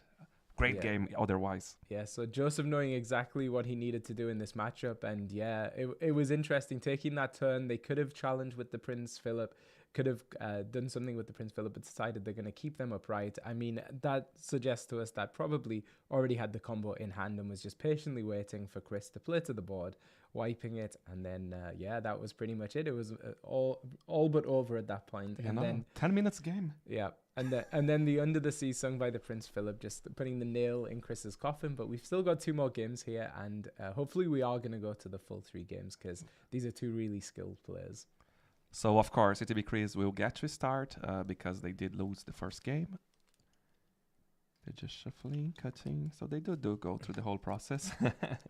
Yeah, absolutely. Even though these players do trust each other a lot, I'm sure. I mean, some players just have superstitions and they want to always do it the same every time. It worked out very well for Joseph in game number 1. For sure. And to be fair, it's always good to do this anyway, independently if you're superstitious, dependently of your trust. It's good to cut and shuffle. Okay.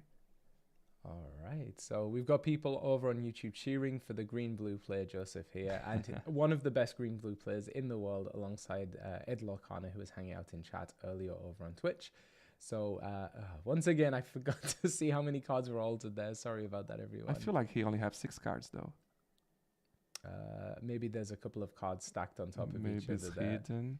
Yeah, so keep an eye on that. Yeah, tension has got to be really high at this point. This is for a place in the finals of this CCQ, which can, if they win it, lead to an invite to Continentals. Okay, we'll check it out. Do they have 7 cards? Joseph, maybe taking a moment to take stock there. I'm gonna guess that probably they've got 7 cards, but we're about to find out. There we go, going for the fist bump. Again, 2 teammates here facing off, which is heartbreaking.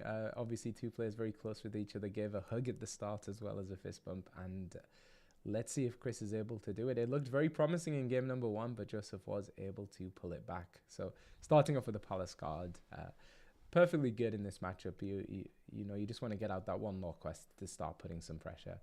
And we ink a Clarabelle to pass. So, yeah, nothing to play on turn 1. But as we saw, that doesn't really matter too much. Joseph is just going to look to be setting up that combo and then winning from there. So, Christopher Robin, great turn 2 play. Probably would have preferred the Pocahontas, I would imagine. Yes. But Christopher Robin certainly does a good job as well. I think there was a mistake on the card. Okay, so he inked You're Welcome and played Tipo, of course. And then inked with Tipo, so there we go. So we're seeing Heffalumps and Woozles, which was a huge difference maker, actually, in game. In fact, I think if Heffalumps and Woozles hadn't been targeted on that onto that Pocahontas in game number 1, it might have been a very different story. It might have been enough for Chris to actually have closed the game. So they did play Cheshire's Cat, again, putting the little bit of a threat on the board. If you ever quest, you run the risk of being challenged, and then that damage will move. It doesn't matter much right now, but it's good to build the potential in the board. Definitely less of a concern in this type of matchup more than some of the others. And for sure, I think Chris would have probably rather set something up that could quest more aggressively at this point. but will allow them to do a little bit of control. And of course, also Cheshire Cat is a 3-cost singer, so can then start singing things like Strength of a Raging Fire, because Joseph almost certainly going to be looking to set up the Cinderella this turn if they have it available to them.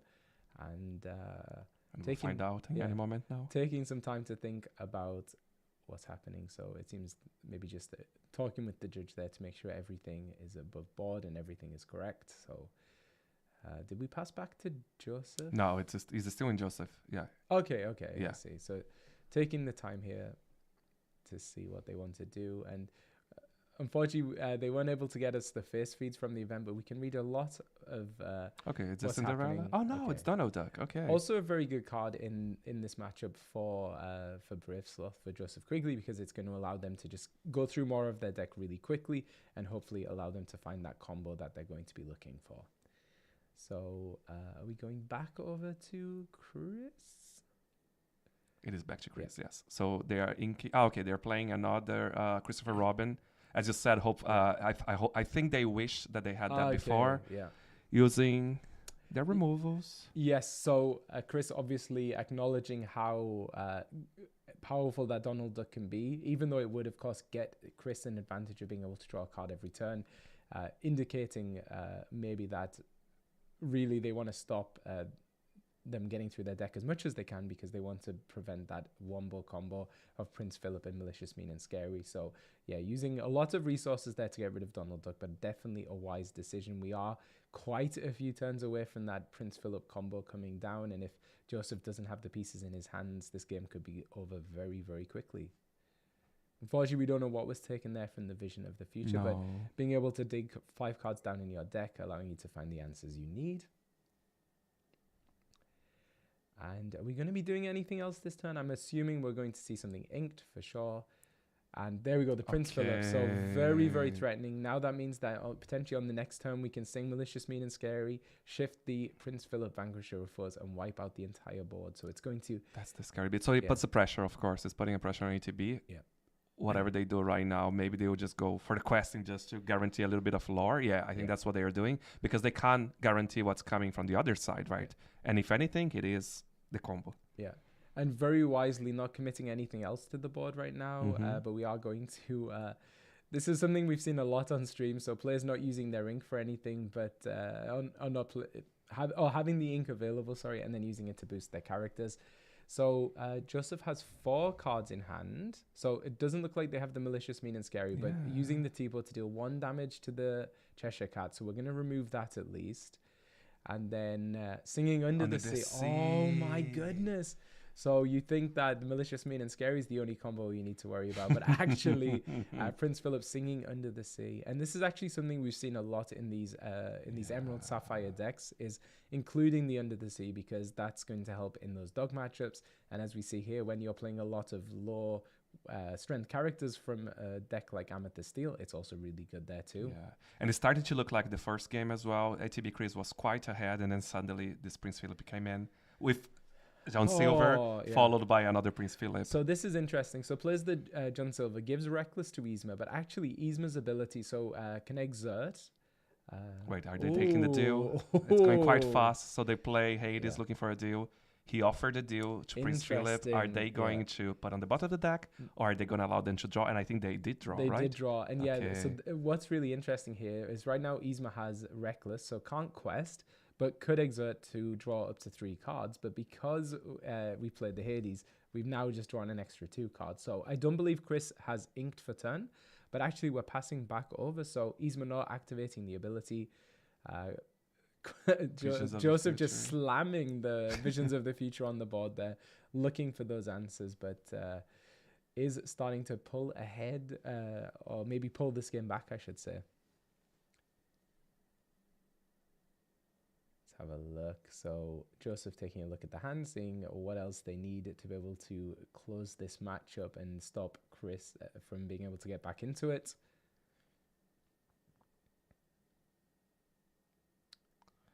I can feel the tension. Yeah. Oh my God.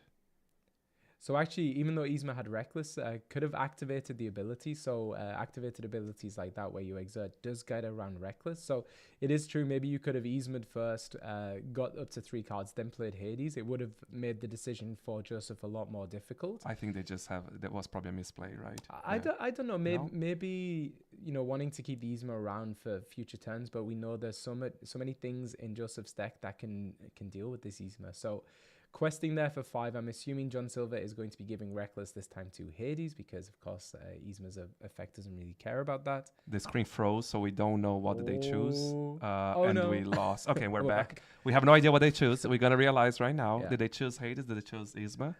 We'll find out. I'm going to guess that it was the Hades that got chosen. So Okay. Chris, agonizing over the inking decision here. So I believe does have 3 cards in hand, is deciding whether they want to ink the Elsa or play the Elsa.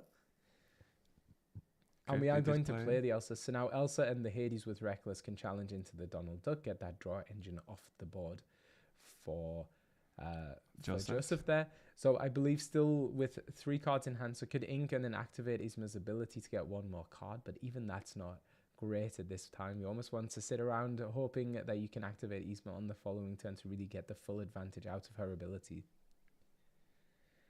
So Chris taking a moment here to think, do they want to do anything else with their turn? And Joseph with only 1 card in hand, which is really important. So won't have all the pieces of the combo. In order to wipe away this board, they will need Malicious, Mean and Scary and another Prince Philip. Of course, 2 characters already with damage on them anyway. And this board's not looking that threatening right now. So maybe you won't even need the combo. You could just do some challenging here. You can see that they're really taking their time as they should. Yes. So thinking about every possible decision, we saw in the first game how quickly it can turn and how quickly a deck like Emerald Sapphire is able to then close the game. So Chris just taking that time. We've still got 50 minutes of this round to go. Hopefully would like to see this go to a 3rd game. So just taking it could happen. It all depends on what Joseph has in hand. As people are saying in the chat, could it be the big Clarabelle as well to start giving some card back? But we don't know. Yeah, we'll find out. Very true. So what's gonna happen here? I'm on the edge of my seat. I know there's so many options. Like people are commenting, right? Like if they could quest with Yzma here, then get Cobra, you're getting closer and closer to the finale. Of course, you still can't close it, but you're so close. Yeah. So Chris, 2 cards in hand actually. It looks like. So what are we gonna do here, Chris? They know they have enough time to make a proper decision. Even if Yzma is Reckless, we were mentioning earlier, you can still bypass the Reckless by using her ability and exerting.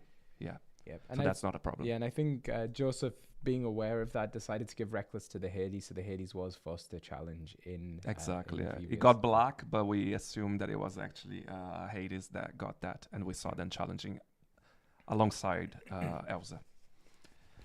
Ooh. I think this this might be the longest turn we've seen any player take all day, but you do not want to make a mistake when there's so much on the line. This is a semi-final, of course. Oh my god! And there's that special side, as you said, right? They know each other. They play in the same store, right? It's such a huge deal here. Yeah. But hopefully, either way, it's always a positive things for our ETB team. Yeah. So it does seem that the Chris is counting up the law here, saying, do I just quest with the Yzma? I think a lot of people favoring that as a play right now, just getting you closer still to that all-important 18 law to start playing out some Cobras. So Chris, inking Strength of a Raging Fire. You can see why that decision was so difficult, because that is a card that can make all of the difference, being able to remove some of those threats from the board, because that Prince Philip is not going anywhere anytime soon. So we're going to exert the Yzma to activate her ability. We're going to quest for 2 law. Oh my goodness. Chris doing all of the maths here. And this is why he's in the semi-final and why he was the highest. He triggered the effect. He exerted Yzma. He drew 2 cards. Did he get any good answer in hand? He still have 1 ink, but he had to pass. Okay. So for those following the tournament or just tuning in, Chris was our highest seeded player going into Top Cut here. The only player, I believe, undefeated today, so won all of their matches and then secured their place here in the final. So the semi-final. Sorry. So challenging there with the Prince Philip into the Eastman, not placing the damage. Oh, interesting. Oh my goodness! So that was the thing we talked about, right? We said you could potentially shift the Prince Philip and doing Yes. exactly that. He has to put a damage on John Silver though, right? Why? Because I thought he challenged Hades to be able to take Hades No, down. Hades and Elsa already had the damage, so he challenged in with the Prince Philip. Yeah. So interesting. I would have imagined you'd want to maybe challenge him with the John Silver, and then you can quest for 3 with the Prince Philip. But Joseph obviously knows his deck better than I do, so I chose that line instead, playing out the Genie, which is a great play here. Is going to draw a card and put another evasive on the board, but it's just the reality is next turn next turn he's actually questing for 5.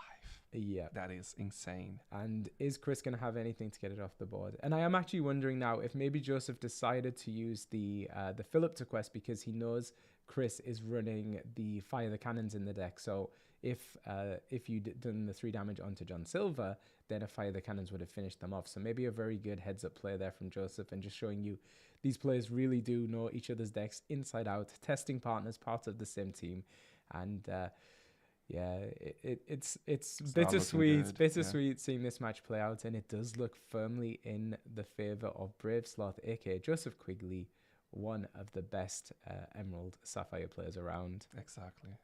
Yeah, people on the chat are saying the same thing. Yeah. And yes, Angel, so it's not just Fire the Cannons, but Fire the Cannons and Angel would have taken out John Silver. So definitely a great heads up play there by Joseph, and showing you why he is here in the semi-finals. It could even be an enchanted angel throwing you the snowballs.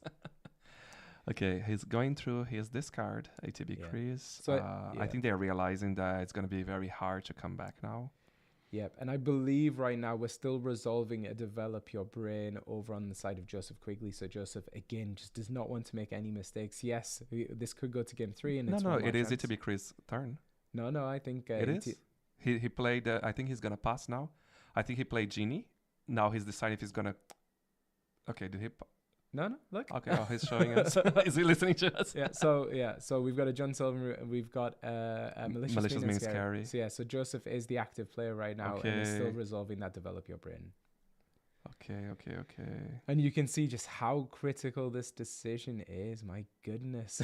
Putting the cards down, looking at the discard pile, every little bit of information is critical here. Seeing if there are any outs left for ETB Chris. Oh my goodness. This is tense, but again, we've got all the time here, and Joseph, they showed us which cards they had, but they didn't show us which one they are going to draw. But it looks like we're going to quest for 5. And who are we going to give the Reckless to here? Probably the evasive one, right? No? Look at that. He always makes the choice different than what I was thinking. I just feel like forcing the evasive will probably be a better idea here. No? Yeah, I don't know. I think the interesting thing is... it's more because he can only boost once per turn with his current deck, right? So really... By the time they can actually make a usage of more lore than the other Genie, it's a disadvantage, and the Genie is evasive. I think the only thing I can think of is maybe he didn't want any more damage being placed onto the Prince Philip at this point. Prince Philip quest for more lore, so if you gave it to the other Genie could challenge in, and then maybe Fire the Cannons finishes off the Prince Philip versus this card. So Genie, the magical researcher, is going to have to challenge in to the John Silver, keeping that Prince Philip around for a little bit longer. And so we do get to see the Cheshire Cat. The problem is now it's going to have to be moving damage sideways. So moving 2 damage, boosting, and then moving 2 damage from the Prince Philip over onto the John Silver. It does mean now that the Magical Researcher, when it's forced to challenge into the John Silver, is going to... be able to actually finish. Interesting. So we're getting to see a dock here. And then we're going to challenge in. My God. He can still change this game. So 15-15, this is my God. Incredible. And of course, he has 5 on board. He has 5 on board right now. Yeah, so ETB, Chris has game on board, just took game on board of Brave Sloth, and we'll see. 4 on board. I'm so sorry, because that is not the Genie. That is actually the Cheshire Cat. Malicious, Mean and Scary. Oh, Oh, what's happening here? This is a high stakes situation. So I think what happened there is Joseph was about to pay Ink to play Malicious Mean and Scary, but realized that if they want to be able to play it and shift on the same turn, they've got to sing it with their Prince Philip first. So how is this going to turn out? And maybe that was just mind games, right? Against the ETP Chris. I wonder. I think it was a mistake. Yeah. Yeah, it's 4. Yeah, sorry, we're delaying the audio. We realized that it is actually Shar's Cat. That's not the genie boosted. Yeah, over there. So oh yes, my god! It is true. If we do quest for 3 and then Chris has that Cobra, it's game over. So we do need to get that genie off the board one way or another. And Joseph just taking their time. We've still got 40 minutes left. This is game 2 of semi-finals. These players have had 70 minutes for this round, and Joseph just considering every single line, considering every single possibility, does not want to make a mistake. And the margins are so thin right now, 15-15. And this being so excited. This is actually so exciting. Oh my god. So the decks in top coat right now, so you're seeing 2 of them, which are Emerald Sapphire and Amethyst Steel, and we also have in the other match Blurple taking on Dogs. So very diverse top 4 right now. Okay, what is he going to do? Yeah, so we didn't get to see when Joseph did his developer's brain which card he took, but yes, if he'd taken John Silver, that is a way to slow down some of this aggression. But the other option was Malicious, Mean and Scary, and that can also be huge if they have the other Prince Philip available. We did see that he has Malicious, Mean and Scary in his hand because he accidentally showed to us. Oh, so I'm guessing he chose that over John Silver. But maybe already had the Malicious, Mean and Scary, and then went for the John Silver. So okay, did it freeze? No, he didn't freeze. Just everyone is so still right now. I know. So we're going to sing Malicious, Mean and Scary. We're going to shift. Oh and we my goodness. Okay. Is that how many Philips is that? Is that 3 Philips stacked on top of each other? And it was a Demona under the Magical Researcher there. Oh my god! I think that's it. I don't think he can come back. Look at that 3 Philips on top of baby Philip. This is amazing. Oh my goodness. So Chris does have 2 cards in hand, about to draw up to I think 2 cards in hand, maybe even 3 cards in hand, has plenty of ink, but Joseph is 5 law away from winning this. We're going to play an Elsa. Of course. At least he's closing for us, showing this iconic Hades. And he's saying you can draw your card. At this point, I'm not taking my Prince Eric from here. Yeah. Oh, sorry, my Prince Philip from here. So do you think Joseph has in their hand the last remaining Prince Philip to shift? That is the question. Oh my gosh. Oh, this is amazing. This has been an incredible game number 2 of our semi-final match here, playing out the Christopher Robin. Are we going to play anything else? We really need to be putting some law pressure on that board. Joseph is 2 turns away, questing with that Prince Philip alone to close this game. You need to play another one, Chris. Another one. Can you have another Christopher Robin? Oh, we're passing back, so Joseph can get up to 18 right now. What is this? Why is someone calling the judge? I think we missed something. Can he get 4 Philips on top of each other? That's what we're... Yeah. Yeah, they're saying no. 1 damage. He moved 2 to John to Q with the genie earlier. Yeah. Okay. Okay, so he played Cinderella here, of course. Yeah. Oh, we're seeing the hand. Is that 2? Okay. Oh my gosh. No. Did he fold? No, I think what happened there, so ETB Chris had 3 law on board, so would quest up to 18 and then had the giant Cobra in hand. So just showing Joseph that actually, because they weren't able to answer all of the threats on board, that they have game. So ETB won. I think Chris might have just won that game. That's it. Oh my god. And he closed with Cobra. We were saying we're waiting to see that Cobra finish. Oh my gosh, my neck is still is sore from how tense that was. That could not have been any closer. Oh my gosh. This was amazing. That's exactly what we want to see here, especially on the semi-final. As Charlie said earlier, this is a huge deal. Whoever wins the final will get an invite to the Nationals, which happens in Disneyland later. Oh my gosh. It's amazing. My adrenaline right now is so high. That was incredible. And they still have plenty of time to spare. Yeah. Pretty much almost 40 minutes left for a 3rd game. That's not bad at all. So I think the judge call, it looks like the Malicious, Mean and Scary combo, instead of those characters being banished, it looks like they may have been put on the bottom of the deck by mistake. it won't really make a difference in this matchup with Chris having nowhere to get things out of his discard, but it is important that we do these things correctly. So of course. that was a funny little thing that happened, but oh my goodness, that was tight. And we're going to game number 3. I'm not sure my nerves can take it, and this is only the semi-final. And of course, Brave Sloth is starting now, so that's good for him. It's crazy. We were really expecting. I almost wanted to see a 4th Prince Philip going on top just to close the game, but I'm glad that we're going for game number 3. Whew. Yeah, they're saying you could have Mata with You're Welcome, but yes, very true, unlikely. very But true. very unlikely.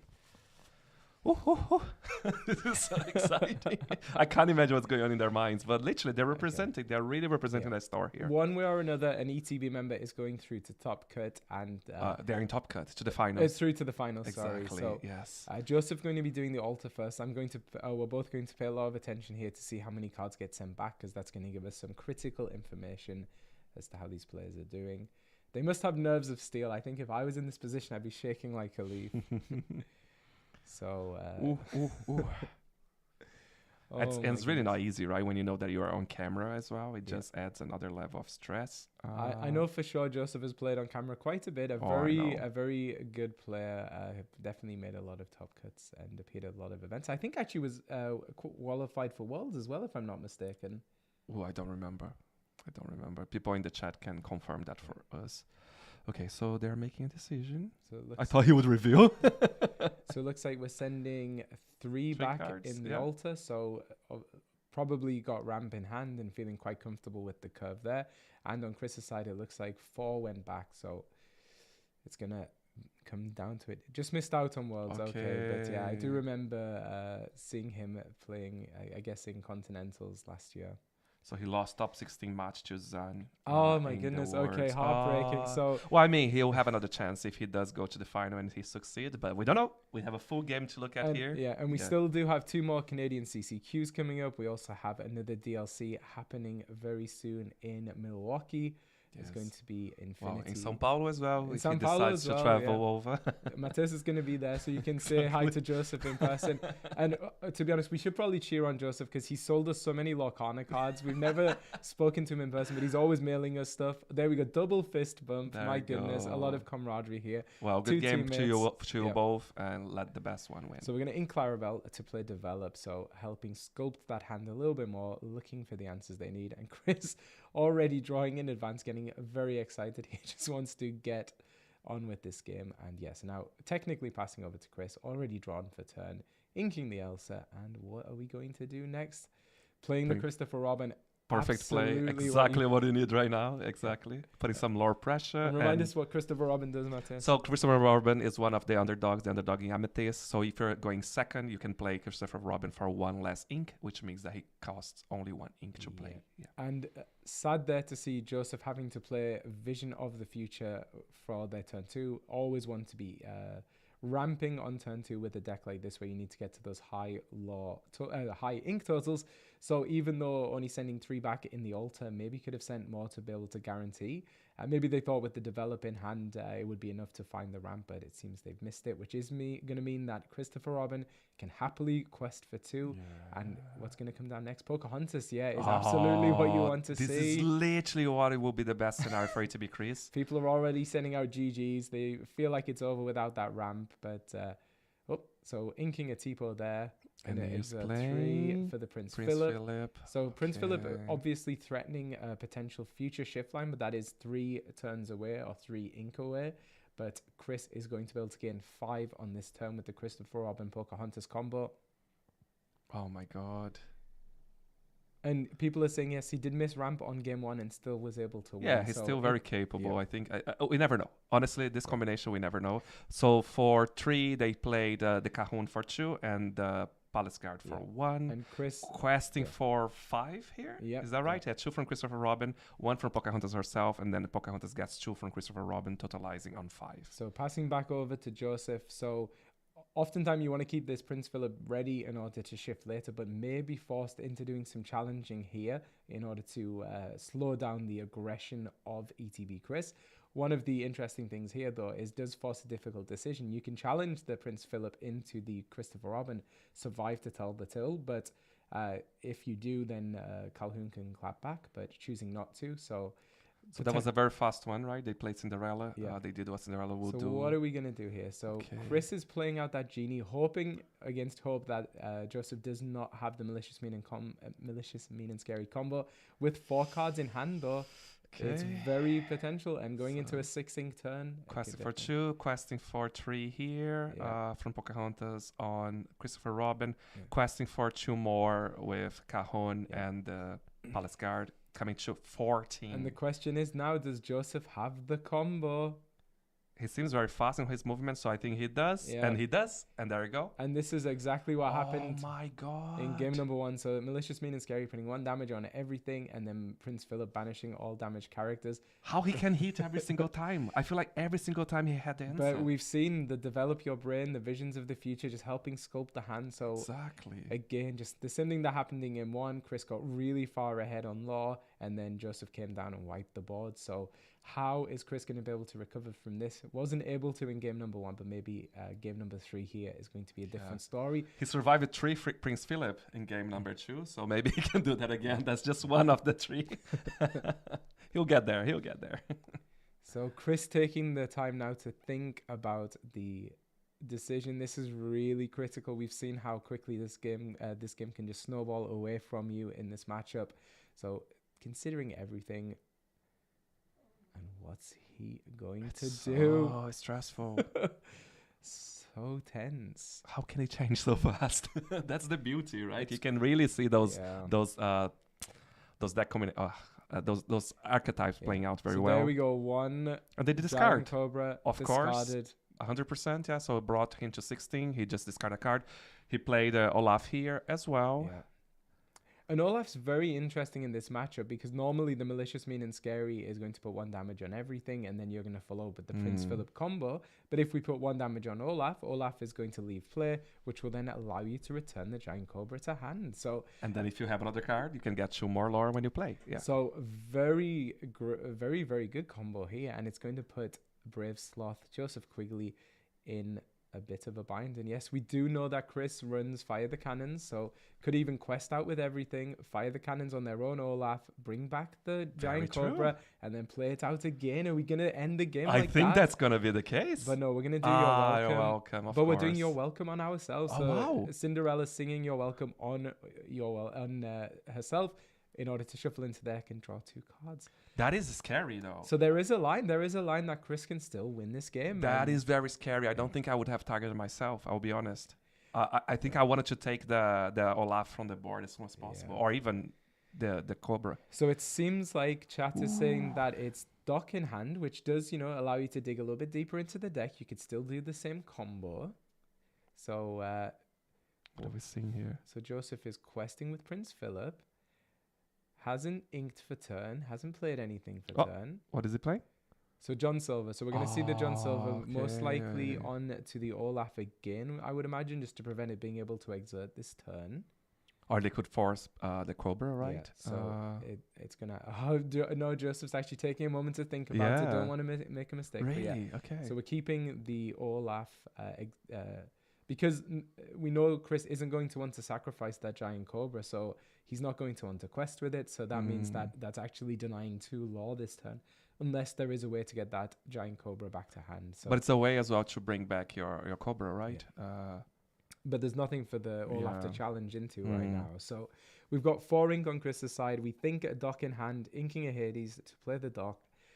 What, Olaf can challenge Prince Philip, no? Prince Philip's evasive. Oh, of course! Oh my god! Just a tiny detail.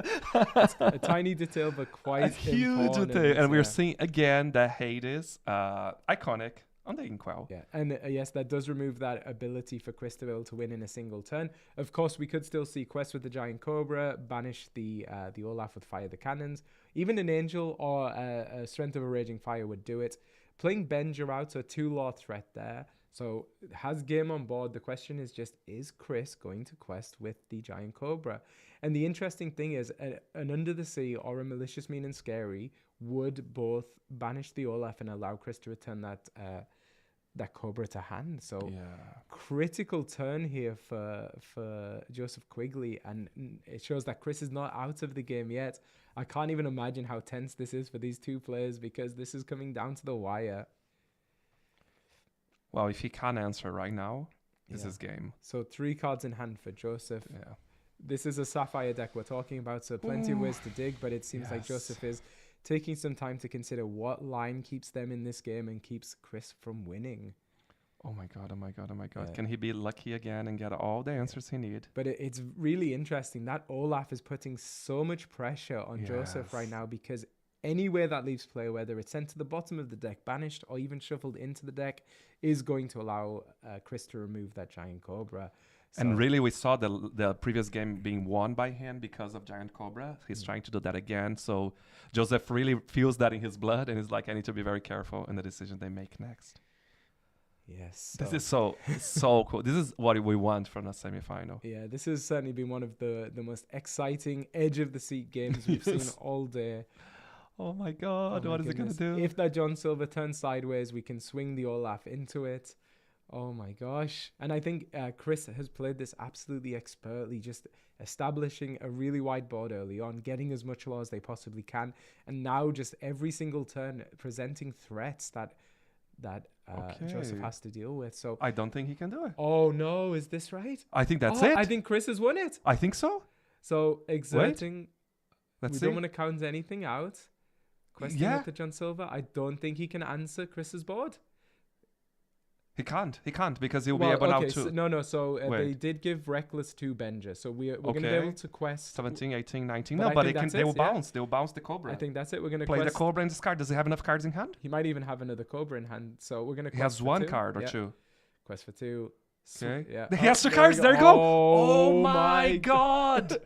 That was phenomenal. Incredible series of games. Everyone's so close, but my Chris God. on an absolute tear today, playing that so expertly, doing exactly what he needed to do, and He has didn't get defeated at all today. Is has that right? not lost a match. Yeah. Oh so my god. Chris securing their place in the finals for a place at Continentals.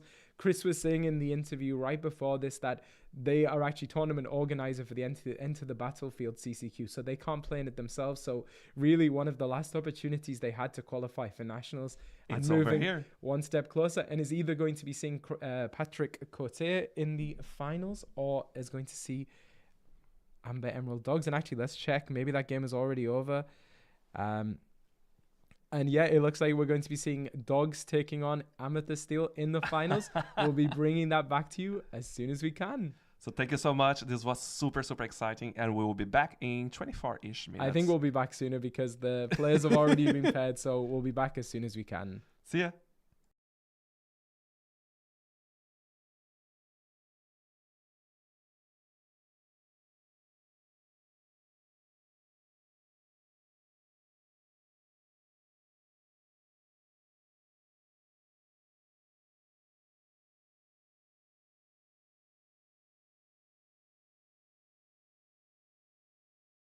So we're back already. We're gonna stay. We're gonna stay. We're too excited. Like after this, we have to stay here and hear all of your opinion. Yeah. This was insane. That Of was course, it, yeah. we should never underestimate either of them. We've seen Chris actually winning back to back, Yeah. no losses at all, bringing him all the way to the finals. Yeah. And what a semifinal that was! Like, Yeah. and a family semifinal, as we said. And my blood pressure is through the roof right now. We did hear from the tournament organizer. We're going to be bringing you the final very, very soon. Both players are ready and raring to go. It's going to be Dogs taking on Amethyst Steel. And Chris did say that he has teched his deck to beat Dogs. Was expecting a lot of Dogs in the room today. Oh, is that right? Okay, so he does have a deck strong against that. Can we then say that Amethyst still might win? It we, might we, be. We try our bets in the beginning of this tournament. Is that was your bet? Yeah, it was like, I think Amethyst Steel. Yeah, I think you wanted Amber Steel. I wanted right? Amber Steel, Yeah.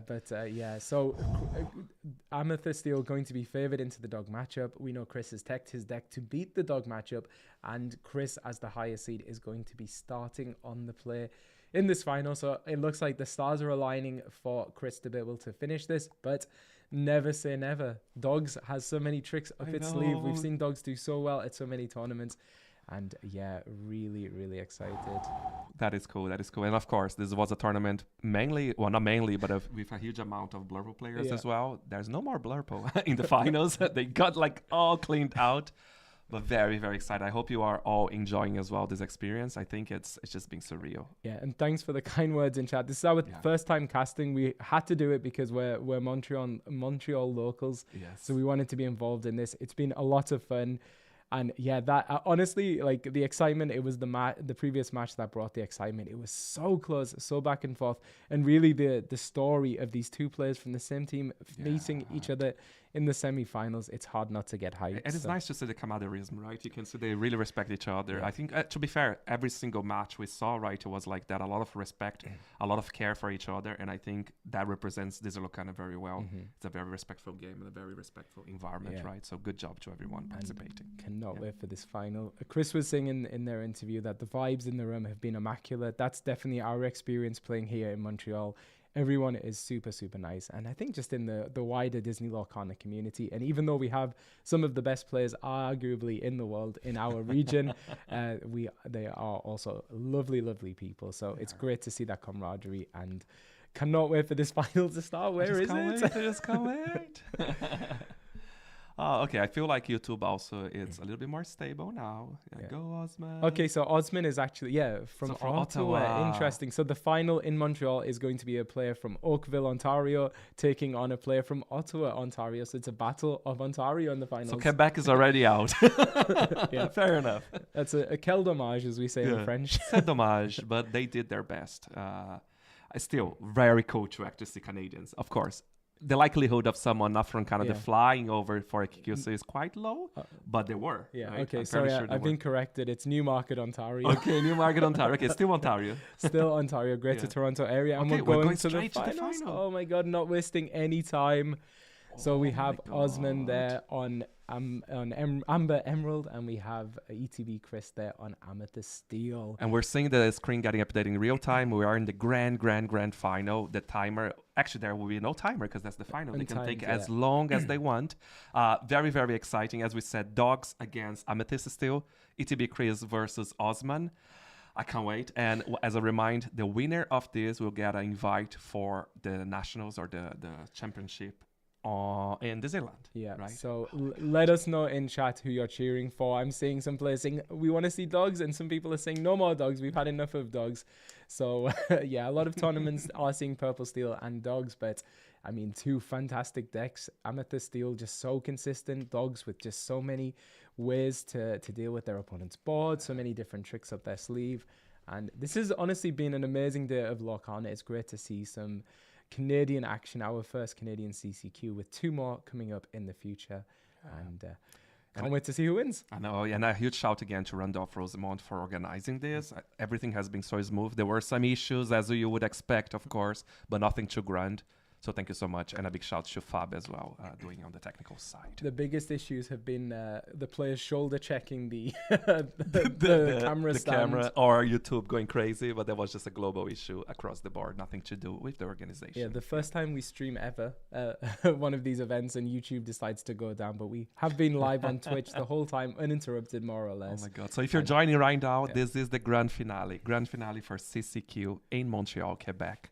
Who is going to win? Dogs or Amethyst Steel? That's the big question. Who's your money on, Matthias? I know. Well, I want Amethyst Steel because I'm wanting it, not because of the players, but because I put my money on Amethyst Steel this morning, and I think I'm going to stick to that to the end. Yeah, I think Amethyst Steel is looking good on paper, so we'll see if Osman is able to come back from behind. Double fist bump, that is like doubly good sportsmanship here. And Chris is going to be doing their altar first as the player on the player. Okay, let's see this. And I'm not kidding when I tell you my neck is hurting from the tension of that previous game. Oh my God, remember when they had 3 Prince Philip? Yeah, for anyone tuning in, we did just see Amethyst Steel Chris taking on his teammate Joseph Quigley, who was on Emerald Sapphire. And at one point, Joseph had 3 Prince Philip, Vanquisher of Us stacked on top of each other, clearing the board turn after turn. So Chris is going to send back 4 with their altar. Yeah. And let's see what Osman is going to do. We can see all the dogs on Osman's hand. What is the curve we're looking here? Oh, they do have Under the Sea. Yeah. likely not something they're gonna hold to. Do you think? I'm not Although sure. there's no way to remove, right? Yeah, I'm not there's- sure they would hold. Of course, in ETB Chris's deck, a lot of characters above the all-important That is two true. strength, but there are going to be a lot of ways in Osman's deck to reduce the strength of those characters. So it'll be very interesting to see how it's played. The best dogs player in the room, arguably today, Osman, making it all the way here to the final. So we'll definitely know what they want to do with their deck, and it looks like we're going to send back 5, so not keeping the Under the Sea, which I do think is wise. I think it's wise, yeah, to be fair. And again, as you said, they are probably becoming as a dog, you would expect that people would expect dogs to be there. Yeah. So they are also aware of how to counter the other strategies. Yeah. But as you said, ETB Chris probably have the advantage here, especially that he knew and he built a deck to combat dogs. Yeah, absolutely. I think for sure with a deck like dogs, you want to be drawing into the Under the Sea using something like your Tramp Street Smart Dog. And in this altar, it's really critical to get to that Street Smart Dog because you do need to establish that. It's one of the best cards actually in this matchup just because Amethyst Steel is going to struggle with that high willpower. Insanity. So let's see what happens here. Chris going to be starting us off. They are taking their time. As we said, the finale has no timer. So they can take their time. They can take each step very cautiously, and that's what we're going to see here. You don't want to make a mistake at this point. No. Take every available minute to you. So we're going to be inking the Strength of a Raging Fire, which makes a lot of sense in a matchup where your opponent can play things like Mowgli and Ursula. Get rid of those songs now into the Inkwell, and hope you draw into more later. So we're going to see a Lilo going into the Inkwell there on Osman's side. And I can't even imagine how tense these players are feeling, because I'm feeling tense watching. And so Osman establishing there the Lady Decisive Dog, I believe, is that lady. Okay, so Chris inking the Royal Guard there and establishing a Palace Guard. Palace Guard and establishing with Christopher Robin, yes. So a lot of this early game is just going to be these two players staring each other down. Dogs is not a deck that wants to be questing early, despite being an aggro deck. It's looking instead to set up that wide board in order to be there, able to then get a nice discount on that Tramp Street Smart Dog. So Osman taking a few moments to consider. It looks like they do have the Emerald Chromacon in hand, but Chris's deck is teched for this matchup. It does have item removal. Well, right? Yeah. So let's see what Osman does here. So considering maybe inking that Della's Moon Lullaby, it is a very good card because it can put a lot of Chris's characters into range of an Under the Sea, which might be one of the ways. That's the thing. It is scary that he's going to do that, but I think it's probably doesn't have many options at that point yet. It's just such a shame. Maybe favoring some of the characters in the deck. So going to play the Rhino, giving a -1 strength to the Olaf, can let your character quest in the next turn if you want with this turn. Sorry, you can quest with the Lady. Let's see what happens. And I think we might just go for a quest with the Lady here, more or less safe. And there we go. We do know that Chris is playing a lot of fire. Well, not a lot, but is playing Fire the Cannons in the deck specifically for this matchup. So we could see a Fire the Cannons challenge in with the Olaf. Olaf will survive the challenge as well because Lady has 0 strength. Inking a Demona, a good card for exerting, but you often don't want to be giving your opponent cards in a matchup like this. Plus, it's quite late game as well, so maybe they just need to speed up. And of course, this is also an enchanted Demona. Going for the Cobra, are they discarding and getting that to lore? Is it that important at this stage? I don't think so. I don't think so. What's very critical there is Chris did see Osman ink the Della's Moon Lullaby, and Della's Moon Lullaby is actually a really great card to help deal with illusions because you can use that to target them. So Chris may be feeling a little bit secure there to set up the illusion, and if Osman isn't able to deal with it, then the 4 strength, 4 willpower is going to be really important in this matchup. And we cannot forget, with Olaf in place as well, at any moment, if they play this correctly, they can bring the Cobra back and then close the game later on with the Cobra as well. Yeah. So really interesting. I don't know if you saw the card that Osman just drew this turn. It's the Tramp Dapper Rascal. So one of the cards that Zan Syed added to their deck list for Type A said they actually wanted to run it for the Ghent DLC that they won, but didn't have time to add it into their deck list. So it's a card specifically for this matchup, and choosing to ink it. They which, did ink, yeah, though. They did ink. So, okay, so we're playing Lady. Lady, normally Miss Park Avenue, you want to be getting things out of your discard, but I think Osman just realizing at this point they need to be a little bit more of the control role. Not something you often see, but just needs to slow down some of that aggression from Chris. So we can now potentially challenge him with the Giant Cobra. It would be a trade, but you then get a Lady off the board. It reduces the ability for Osman to sing things like Under the Sea. And yeah, both players playing very, very deliberately right now. Don't want to make a mistake. And Angel, one of the absolute best cards for this deck in this matchup, because now, you know, Osman often doesn't want to be exerting their character. So now you can start pinging damage into the back line with all those snowballs. So as long as you have a card to discard, you can ping those 2 damage. It is once per turn, though. Just once per turn, but yeah, so okay, so we're going to get rid of that Miss Park Avenue. Exactly, and as then, you said. Maybe we can even ping some damage over and get rid of that Rhino, but not that much of a threat right now. The Lady, much more of a threat, but nothing. We can see 2 Nanis in hand, so they could start filtering some of that.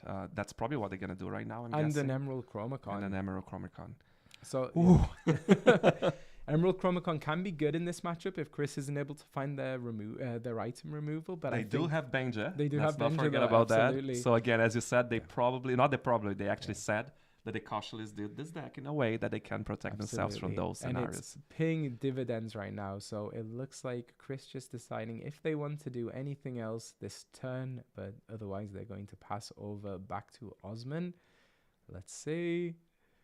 Chris, and I think they did. So we're passing back over to Osman now. So I expect oh my goodness, another Emerald Chromacon. Probably not what you wanted to draw at this point, but we do have Nani.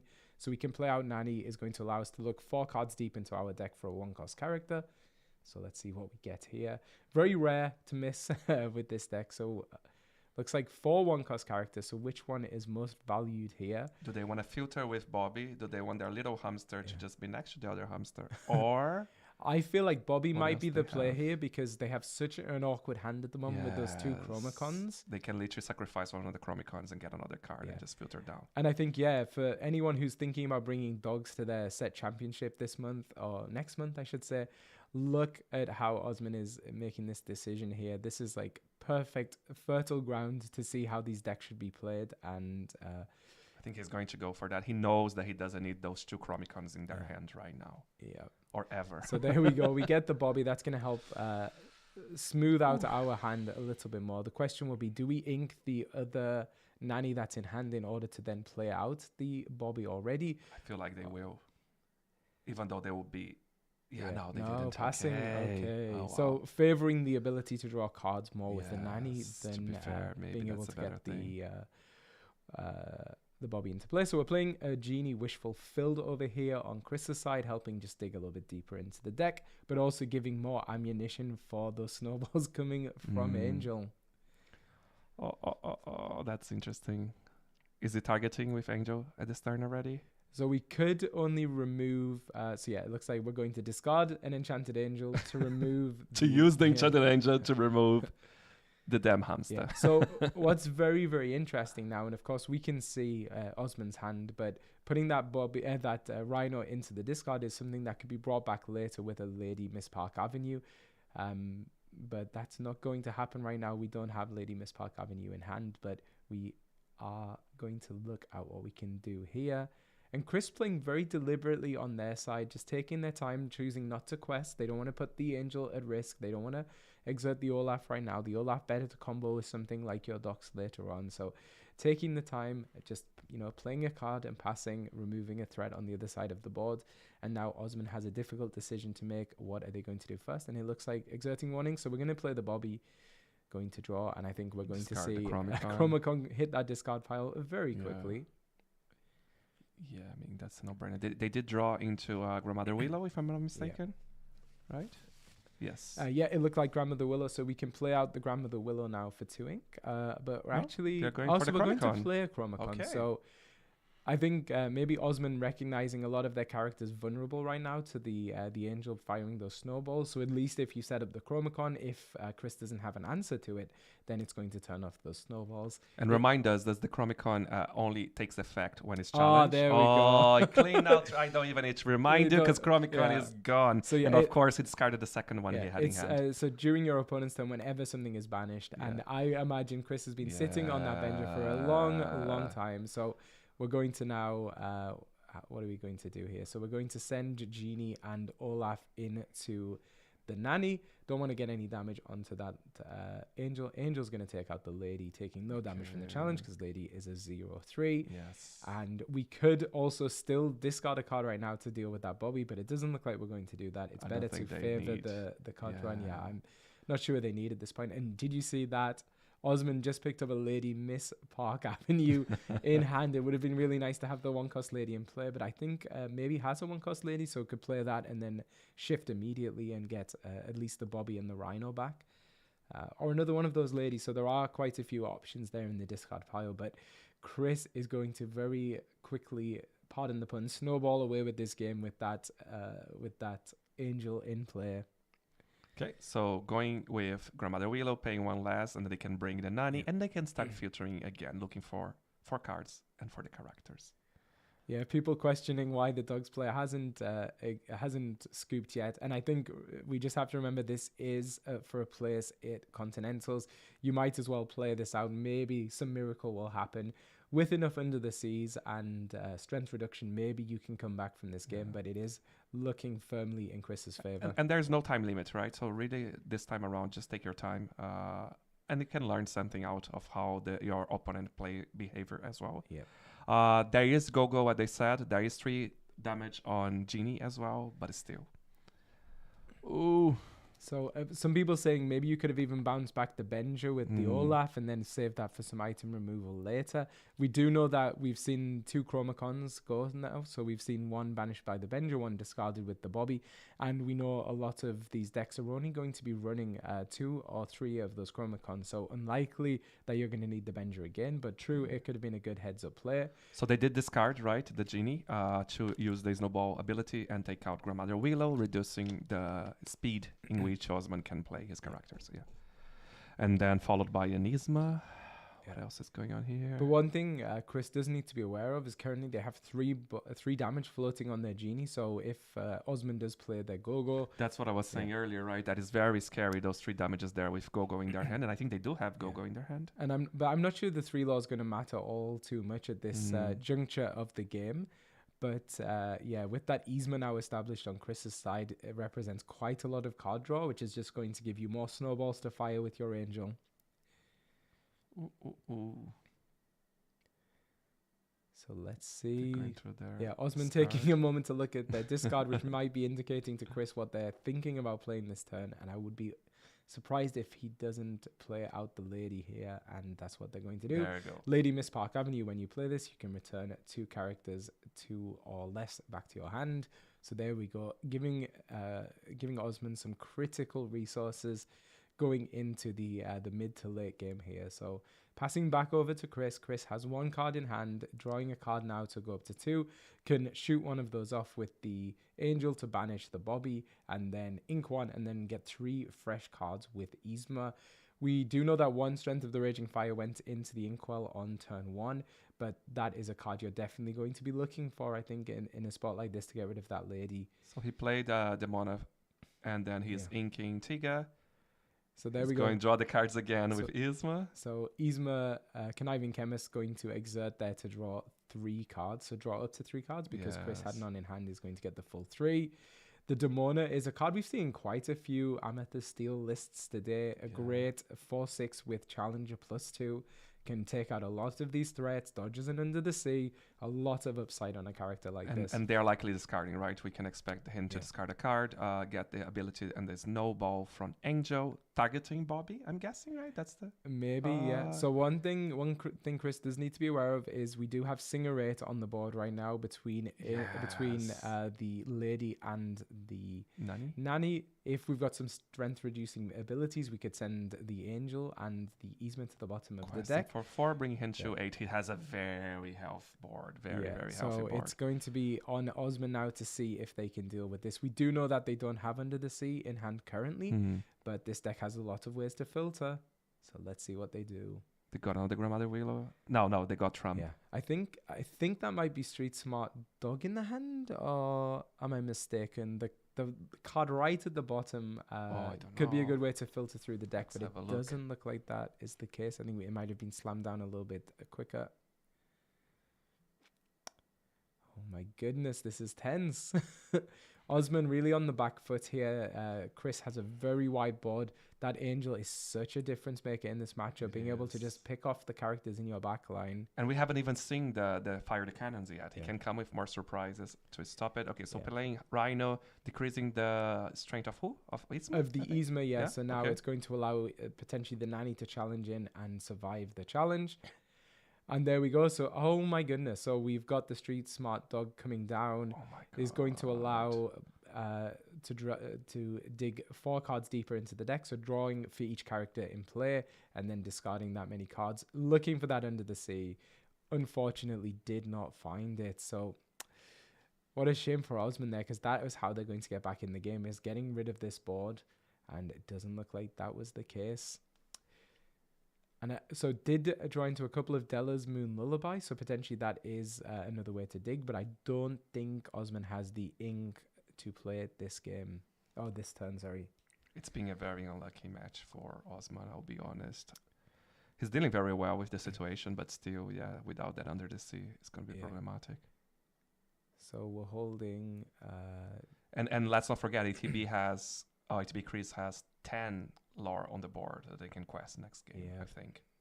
So 2, 3. It's now or never, I think, for Osman. God. Osman needs to deal with this board. So we do have the Nanny and we do have the Lady who can challenge. Remember, the Yzma has -1 strength right now, so we could, at the very least, take care of the Yzma and the Benja. We'd keep all of our characters, and I think that's going to have to be what happens, just to slow down the aggression of Chris here. That's what they went for. So dogs is happening on the stream right now, and a cat just set off our doorbell camera. So yeah, people saying in the chat, on the edge of their seat. Us too. This has been so exciting.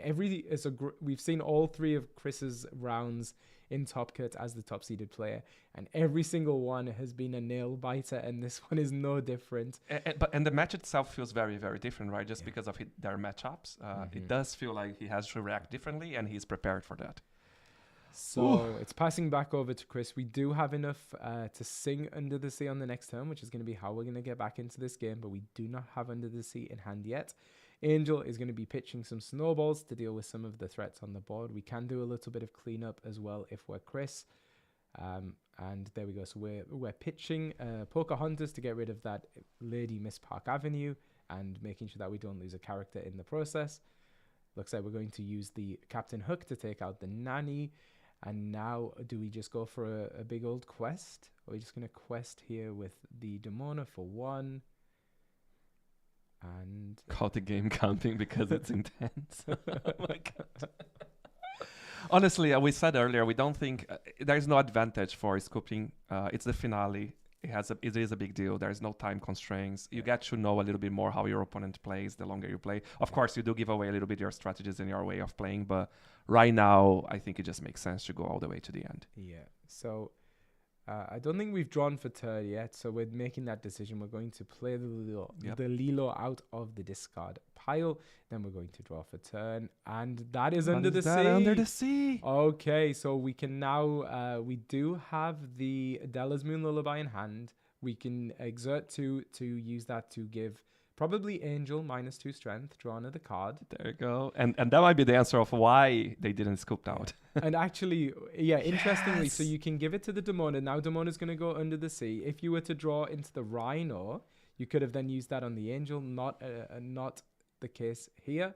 But we are going to remove 3 out of 4 characters from Chris's board. And look at this. Never count the dogs out. It. All you need is 1 good turn like that, and how quickly the complexion of the game can turn around. So Chris has 2 cards in hand, I believe. We do have Angel, so Angel can challenge into something, can discard a card to banish another character.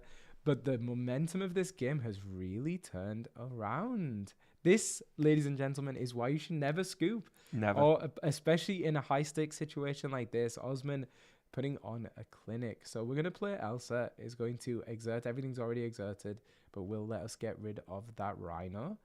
Angel can now challenge into the Lady if she wants, or even the Lilo. And we still... So, going to challenge into the Lady. Maybe we can still discard it. They have a card. They have one card in hand, right? Yeah, but choosing not to do that.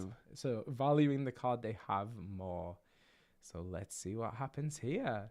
And I'm glad to see that we're still in this game. Exactly. Osman still has a chance.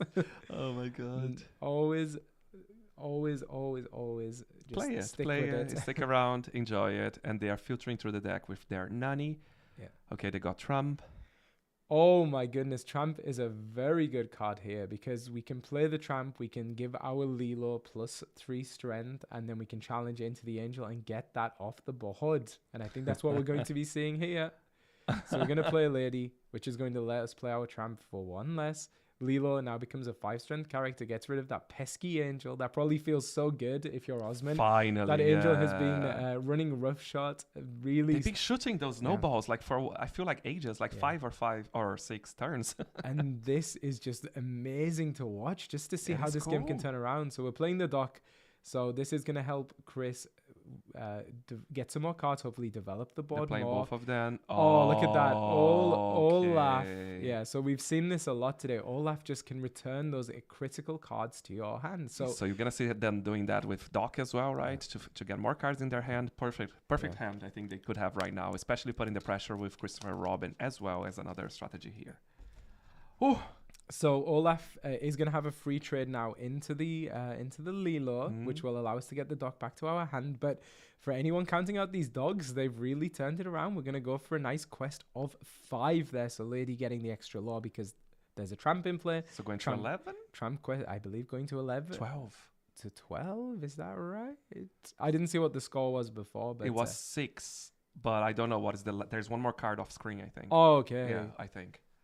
Yeah, dogs having very wide 4, 5, 6. No, yeah, it is 6. Yeah.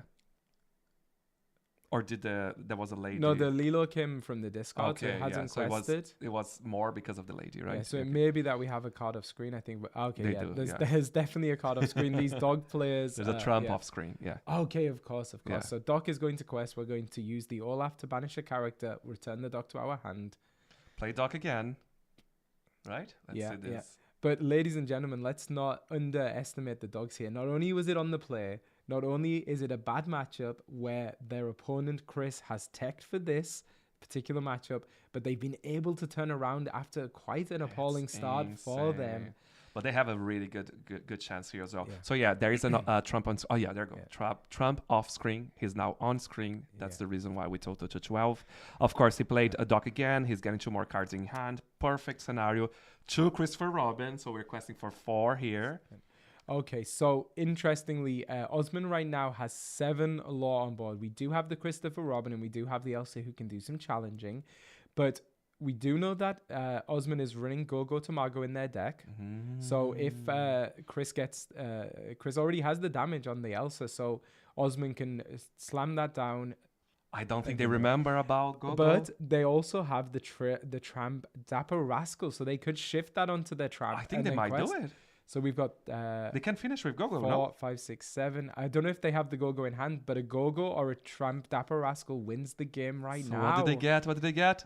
Oh my god. So Chris goes and wins game number 1. No way to answer that 4 law that was in the ready position. There were 2 solutions for Osman, but he didn't draw either. Oh my goodness. So it definitely was looking a bit hairy for Osman there. Stuck with it. Brought it to an incredibly close game, but Amethyst Steel take game number 1 of this finals of this CCQ at Randolph Rosemont in Montreal. That was a long sentence, but totally worth it. And we're going to game number 2 of potentially 3 games. Oh my gosh, I don't think I can take 3 games of this. My nerves. That was amazing. Showing again that ETB Chris has been undefeated. Yeah. ETB Chris is really, and all of their games so close, getting to those critical high law turns, so close, making their opponent prove that they have it. And in this case, unfortunately, their opponent wasn't able to deal with those ready characters they had on that side of the board. I feel like I spoke, my brain is like I have no air. I'm actually getting a little bit dizzy. Get some water. Do you need more coffee? Oh my god, no, I can't have more coffee. Again, thank you so much for everyone tuning in here, both on YouTube and Twitch. It means the world to us, and I hope you're enjoying this commentating. This is our first time doing this, but hopefully Charlie's doing a great job. Well, Charlie's doing a great job. No, Hopefully I can catch up to Matthias that. is doing a great job as well, bringing the emotion of the final here.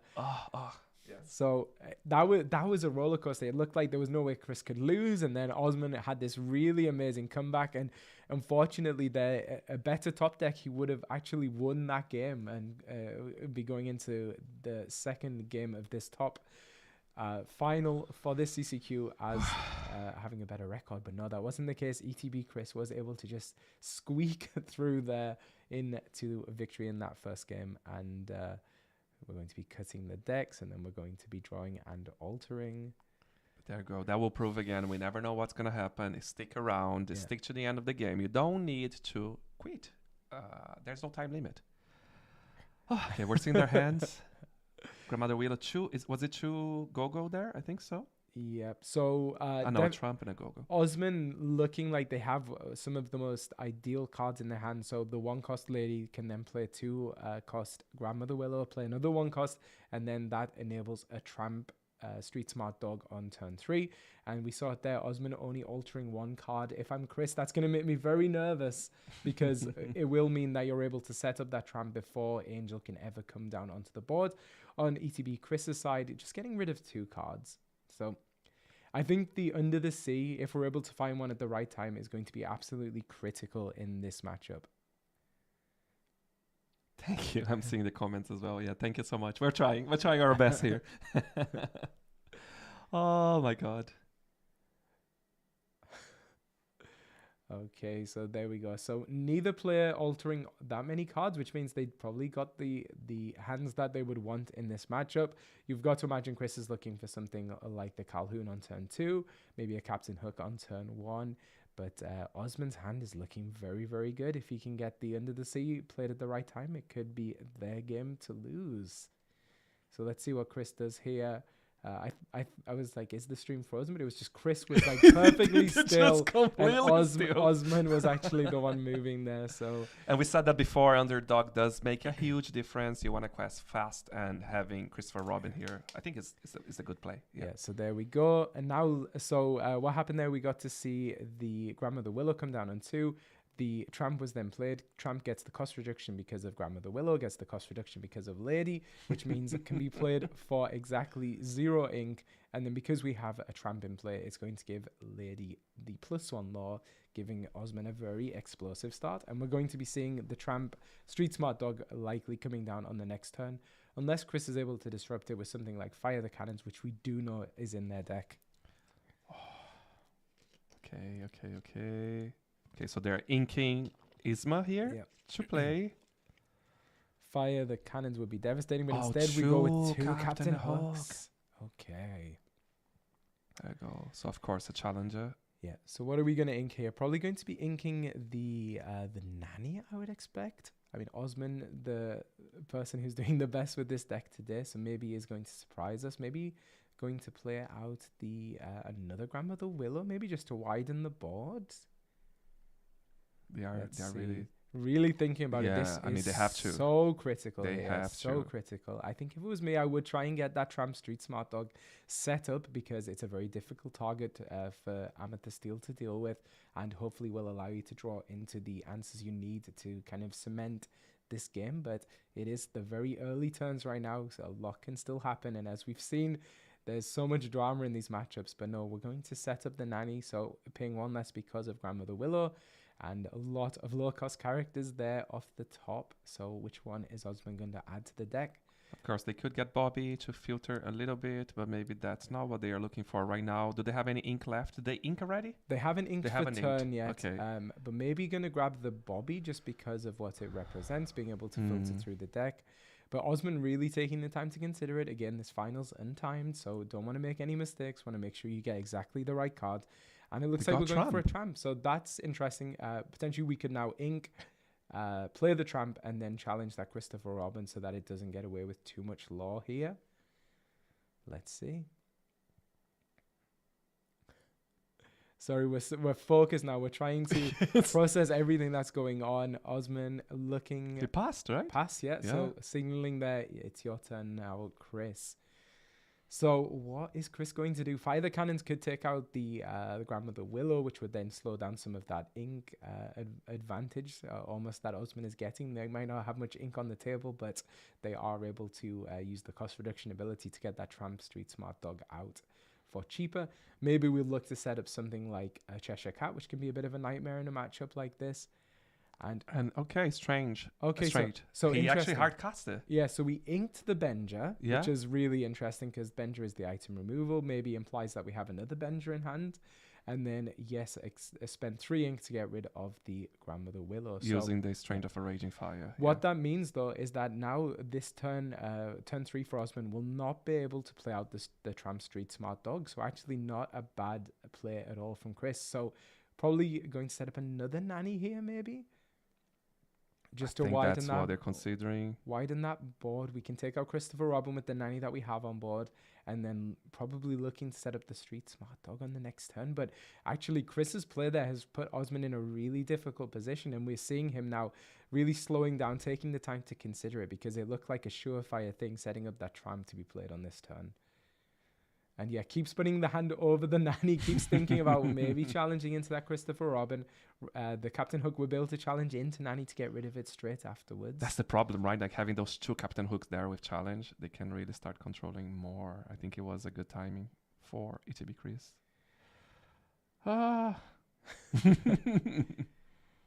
And it looks like 3 cards in Chris's hand, and Chris is doing the Ed Chew special. Keeping the hand down, looking at their opponent, reading the body language. So we're playing the Grandmother Willow.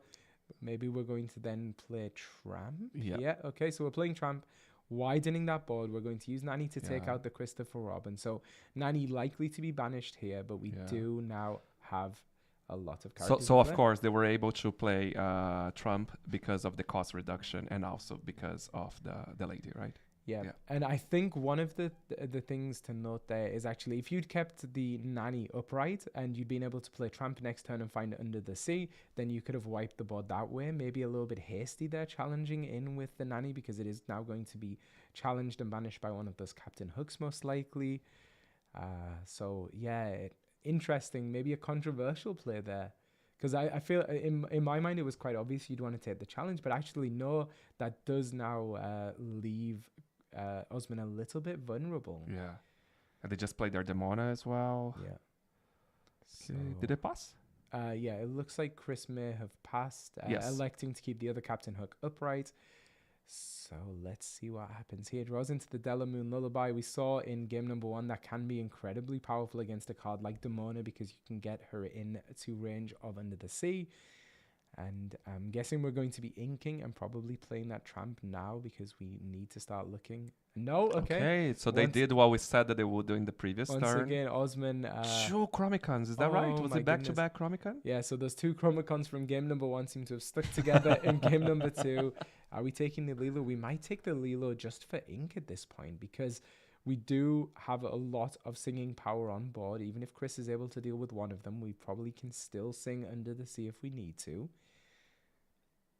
And we do have that Tramp. Okay, so we're staying on 2 ink. It's incredible. I think Dogs is the deck that can do the most with the least ink. So we're keeping the 2 ink, and we're going to see a Pluto. So that's some more item removal in Chris's deck. So that's the Steel Champion. Remind us what they do. So Steel Champion is every time you play a Steel character, you can banish chosen item, and also whenever one of your other Steel characters challenge, you gain banish a character in a challenge, you gain 2 law. So it's kind of like turning every one of your characters into a Calhoun, or at least every one of your Steel characters into Calhoun. So Osman taking the time to consider here what their best turn is. Likely it's going to be playing that Tramp Street Smart Dog. You're going to be able to do it for 1 ink, because of the Grandmother Willow. looking for the answers, and then if you're able to then sing the Della's Moon Lullaby maybe onto the Domona, you can send her to the bottom with Under the Sea as well. It is great to see Pluto there, right? Just in preparation for any item that are coming in. Again, showing that ETB Chris was really prepared for a very dog-heavy meta. Yeah, and this is a really, really critical turn here for Osman. Needs to turn this game around. Chris only has one card in hand. But it looks like we're going to see what that card is. Let's take a look. And it's dog. That's not the card you want to see. But okay, so now we have a little bit more information.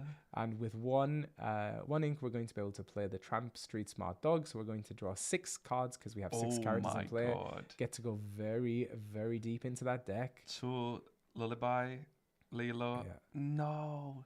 I think may already have had the Under the Sea in hand. I don't know, but no, they don't have it. No, they don't have it. So I don't think so. So it doesn't look like they found Under the Sea from that. So we're going to put a Lilo, of course. Lilos love the discard pile. Lilos. Oh my goodness. So 3 Lilos hitting the ink. We're going to have to discard 3 more cards. Let's see. I don't think I saw Under the Sea. Did anyone see? We're gonna find. Okay. Maybe I'm thinking back to game 1. Yeah, I think they didn't, but we'll see for sure. So 3 Lilos into the ink, very quick decision there, and now Osman taking a little bit more time to consider. 2 ladies and a lullaby, right? Because they had 2 lullabies, so they can put one down. Okay. Yeah. So we might see one. Okay, passing turn. So they're trying to build that to just close the game, right? It is a scary bat though, because if an angel comes by, oh my god, the perfect play. So we're playing Calhoun, and it's another character with strength above 2, sorry. Oh so, my god. And then they'll laugh just to bring back. Oh my gosh. Bring back the dock. So interestingly enough, if we do Under the Sea, the Olaf and the dock are both going to go together, so you're not going to be able to return the dock to your hand. But we are going to be desperately hoping that we find that Under the Sea off the top of the deck. So we've got Bobby. Bobby will allow us to dig 1 card deeper. One more chance. And with the Grandmother Willow, we're going to be able to play him for one free. More chance. Oh my goodness. It's not. It's another It's Tramp. Trump. Oh my gosh. So now you can play another Tramp. You're going to be able to draw 8 cards and then discard 8 cards. So we're discarding the Bobby. We're playing the Tramp for free. Oh my god. Okay, that might be the answer. This, everyone, is why dogs is so powerful. 2, 3, 4. Where's Under the Sea? No Under the Sea yet. 5, 6, 7. Is the 8 in total? No Under the Sea. Oh my gosh. So we did draw into another Tramp Street Smart Dog, which means you can play him again. So you're going to have a very wide board. Oh my god. This is insane. I don't even know how deep into their deck Osman is right now, but they must have seen over half of their deck. It looks very short, the quantity there. So they can play again. They can play another And they can Tramp. do the same thing again. Yeah. In fact, actually, with 1 more card. Yeah, so they're showing that as like, what is going on here? That is incredible. I think even Chris is shocked with what's going on. So someone needs to do the maths on the probability. I don't know if Frank Carsten is watching, but what is the likelihood that you wouldn't find one of your... Wait, are they not gonna play again? They have to, right? Yeah. Or they can... How much they can quest for? 1, 2, 3, 4. So it looks like Tramp is going to sing... Okay, they are sure. They are sure that they're gonna pull an Under the Sea. I think they're feeling very confident. So we're going to let's play trigger that again. Tramp. 1, 2, 3, 4, 5, 6, 7, 8, 9, 10. Yeah, so we're going to go 10 cards deep. 3, no Under the Sea, 4, no Under the Sea, 5, no Under the Sea. 6, 7. Under the Sea! Okay, oh my gosh. I'm sorry for the shouting. So that a very easy decision to do at the Under the Sea. You don't need to show your opponent, but we are going to... Oh my god, I'm sorry for the shouting, but that would have been insanity. So I think we have... That's going to be the last card in hand, so we're going to be able to get rid of a lot of this board, but the Calhoun is going to survive, the Pluto is going to survive. But is it going to be enough to be able to then clear up the board that Osman has established? So and they can still quest for a lot as well. They can. Oh, no, I suppose they're singing, right, with a lot of them. It would be absolutely probabilistically impossible to whiff off 2 Tramps. So a lot of the board is going into the bottom. The interesting thing is Calhoun is now going to generate 4 law every time they challenge because of Pluto's ability. Yeah. But look at how much law Osman is representing on the board. Insane. So the lady over there is going to be questing for 2 because we have Tramps in play, and we just set up 2 law questing, 2/6 Tramps on that turn alone, and all of this all of this with 2 ink in the inkwell for Osman. That's the reality of this, right? That's the beauty as well, and also the frustration for Yeah. some insane. People are saying in the chat we need to zoom out because look at how many characters we have on board. 14 ink for free. It was actually 15 because I think Bobby was also played that turn for free with the Grandmother Willow. Absolutely crazy. 14 with 2 inks. Hey, Dad Connor, thanks for hanging out. Nice to see you in the chat. You joined us for such an exciting final. So we're going to pay 3 ink there for the Strength of a Raging Fire. Get rid of the Nanny. We're going to be able to banish a character with the Calhoun right now to generate 4 lore thanks to Pluto's ability. But we still have on Osman's side how much lore? 1, 2, 3, 4, 5, 6, 7, 8, 9, 10, 11. So, oh no, sorry. We have 13. There's a tramp off screen. I didn't even see. God. That is going to be difficult for the Amethyst Steel player to deal with. Chris must be sweating. It looks like we might get to go to a game 3, which I know everyone is hoping for. This has been such a good final so far.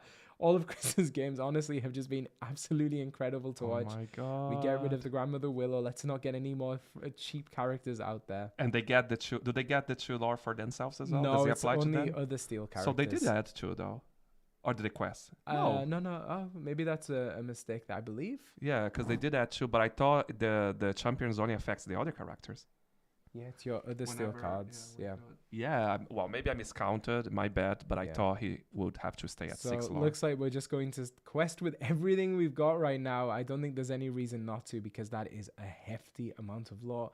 On Osman's side, going up to 17, I believe.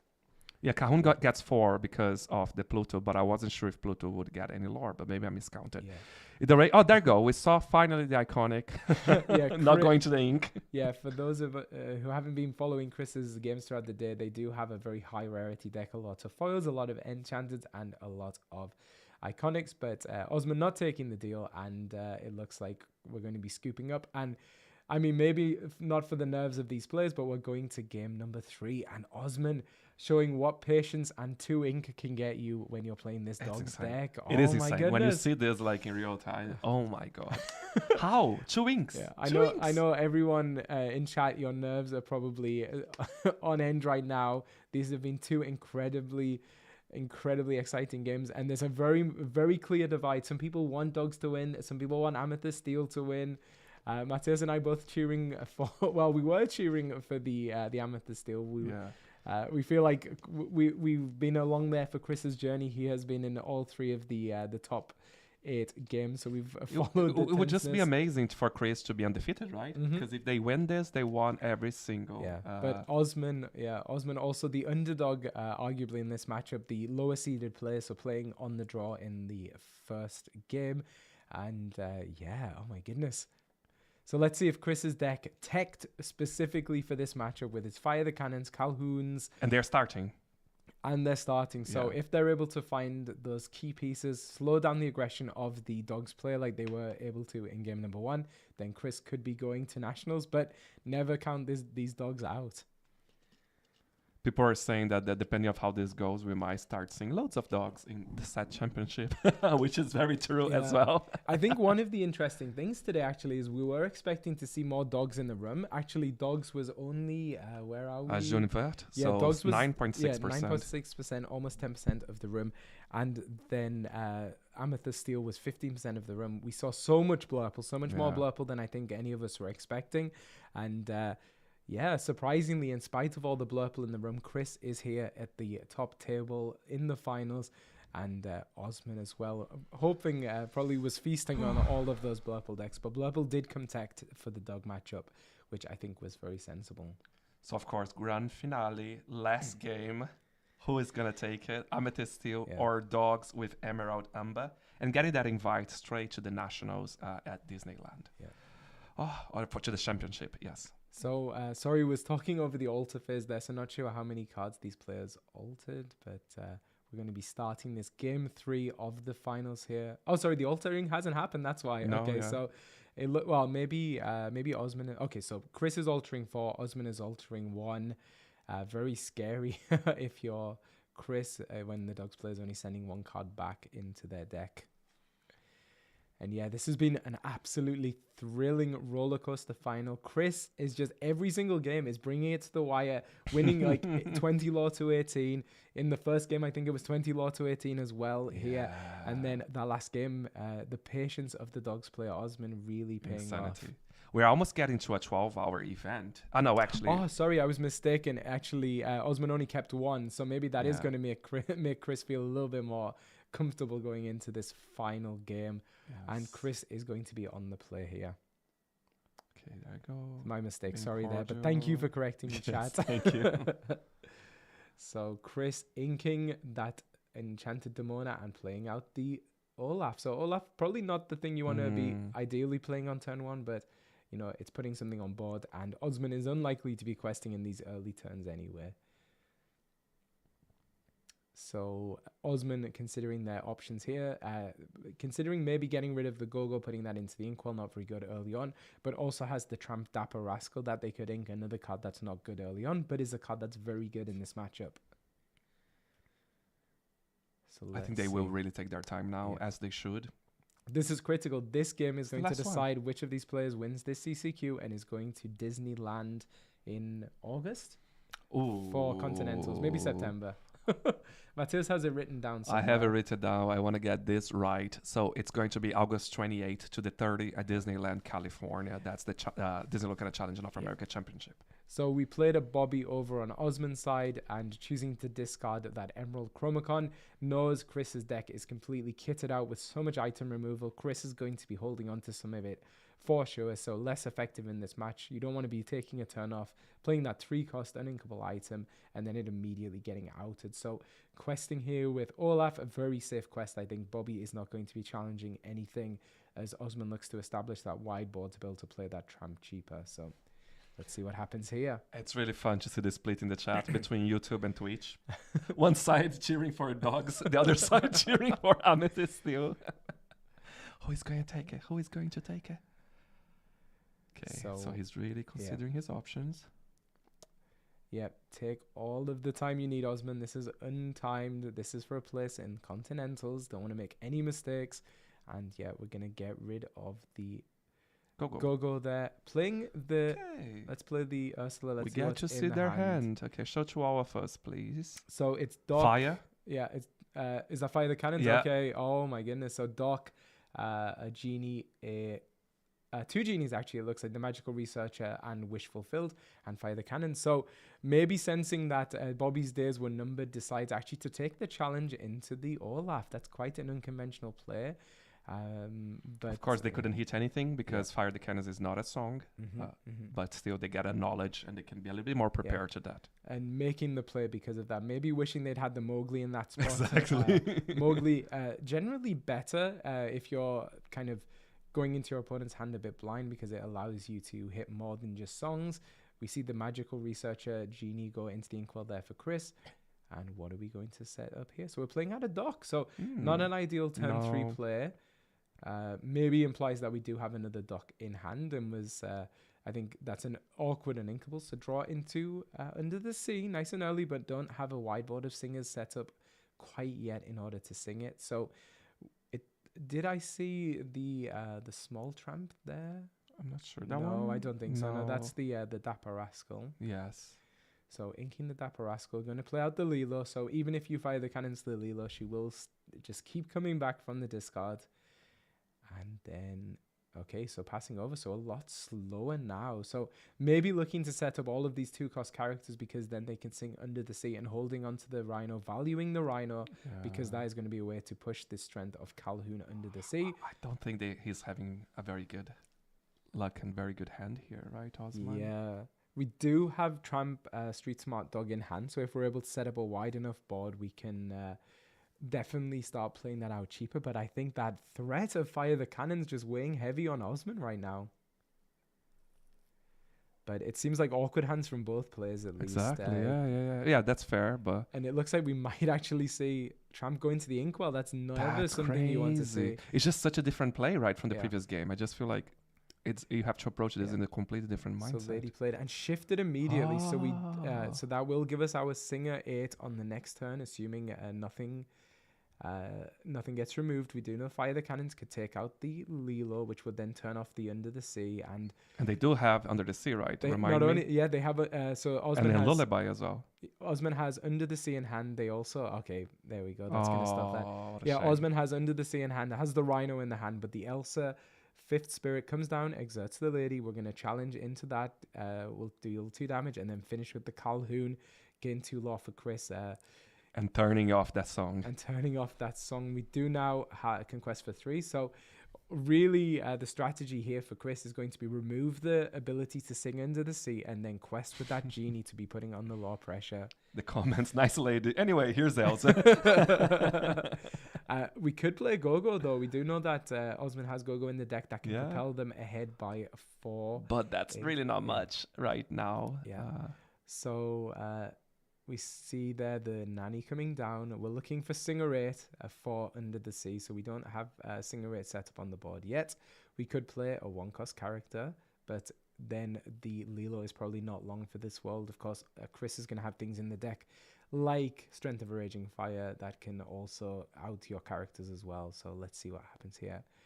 It looks like we are going to set up the Lilo. So now we do have Singer 8 on board unless Chris is able to deal with that. And right now... They do have the Fire the Cannon though, right? Yeah, but they can only remove one of the Lilos. Yes. Oh, no, but still, yeah, you're right. Sorry, that would still leave you only with Singer 7 on board. So very good play. Unless Osman's running like a one of Lilo Rockstar, maybe could come in. But I think that's unlikely. So Chris can breathe a sigh of relief. Just get rid of one of those Lilos and then you're safe from Under the Sea.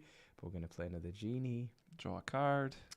And I think the game plan here maybe just to kind of race to the finish line. You can definitely do that. So we're going to get rid of one of the Lilos, Singers off the board.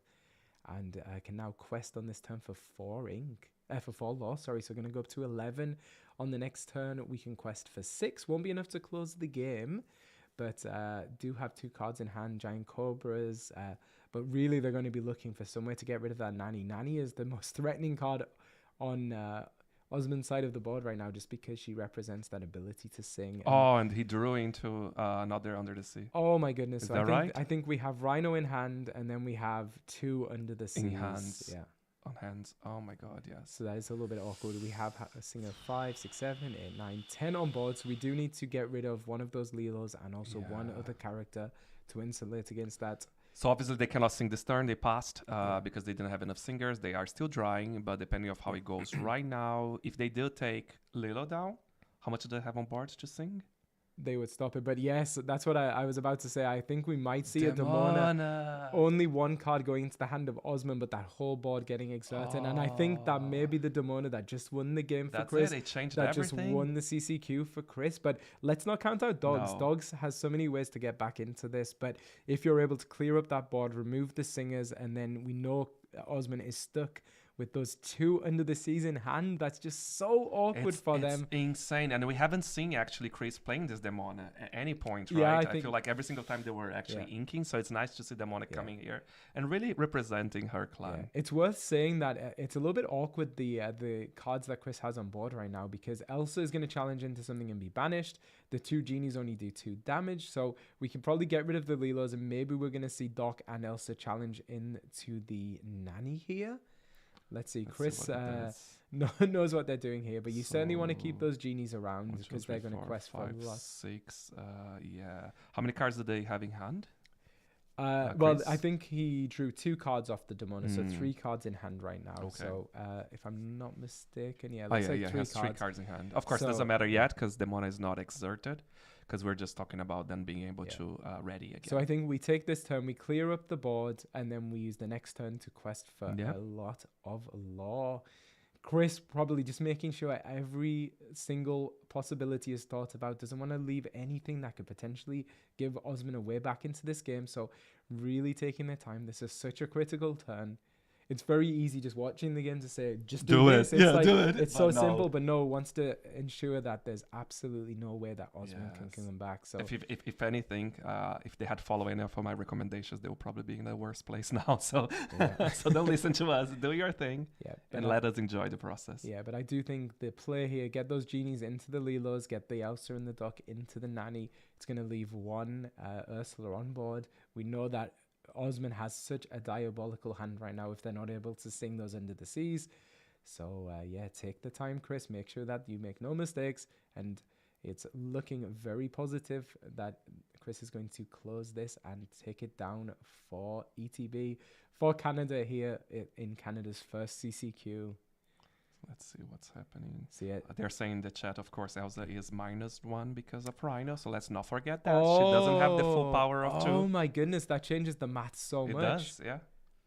Thanks, chat. So, okay, so this is going to change things. So you could swing one of the genies then into the Nanny, finish with the Doc, or finish with the Elsa, sorry.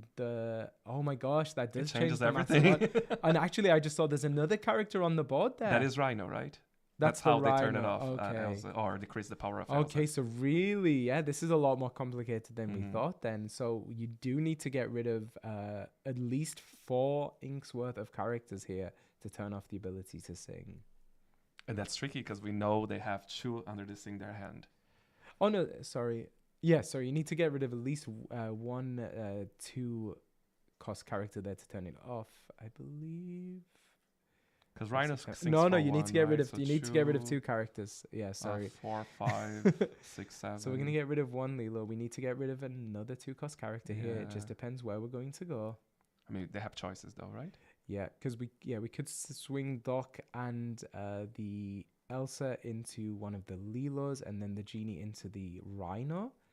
Okay. Okay, but so they don't remember. So maybe the players forgot about the They minus forgot strength. about the -1. Oh my goodness! I think don't know if we can, unless I'm mistaken, Yeah. but they did use Rhino, or was it the turn before? we're gonna. I think they forgot.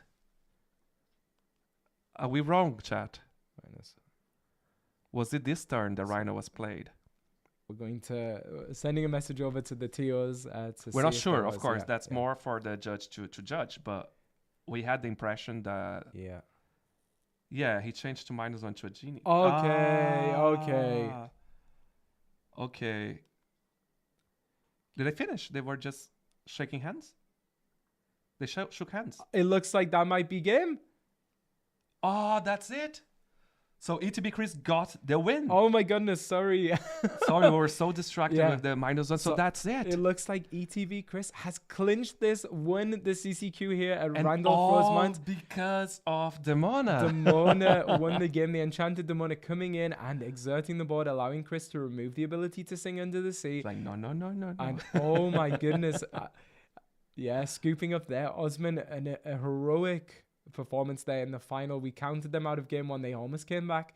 Game 2, patience, and we were able to win it, but it just was too much. ETB Chris there in the final game. Undefeated. Did not lose a match today. So let's remind ourselves, undefeated ETB Chris went all the way to the end. Okay, we're going to change to ourselves. One moment, please.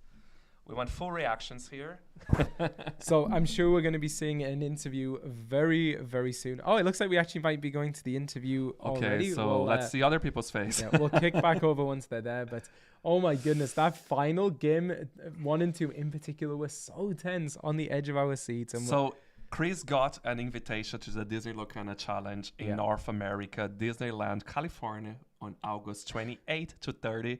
Amazing. That's what everyone was trying to get the win here. Yeah. Of course, all top 16 got amazing prizes, but still, huge shout out. Those top 8 was amazing. Yeah. This finale was insane. And if you want to congratulate Chris, they are actually the tournament organizer, the owner of Enter the Battlefield, who is going to be hosting another Canadian CCQ in August. It's going to be, no, sorry, not in August, in May. Yeah. It's going to be an Infinity constructed, so very interesting. So you can say congrats to Chris. They're not going to be playing in that tournament, but a lot of the other ETB players like Habibi, like Joseph Quigley, who we saw in the semifinals, going to be playing at that event. So this has just been such an amazing day, showcasing Canadian Disney Lorcana talent, because we do have a very vibrant scene up here. It is so exciting. Honestly, it's so exciting to see all this attention to Canada as well. Yeah. So thank you so much for giving me the chance via CCQ, and 2 more to come, as Charlie said.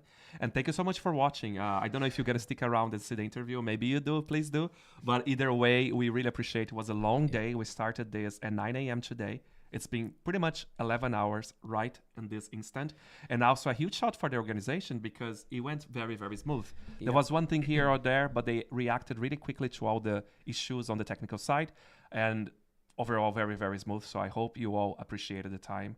and you enjoyed what you watch it. And if you're ever in Montreal, we did say check out Randolph Rosemont. So they're actually a board game restaurant, so you can go play some board games, actually eat some food, have some drinks. We've been quite a few times, and one of the really cool things about Randolph is that they have these board game sommeliers. Essentially, when you go, you can tell your server which board game do you want to play today, or even what genre of board game. So it looks like we might be going over to the place. So we're gonna cut back to Lucas. Them.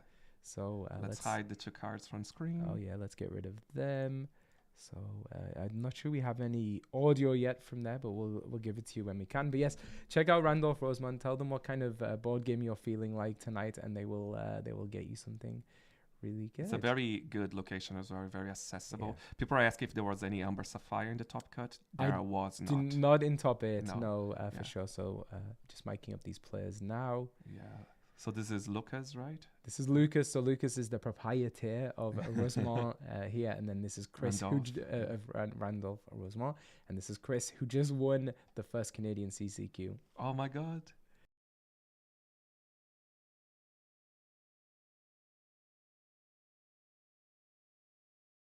So maybe we can let them hear. They're probably talking French.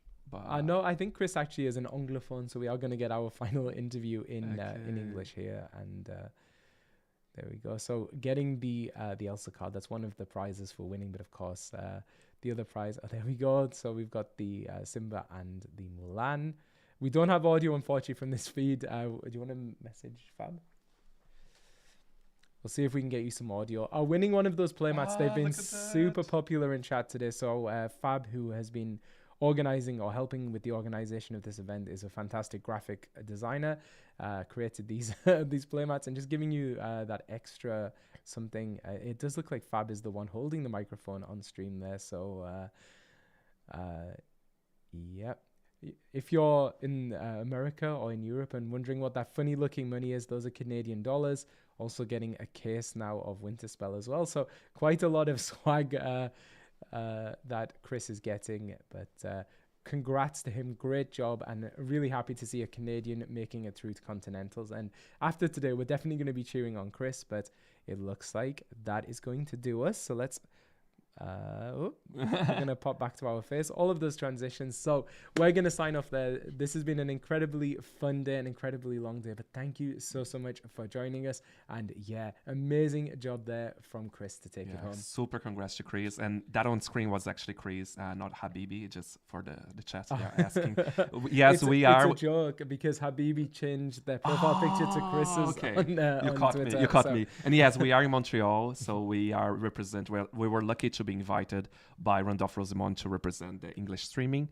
That was our first time, as we said before, but very, very exciting. And I think we wouldn't change anything. It was just amazing. So thank you so much for sticking around. We appreciate all the comments in the chat. We really, really, really do. And we're learning from that in the process. So thank you so much. Sorry, we couldn't respond to everything. We were trying to stay focused on the game, focused on the chat. But thanks for coming along to join us for this. And I think unless Matthias has anything else to say. No, that's everything. And as always, and until next time.